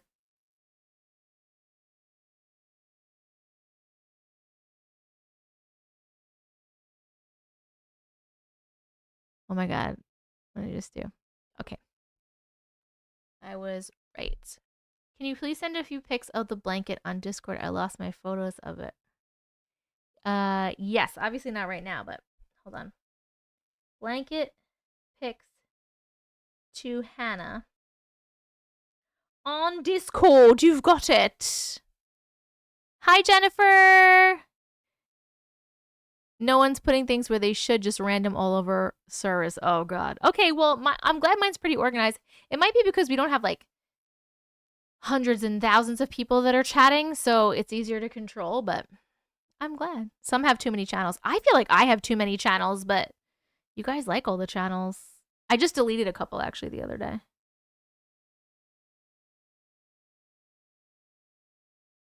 Yours is good. I confused in Discord with the one Dean and MEE6. MEE6 is like the little helper bot.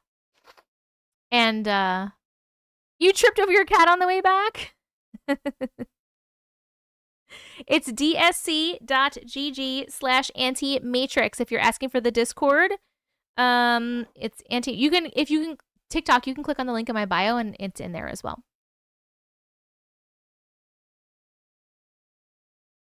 Yours has the most people I'm on. Oh, really? Oh, cool. So we have good people and they're organized as well.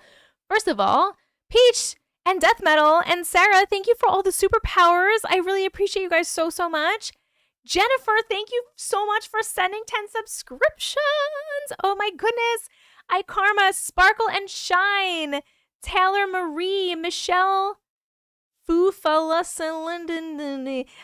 Harrison, and Naomi all got subscriptions. Oh, and Georgia and Alex and Marwee all got subscriptions from Jennifer. Welcome to the Glitch community. Thank you so, so much, Jennifer. That was so generous. Oh my goodness.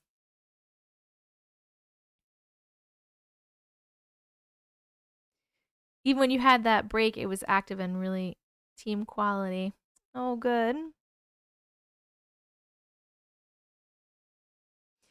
Okay. Are we ready?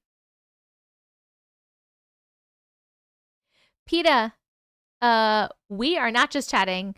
We're just in a little thing. So today was a fan favorite night. So we had people nominate stories in Discord that they wanted for a fan favorite night. So we are on our last story, and it's a super duper long one. It has 4 parts, and we're about to read part 3. So make sure you check out the replay if you want to watch the whole thing. All right. Are you guys good? Jess, are you good? Justin, are you guys ready? Make sure you're alive and well. Well and alive.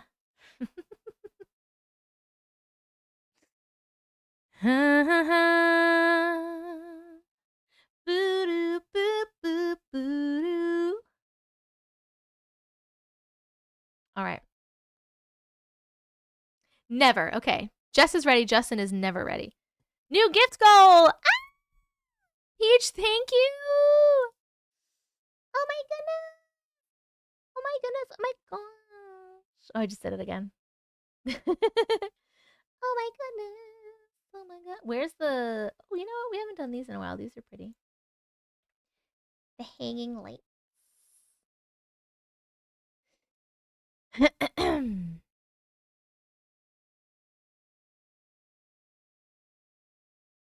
Tazzy, but she came back. They came back. Is that Sparkle and Shine? No, it's Sunshine and Sparkles. Wrong person. Sunshine and Sparkles we're waiting for the gift. Oh my god, my tailbone. All right, here we go. We are reading part 4, my friends. I mean, part 3. Part 3, my friends. 4, 12, 40. Okay.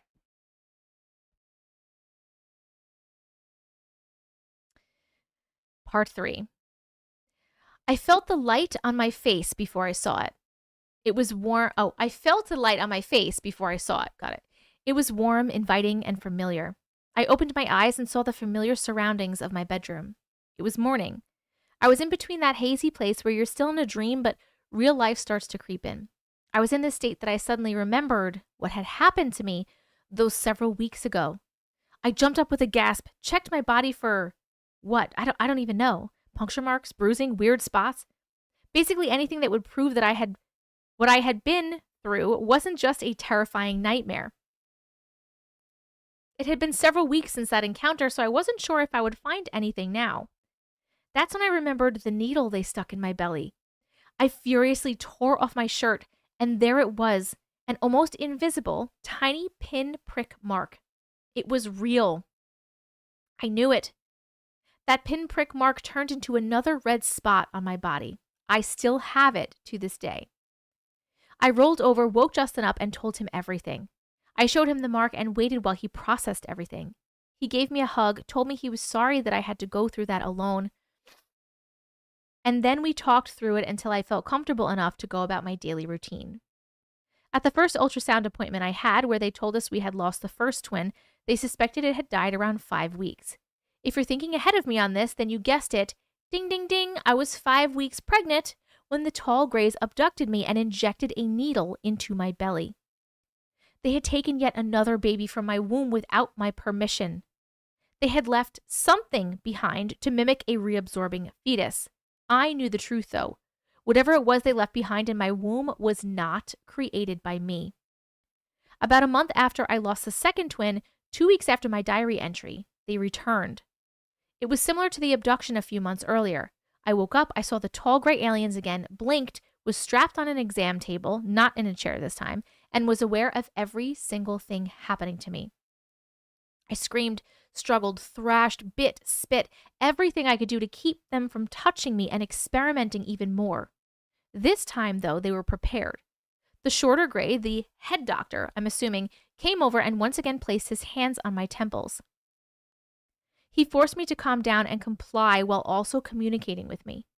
I could understand what all of the other grays were saying again.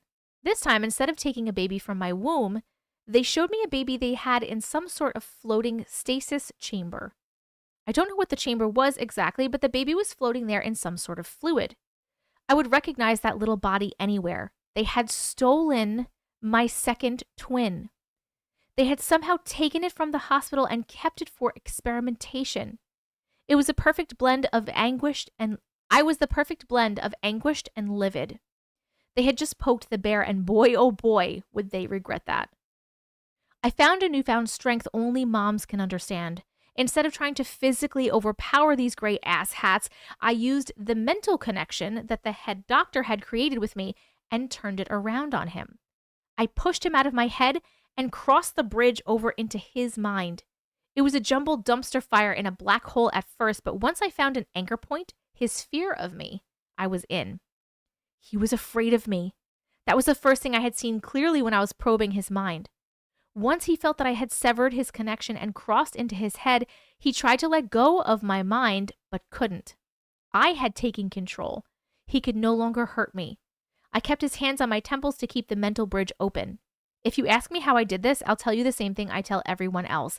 Not the expected, I don't know, but the unexpected. My spirit and will to live was stronger than his will to dominate a worthless insect like me. He viewed all humans as insects to be dissected, studied, and used for their gain.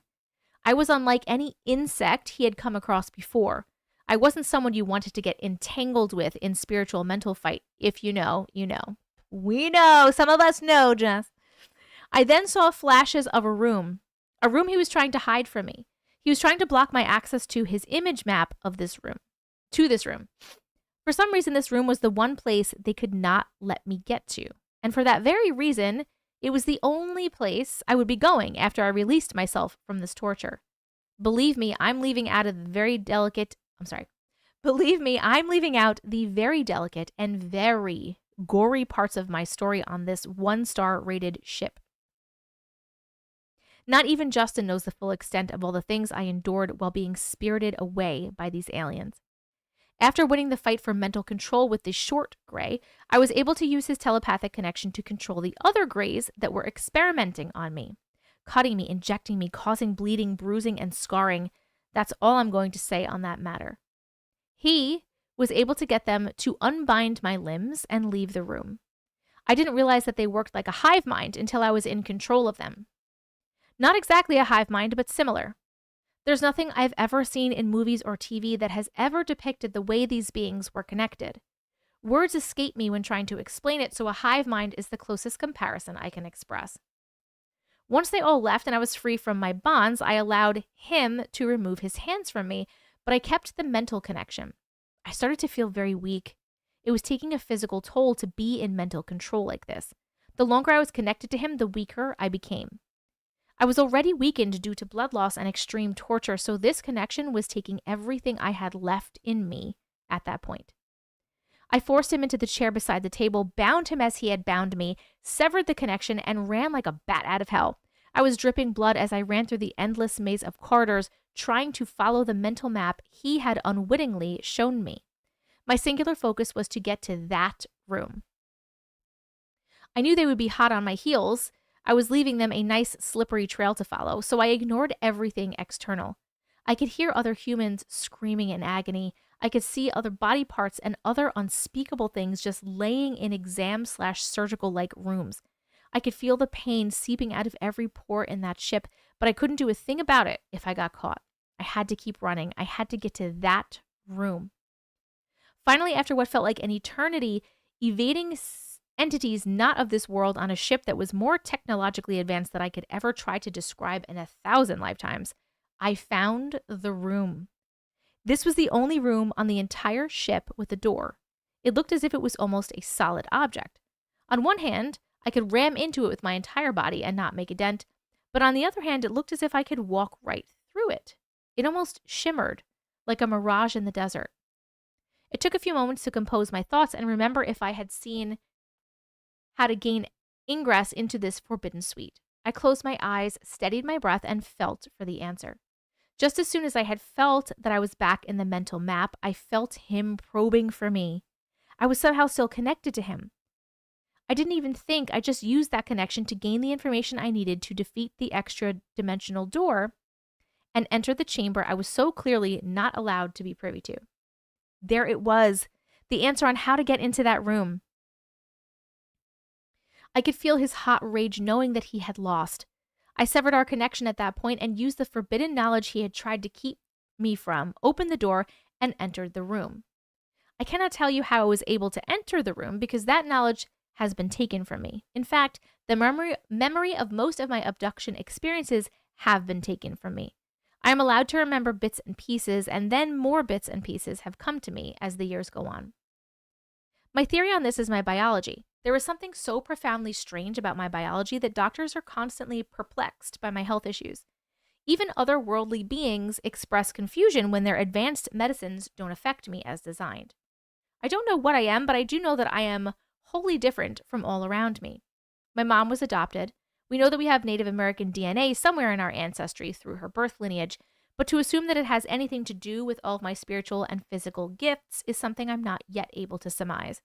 With so many ancestral question marks and unknowing origins in my line, I can't rule out that somewhere in there, someone may have taken or added something into my family's DNA. You can hypothesize whether or not you think I may be a hybrid, but I cannot say. All I can admit to is being able to overpower, communicate with, and baffle off-world entities. The conclusion is yours to come to. As for the room itself, it was the control center of the entire spacecraft. Before me sat consoles, living computers, that's the best way to describe them, holograms of every part of the ship, like security cameras, but actually tangible, and so much more that defies all description. This was it. This was my way out. This was the bargaining chip I needed to end this infernal torture.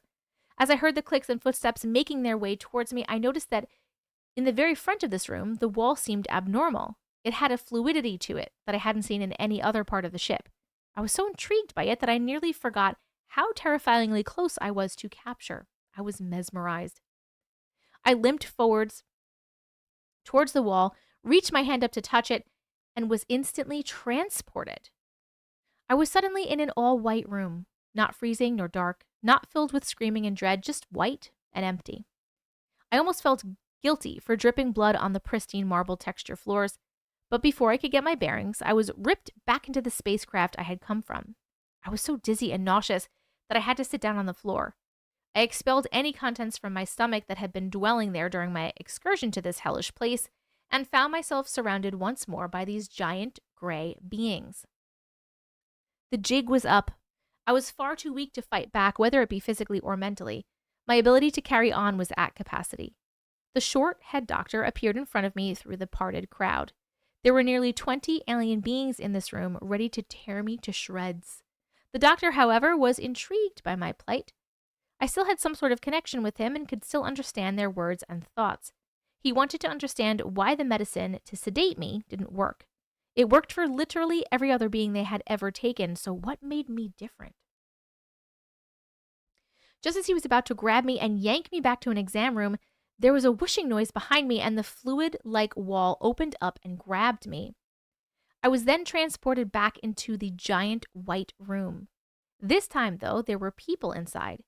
It was so bright in this room that it took me a moment to focus my eyes. It wasn't this bright a few minutes earlier when I had stumbled into it by happenstance.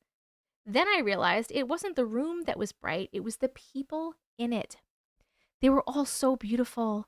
They all had beautiful blonde hair, pale skin, blue eyes. It was the eyes. There was just something off about those eyes. Once I was able to focus and see these people for what they were, a familiar face walked up to me.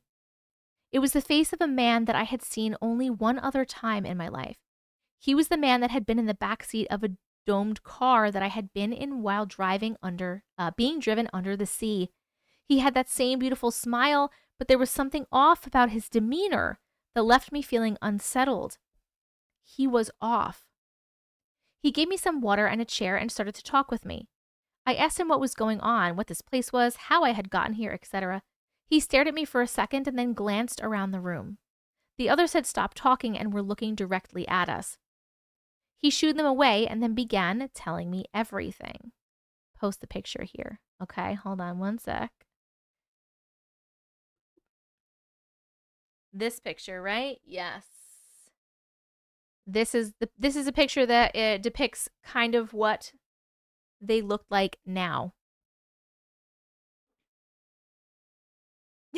Star Daddy and Mommy, sorry, I'm so locked in.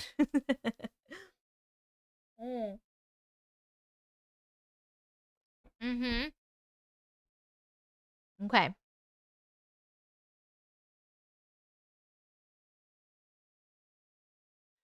Okay.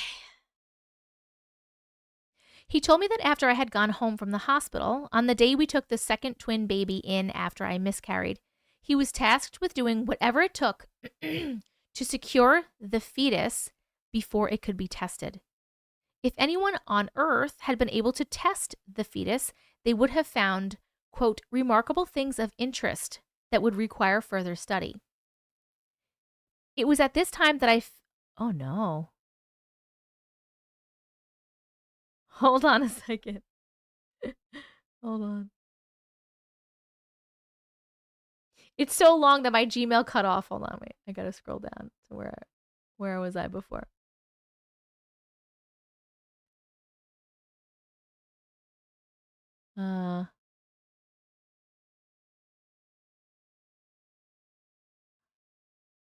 Hold on. I lost my spot.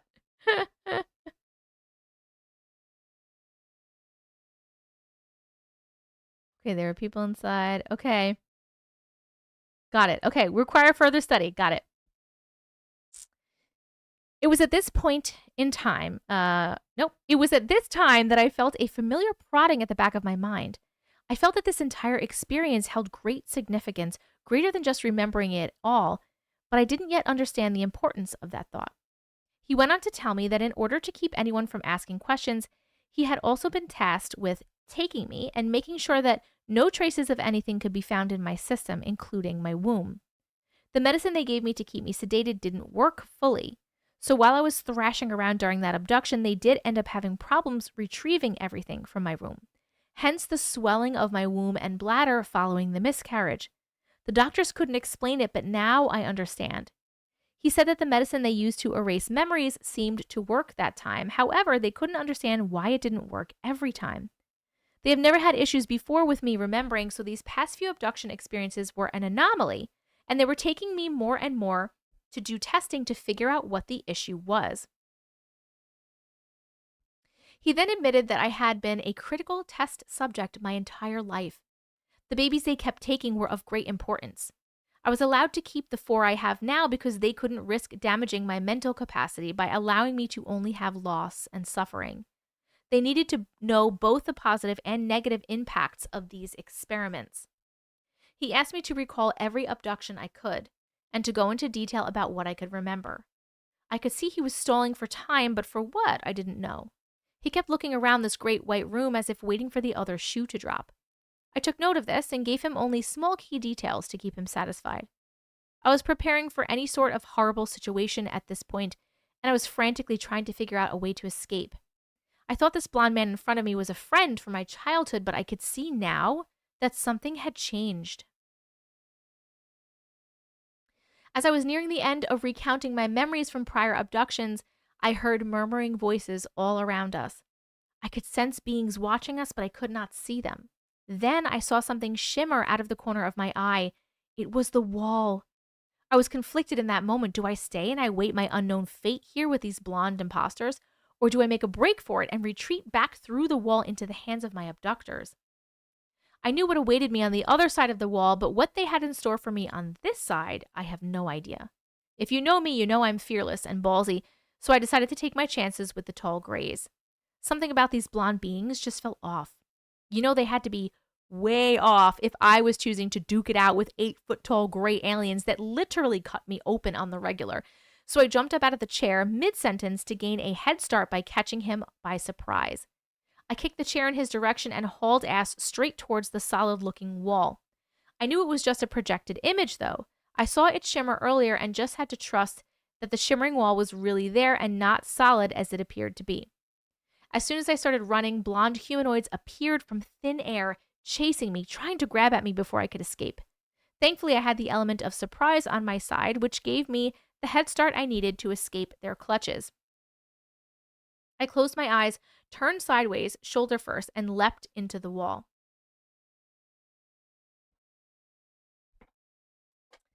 Hold on, I need a little whistle wetter.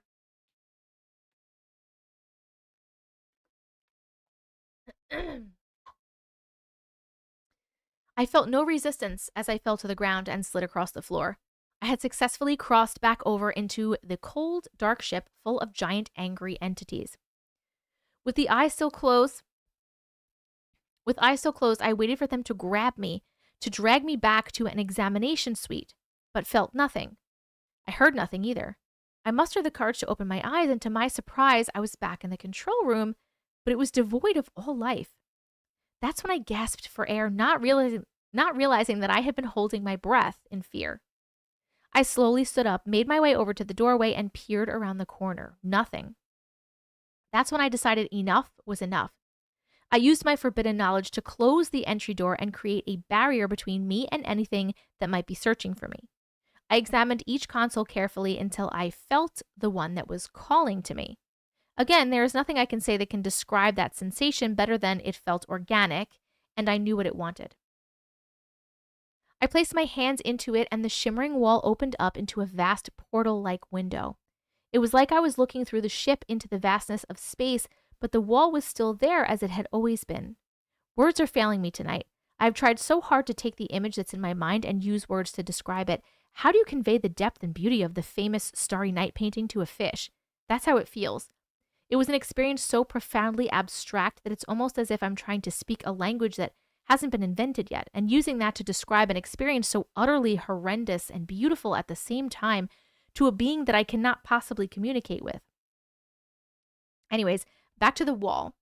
As I stared into the beauty and emptiness before me, all I could think about was how much I wanted to go home and never go back. With the speed of that thought, the view changed from an ethereal tapestry to a familiar bedroom and a snoring hubby named Justin. I could see him, but he couldn't see or hear me. I called out to him, but I assumed the wall blocked all forms of communication from the other side. It was just a magic mirror. I could see anything my heart desired, but I could not reach out and touch it.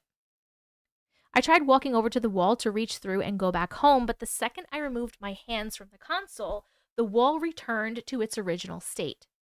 That's when I realized why there were always teams of abductors. They couldn't come one-on-one. They had to have someone hold open the bridge while the rest took their victim to be experimented on. Using this, let's just call it a portal, they could go anywhere in space they wanted to while evading detection. Now I had a very disconcerting choice to make. Do I continue hiding until they inevitably find me, or do I stand straight and confront them on my terms? I couldn't reach home without them, but I was done being their plaything. I had to come up with a plan to trick them into taking me home and try to prevent them from ever coming back. With incredible fear and adrenaline coursing through me, I opened the door, entered the hallway, and walked back to the exam room like I owned the place. It was so empty and so quiet. I believe they had stopped whatever experiments they were performing on others there and had sent out all of their teams to return them before I could intervene. That would explain the quiet, empty ship. But why wasn't there a team looking for me? Hey, I'm not going to look a gift horse in the mouth, y'all. I wasn't ready to be attacked by a horde of angry aliens, so I was happy to be amongst a skeleton crew at that point. I made it all the way back to the exam room they had kept me in, and I saw my baby floating in a jar where they kept it. My mom instincts took over, and I ran to it and clutched it to my chest. I know, how dumb can you get? But can you blame me after all I had been through? Of course they were using it as bait to recapture me. It almost worked, too, but I was onto them. I heard them clicking and shuffling their grotesque feet towards me. I ran behind the exam table, turned to face them, baby in hand, and held it in my outstretched arms.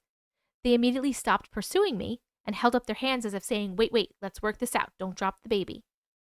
Not only were they correct about what I was going to do, they didn't know that I would not only drop it, but cut it up into little pieces if I had to.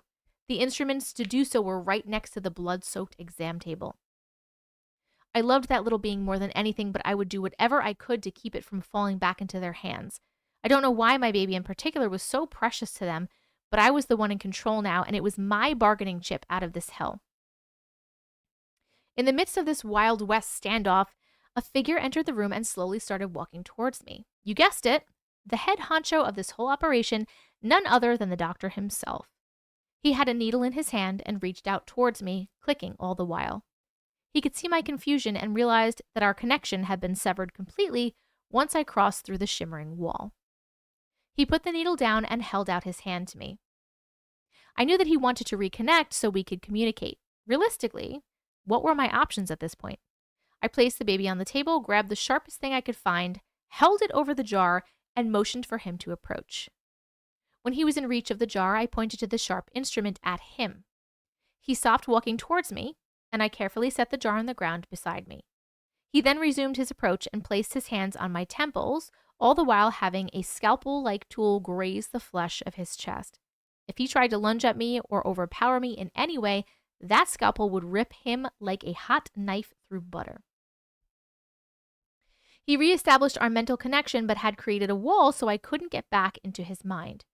He used whatever power he was able to wield to compel me to calm down. He was also able to compel me to place the scalpel-like tool onto the exam table. I was fighting with everything I had, but his millennia of advanced biology was just too strong. I only remember flashes after that.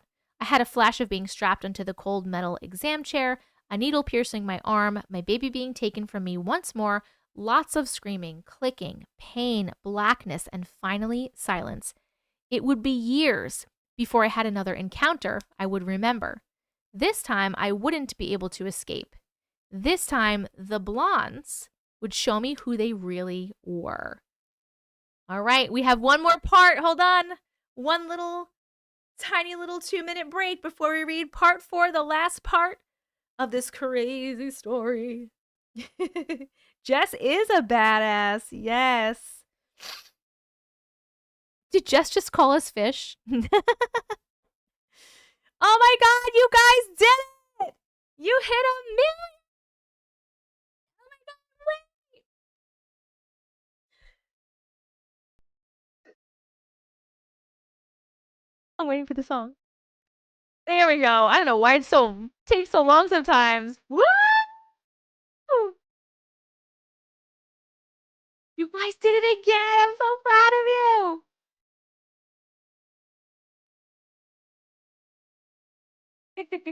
Great job, TikTok! I did it! Woo! I didn't know. I didn't know because I was in there reading. I didn't know. Oh, you did it. I doubted you again. When will I ever stop doubting you? And the gift goal. You guys are freaking amazing. Who did the gift goal? Peach, Death Metal, Peach, Death Metal and Peach, killing it. Tonya, thank you for the confettis. Oh, Death Metal, thank you for the money gun. Did you send the money gun when we hit 1,000,000? We hit 1,000,000 and said, all right, no more likes. My fingers are done. I was invested. I was invested. We have one more part to read. Thank you guys so much. Should we pop the sticker on the board while we're doing our tiny little break? Or should we do it after?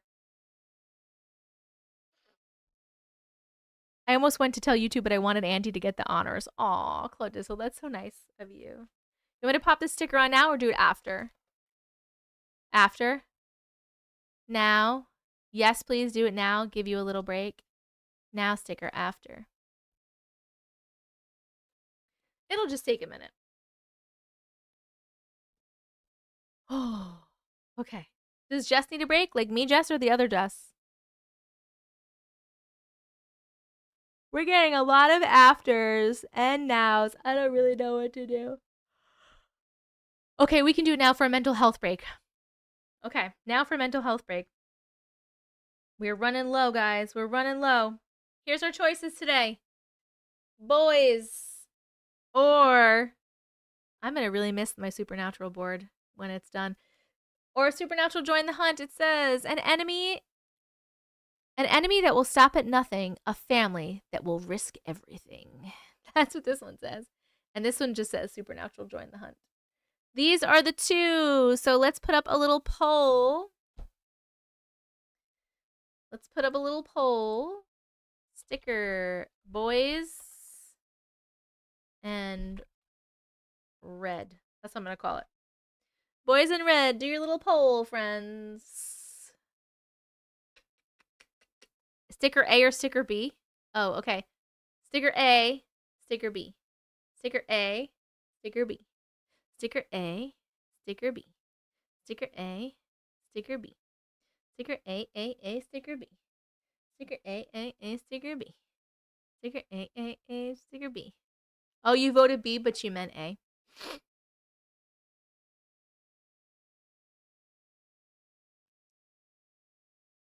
Sticker A, sticker B. Sticker A, sticker B. It's a hit song, Andy. Gwen, thank you. I didn't even notice I was doing it. Jess is a badass goddess. My admiration and heart goes out to her. Oh! Boom. Boom, boom, boom, boom, boom, boom. No, Robin, that was Justin was joking before. He was talking about the story that we're reading right now, saying it was a book. Sticker A is the winner on TikTok and the winner on YouTube. All right, let's pop it on the board. When you go again, you have to tell them about the board. When I go where again? Sticker A, sticker B. Nice. Jess is a badass. Let me get the board. We're going to pop this on here, and then we're going to read part number 4, and then I'm going to go to bed. Oh, my God. When I go to the convention, you mean? I should tell them about the board. You know what? I can't.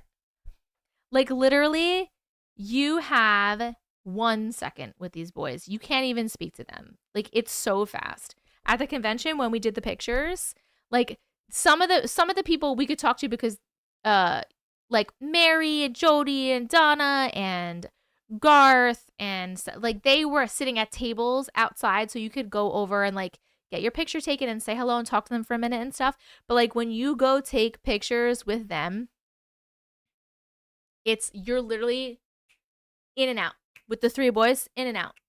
You know what I mean? Like you literally it's like you say, this is what the pose I want to do. They tell the people, you go up, you pose. I didn't even get to like, it's crazy. Have them sign the back. It's so big. I don't want to carry that around at the convention. It's so big. We do get signatures with them. I could technically bring it and have them sign it, but it's so big. Hold on. Have it in the picture with me? All right, let me get the thing. You guys are so funny. Worth it for who? All right. If you've never seen this before, this is the Millie board, the 1 million board, and every single sticker on this board is 1 million likes we have hit on TikTok. And today we are putting this sticker we have hit. This is the 47th live in a row that you guys have hit 1 million. 47 in a row. Woo! Oh, have them sign a sticker so you can add it to the board. That's actually a pretty cool idea too. Okay, hold on. Okay, I'll come to the convention and I'll carry the board. I'll be Auntie's assistant. I could use an assistant. Your favorite number is 47? Why is that your favorite number? Oh my god, we haven't figured out where to put it. Where are we putting this? We have to fit this somewhere.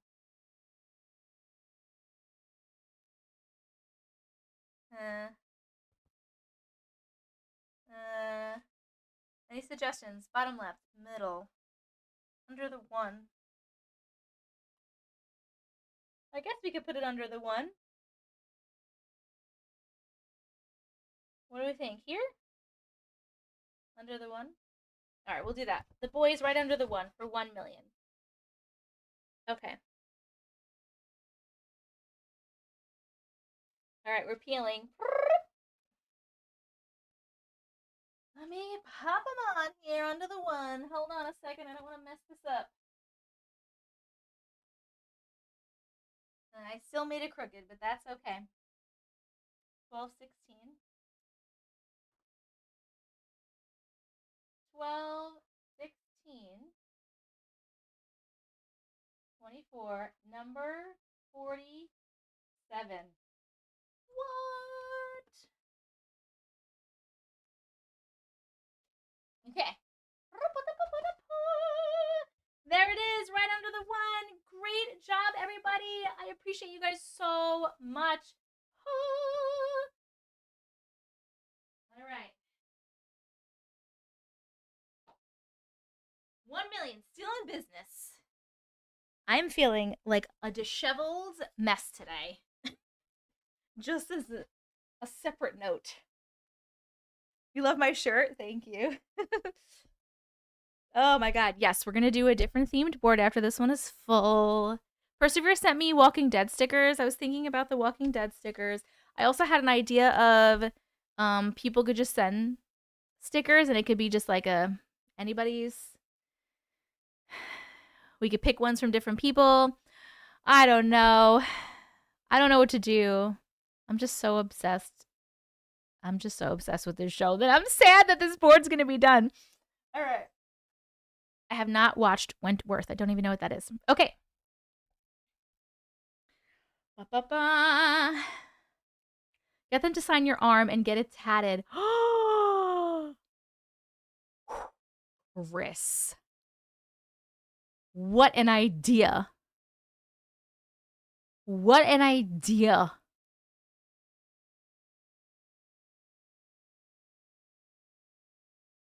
What? I'm going to keep that in mind. I'm going to keep that in mind. Okay. Are we ready? Part 4? Oh my god. Part 4, and then I got to go to bed. Because it's almost midnight, and part 4 is going to take a minute. Well, we already want to get the tattoos. We already want to get the, you know, the anti-possession symbol tattoos.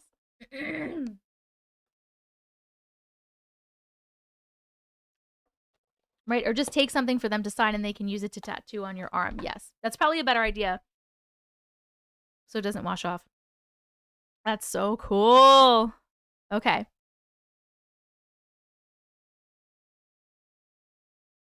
That's super awesome. Okay. Now, what a great idea, Chris. You're killing it. You're killing it.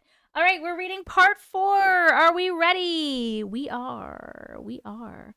I feel like this night or maybe this story has made me so much more attached to this community than I've ever felt. Rob, and I love that.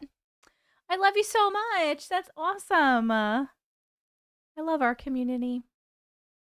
All right. It's 5 a.m. for you.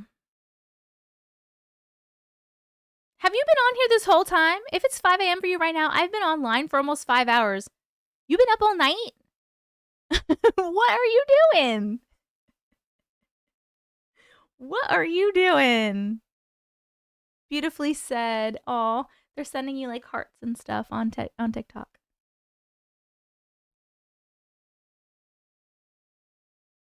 Well, we all cried together and raged together, and that unites people. That's true. All right.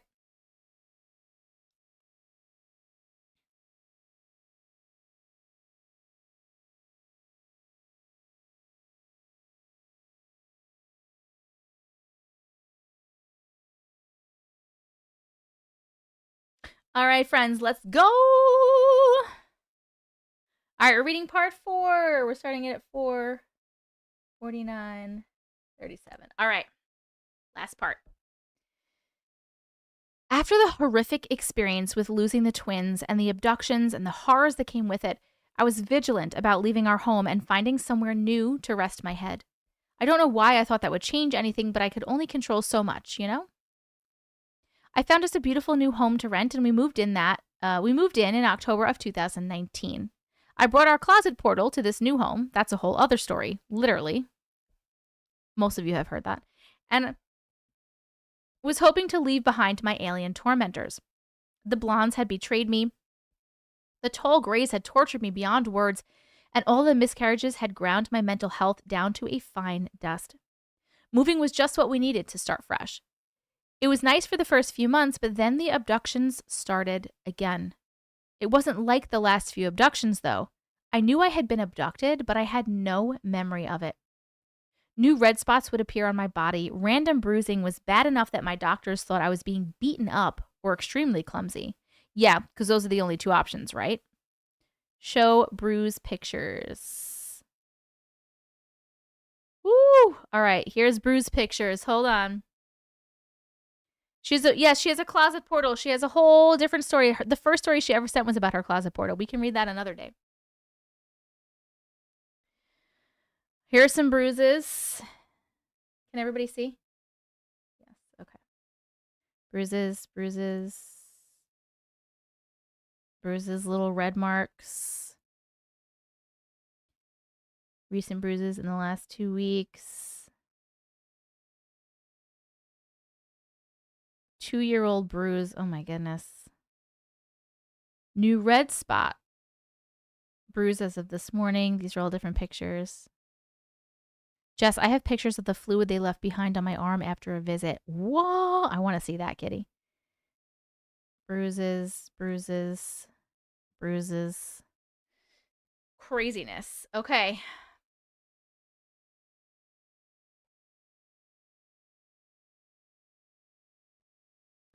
Anyways, one morning after waking up, thinking I had slept like crap because I woke up exhausted and sore, I saw that I had 3 puncture holes in my right elbow. These weren't hidden, healed, or even closed up. They were open wounds, visible to me without the need for thorough inspection. They were very red, sore, and itchy too. I showed Justin and he couldn't make sense of them either. We Googled every kind of bug bite imaginable and nothing was matching these marks. Why, you ask? Because they're in a freaking triangle pattern. I mean, could you be any more obvious, you gray blobbed dummies? You left an open triangle-shaped wound in my elbow. That's when I got to thinking. I woke up so sore and exhausted and my wounds were open. Had I finally figured out a way to escape these creatures? Why couldn't I remember anything? Had they finally perfected their memory wiping serum and coded it to my specific DNA? That has to be what happened because it kept happening. As the weeks progressed, my arm became so itchy and inflamed that Justin recommended we finally go see a doctor about it. I had even started producing pus at this point. Gross, I know. I had a doctor appointment that day anyway, so I figured I would just ask him about it while I was there. This is one of the only 2 doctors of the billions that I see that I actually like. He's very patient, kind, and curious. That's the perfect combo if you have me for a patient. So when I went in later that day, he noticed my arm before I even said anything. These were back in the dark ages of COVID, so everyone was still wearing masks and social distancing. I am severely immune compromised, so I hadn't left the house of my own free will in months. This will be important later. He left the room for a moment, got another doctor, gowned up, and used his glove hand to look at my elbow. At this point, it was so painful that I couldn't even straighten out my arm.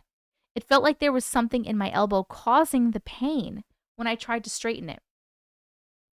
My doctor asked me if I would like an injection for the inflammation and pain so they could straighten out the arm and do an ultrasound to see what was going on inside. Of course, I agreed.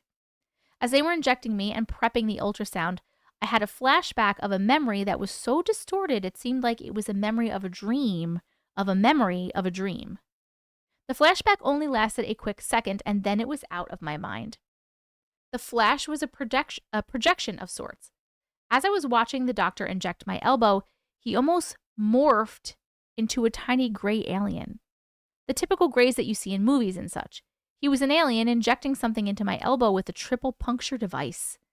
The little gray alien almost flickered into the blonde man I knew as a child, but it was so quick that I thought I just must be seeing things. Then I snapped out of it, and the doctor returned to his normal self and was still doing the injection.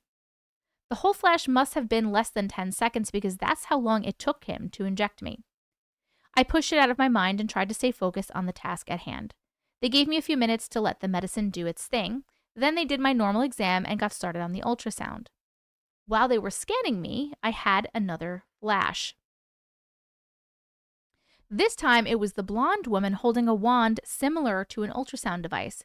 She was scanning my elbow and smiling down at me. Then she quickly morphed and back and forth from a small gray alien to her former beautiful self. I pretended not to notice, and I don't think she realized what had happened. I knew what was happening, though. The blondes that I had thought had betrayed me and turned evil were just small grays using my memories to project images of beings I trusted, so I wouldn't fight them like I had fought the tall grays. As I watched the blonde woman search for something in my arm, I noticed a tiny black dot on the projection. There was no screen. It was almost like a 3D hologram of the inside of my elbow. Once she saw that I had seen it, she suddenly stopped her scan, and that's the last thing I remember from that flash. Suddenly, my consciousness was back in the doctor's room, watching them scan me on the ultrasound screen, and that's when I saw it. A black spot on the screen, just under my triple injection infection spot. The doctors didn't seem to notice it. I was confused, but didn't say anything. I always joke with my docs about the fact that I'm an alien because of all my medical abnormalities, and I even joked with these docs that these triangle sores must have been where the aliens implanted me with something. But of course, it was taken as humor and not taken at face value. I just laughed at them and then gave Justin a knowing smirk. How did the doctors, and Justin for that matter, not see this black dot on the screen though?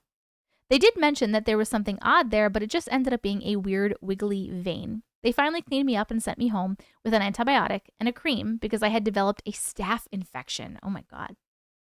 Do you know how you get a staph infection? Let me just leave this here. I am severely immune compromised, germaphobe that washes her hands so often I'm almost positive I don't have fingerprints anymore. I hadn't left the house in months and had been around no one but family that I make wash their hands constantly as well. Ask anyone that knows me. I don't like germs. I, of course, was Googling staph infection the second we were out the door and in the car. There's all sorts of different things on Google about it, but the one that jumped off the page and stuck in my mind says this: what causes staph infections? When a person has surgery or stays in a healthcare facility, has medical devices in their body, injects drugs, or when they come in close contact with someone who has staph. Sound familiar? Aboard an alien ship, at least a few times I remember, there was always surgery, aka cutting, torture, and screaming. In a healthcare facility, aka the hard cold metal examination chairs and tables, injections of who the hell knows what, coming into contact with alien bodies that are covered in who knows what, and then medical devices in the body. Sounds like an implant to me. I know for a fact that they implanted some sort of device in my arm on the night I woke up to those triangle injection sites on my elbow. I doubt it was a tracking device because, hello, they know where to find me, lol. As for what the device was used for, I honestly can't say. All I know for sure is that I was the only one who could see it. It caused a horrible infection, and it was placed so close to the bone that I could barely move my arm for weeks.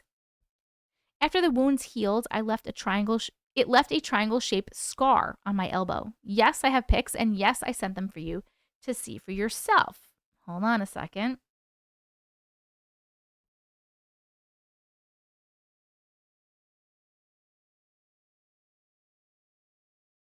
Oh, this is the scar, right?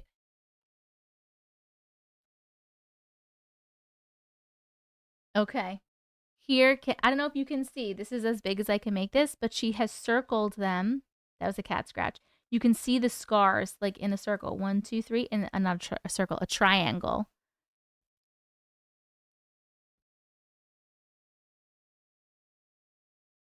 Da-da. Oh my God, Robin.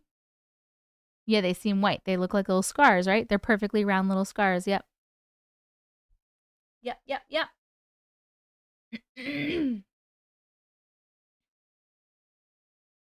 Now Jess got me looking at my elbows in the mirror.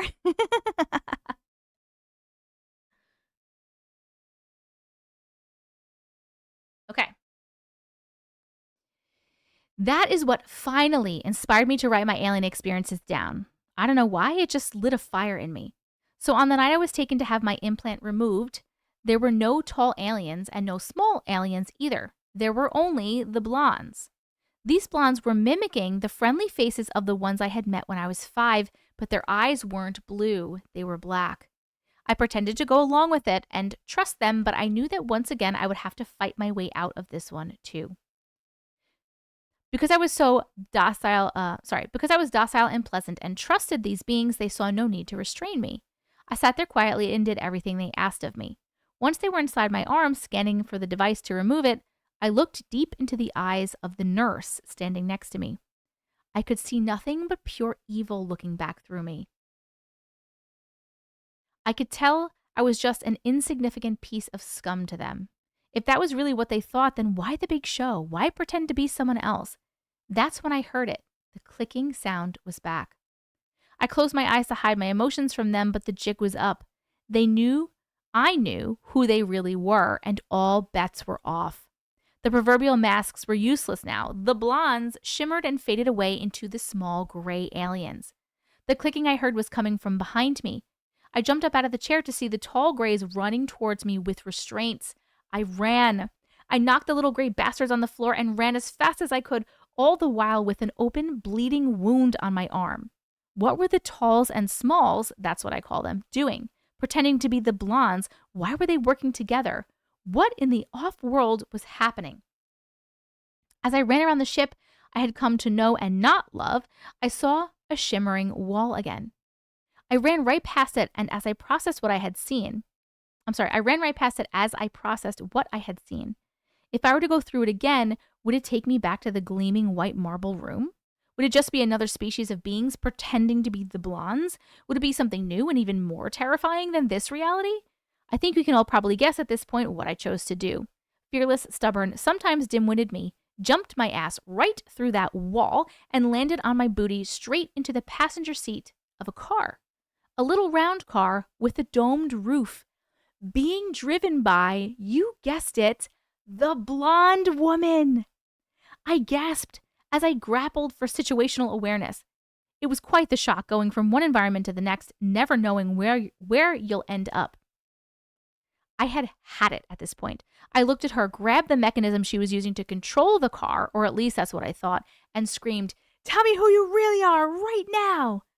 In reality, I was grasping at a projection and doing nothing beneficial besides grabbing her attention. She smiled, the car stopped, in the middle of the frickin' highway, might I add, and she stared intently into my eyes. The other cars all made their way around us like nothing out of the ordinary was happening. She calmly said, "Jessica, do you not know me? We have been watching over you your entire life. We made a promise to always keep you safe.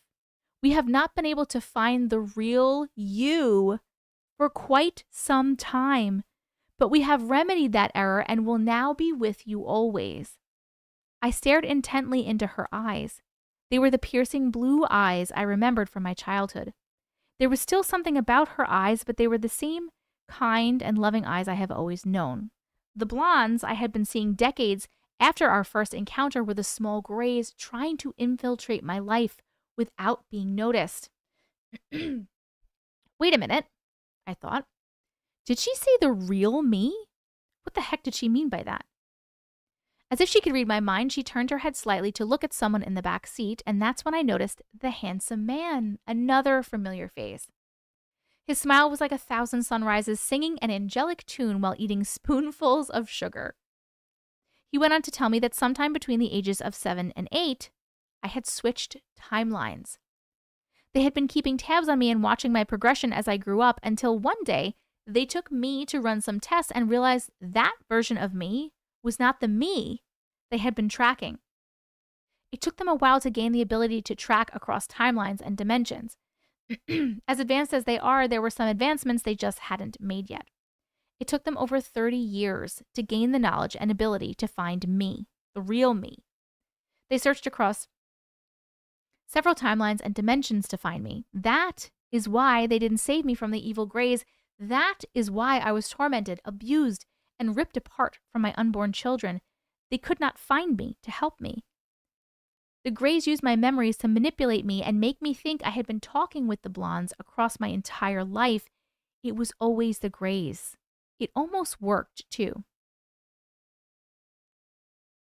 I asked them how they knew I had jumped timelines, and they told me that in all the versions and dimensions, I was the only version of myself that had enhanced biology. That's when it hit me like a piano in a silent film. The importance of my life and of all the other thoughts and events I had experienced were unique to me and only me. Even the versions of me in other timelines and dimensions were normal Jessicas, special, wonderful humans, but not chosen to have some sort of extra biological data in their DNA. I had felt it all my life, but never understood until now. This moment of realization changed me profoundly and will stay with me for all of time. I have jumped 3 timelines that I'm aware of in my 41 years of life. That is why no one in my family remembers events that are so crystal clear in my mind. They never lived them. I wonder now if my first dad knows I'm different me in his timeline. Our bond was/is so special. I think about my children and about how wonderful it was, and I feel so blessed to have been allowed to live it for so long before I was ripped away and thrown into different timelines and dimensions. After allowing me to process this revelation and realize just how crazy the events in my life truly are, they returned to me to my bed and asked me to think about and absorb the information they had just bestowed upon me. They said that when the time is right, I will come forward and be able to share my stories about them, not only with Justin, but with the world. So here I am, fulfilling that duty. I worked on this story for nearly 3 months, but the timing hasn't felt right until now. It's finally time. I hope it falls not on deaf or judgmental ears, but on the ears of those who need to hear it. There are so many different kinds of beings here interacting with us regularly, but not all are here to help. If you find yourself in the grasp of an entity trying to do you harm, just know that there are counterbalances out there to those evils. Those beings are trying their best to mitigate the horrific circumstances caused by the dark and dangerous ones. It may not be right away, but the beings of light, kindness, and piercing blue eyes are out there trying to help us all. Just give them time and you might find yourself under the sea in a tiny round car, smiling up at them too. Oh, and yes, the removal site of the tracker, I honestly don't know what it was being used for, has also scarred over right by my triangle scars. I sent a pic of that too. As far as I know, I have only been taken twice more since this incident.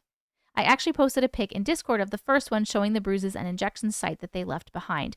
Now there is another red spot right next to that bruise. Oh, is that the one that I just showed? I think I just showed that one.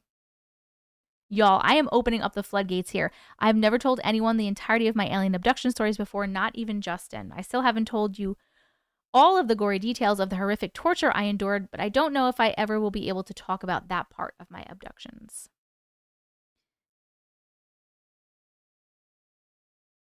I'm so scared that the wrong person will hear this and I will have sudden and mysterious accident. Well, you didn't, because we read it already, so I think that's good.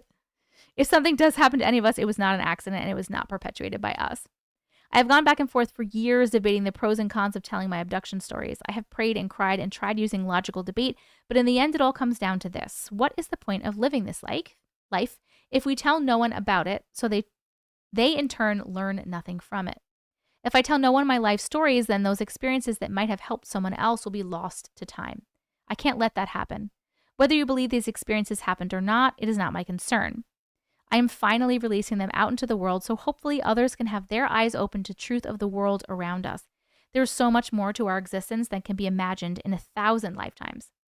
Please share your stories and help others to share theirs.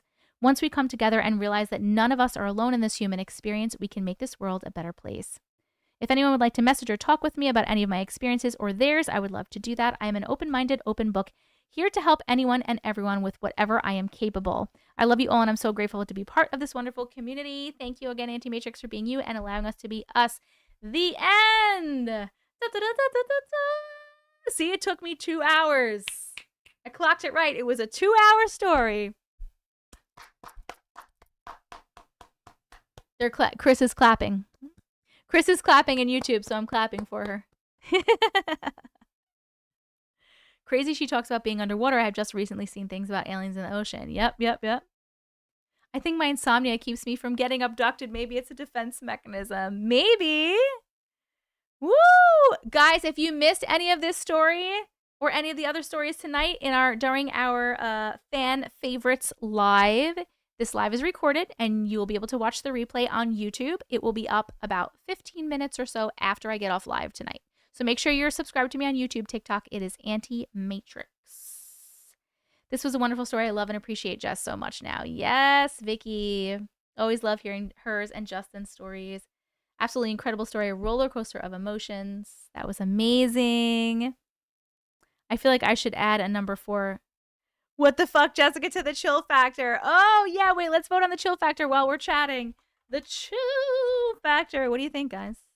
For those of you who are here, 1, 2, or 3.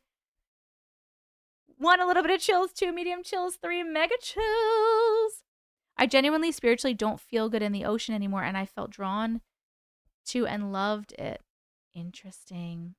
There is no need. It's obviously 3s. It's obviously 3s. Jess is in the Discord. If anybody wants to reach out and ask her questions or chat with her. If you're on TikTok, I'm sure she'd be open to DMing you on TikTok as well. If you vote 1, you're the bravest person alive. And a lot of people are saying level 4. Well, and Yam says level 85. I'll be awake for at least the next 4 hours thinking about this. Hits home for reasons I can't even explain. Thank you, Jess, for hopefully helpful ending after everything you've been through.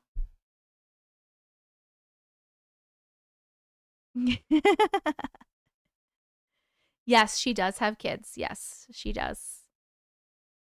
I've never seen the tall ones unless you count the one in my face on my birthday too. Ooh, happy birthday to you. I'm super drawn to water, and so is my daughter. Everything she does has to include water. Interesting. This one was crazy. It's her favorite drink since she's been able to have anything but milk. Oh, what? Water? Listen, after that, foil hats don't seem weird anymore. Woo! My goodness, my friends. I hope everybody enjoyed fan favorite night. Should we do another fan favorite night? Obviously not the next live, but should we do another? Would you like to guys to do this again? Another fan favorite night? Yes, yes, yes. Cool, cool, cool, cool. Cool. You loved fan favorite night? Every day. Well, we have to let new people share their stories too. You missed the first 2? You should go back and watch them. They're really good. I know my voice is crazy. You vote for Pancake Story. Get out of here. Great story. I cried. I laughed. I got angry. You still never heard the Pancake Story? It's not paranormal. Okay. Lauren. Thank you so much for the galaxy. Thank you so much. I appreciate you. Oh my goodness. And all my friends who are sending gifts, thank you so freaking much. Death Metal and Peach, kill that goal again. Everyone else is sending gifts. I appreciate you. You kind of want pancakes now? Jess or Justin, do you know which live the Pancake Story was on? Because Robin can go back and watch it on YouTube. You want to vote that one?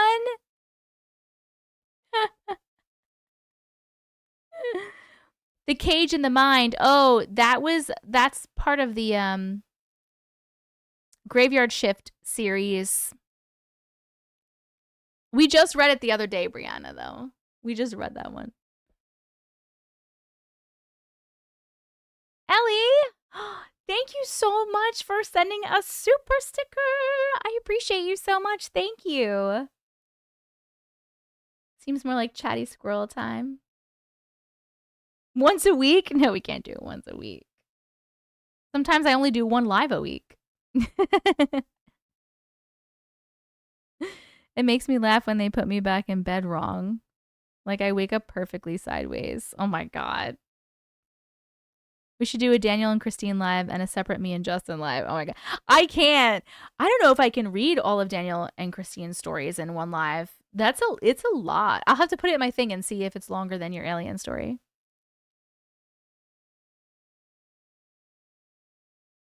Oh, he put it on Discord, all their story dates and timestamps. Perfect. So Robin, it's in the Discord. Oh, and he just said it here. Bird Pancakes was read August 27th. Fucking can't. Obviously, YouTube voted that a chill factor of 3. And obviously, TikTok did as well. Guys, we had an all 3 night today. An all 3 night. Holy smokes. Ooh, it's 12:12. Make a wish. Thank you guys so much for coming to hang out today. That was the alien therapist. Ooh, that was like someone a long time ago. It wasn't even alive, it was a video. Thank you guys so much for hanging out today. I hope you enjoyed fan favorite night. We will do it again. Thank you for chatting. Thank you for commenting. Thank you for sending gifts. Thank you for subscribing and becoming members and sending supers. And thank you for tapping the screen and getting to 1 million. Thank you so much to the mods. Thank you so much to the mods. Extra special thank you to my mods who stayed in here and kicked ass. I appreciate you so much. And blurry. I mean, I'm leaving anyway. It doesn't really even matter. If you missed any part of this live, or if you just want to rewatch it, it will be posted on YouTube in the next like 15 minutes or so. My YouTube is Auntie Matrix. TikTok, in case you're not over there, please subscribe. Auntie Matrix on YouTube. All the stories will be timestamped in the description as well, so you'll be able to rewatch. I go right to it. I know we do love the mods. You only blocked 2 people today. Wow. Thank you, Tazzy. Thank you for reading to us for so long and showing us the kitties and uncle. Thank you. If you want to send stories for any future lives or videos, you can email them to me at auntiematrix@gmail.com. It is on the screen for TikTok. It will be in the chat for YouTube in just 1 second. Thank you so much, Chris. I might be live tomorrow night. I'll either be live tomorrow night or this weekend sometime. I want to do you guys want to do a Christmas movie night in Discord, right? Some of yous. So I'm going to I'll probably ask tomorrow for suggestions on Christmas movies. Heck yeah. Oh, we do need a boost though. Did we get a boost? Because if we don't have a boost, we won't be able to do it. We'll only be able to have 50 people come in. Let me see. Did somebody... I think some... Hey! Who did it? Who did a boost? Hold on, let me see. Uh-oh. I closed Discord on accident. How do I get out here? Escape. This one. This one. Who did it? Was it Ellie? Because I think I already had Tanya and the Killer Kitten, and I think I already had Peach. Was it Ellie? Thank you, Ellie. Whoever boosted the server, I freaking appreciate you so much. But yeah, make sure you're in the Discord, because obviously just come out and hang out with us in the Discord. It's super duper fun. You can also talk to Dean Winchester. And you can participate in giveaways and other fun things. Keep adding to the Discord. I'm trying to make it a really fun, nice environment for our community, because I love hanging out with you guys, and I love that. Anyway, come join us in Discord, please. Also, that's where I'll tell you when I'm going live next. You're going to see it in the announcements channel. The Discord is dsc.gg/antimatrix. It's on the screen for TikTok, and it will be in the chat for YouTube. It already is, because Chris is a friggin' rock star. Please come join us. TikTok, if you forget what I just said, just click on the link in my bio, and you'll be able to find it there as well. You can also use the link in my bio to get my P.O. box if you'd like to send me anything, my Anti-Matrix merch, a copy of my book, or a signed copy of my book. And yes, what else? Lovely Lockhart, thank you so much for subscribing. I appreciate you so much. Welcome to the Glitch community. Thank you. Oh, that's what I was going to say, because I saw someone say, if anybody wants to have the Persevere made like a little profile picture frame that says like Team Anti-Matrix or something on it. If you would like that around your profile picture for anything, you can DM her in Discord, Persevere. And also, if you don't know who that is, just ask in Discord and someone will tag her for you. And also, if you see in the chat, so many people have eyes at the ends of their usernames. That's like a new fun thing that Tanya had us do. Where if you want, you can add the little eyeball emoji at the end of your username on TikTok or on YouTube, or whatever to show that you're part of the glitch community. So when you're like in the comment section or lives of like other places, you could be like, oh, look, that person is a glitch. Hey guys. Robin, thank you so much for becoming a member. Welcome to the glitch community, Robin on YouTube. Whoop, whoop, whoop. I hope everybody had fun. Angel of Death, please feel better. Everybody else who had birthdays, happy birthday again. Closing prayer. Yes, we have to do the closing prayer. We have to do the cleansing. We're going to do a cleansing really quickly. If you'd like to participate, feel free. You're just going to imagine a waterfall of white light washing over you and removing anything negative from you or your space. Here we go. I hereby cleanse my space and my home of any negative energy, entities, beings, or spirits that may have come from the words of the stories we read today. Any thoughts, feelings, emotions, or energies that are not mine must leave my space now. I'm divinely protected, and only higher dimensional beings of love and light are allowed in and around my home. Everything else is not welcome and needs to leave. Get out! It needs to leave. It needs to leave. Amen. The end. Amen. The end. And so it is. Okay. Oh, death metal. You did good morning. Thank you. All right. I love you guys. This always makes you shiver. What, the cleansing? I love that. I'll see you in Discord. Mwah. Good night. Good night. Do do do do do do. Where is my little things? I have to press to end. Do do do do do do. And now we do this one too.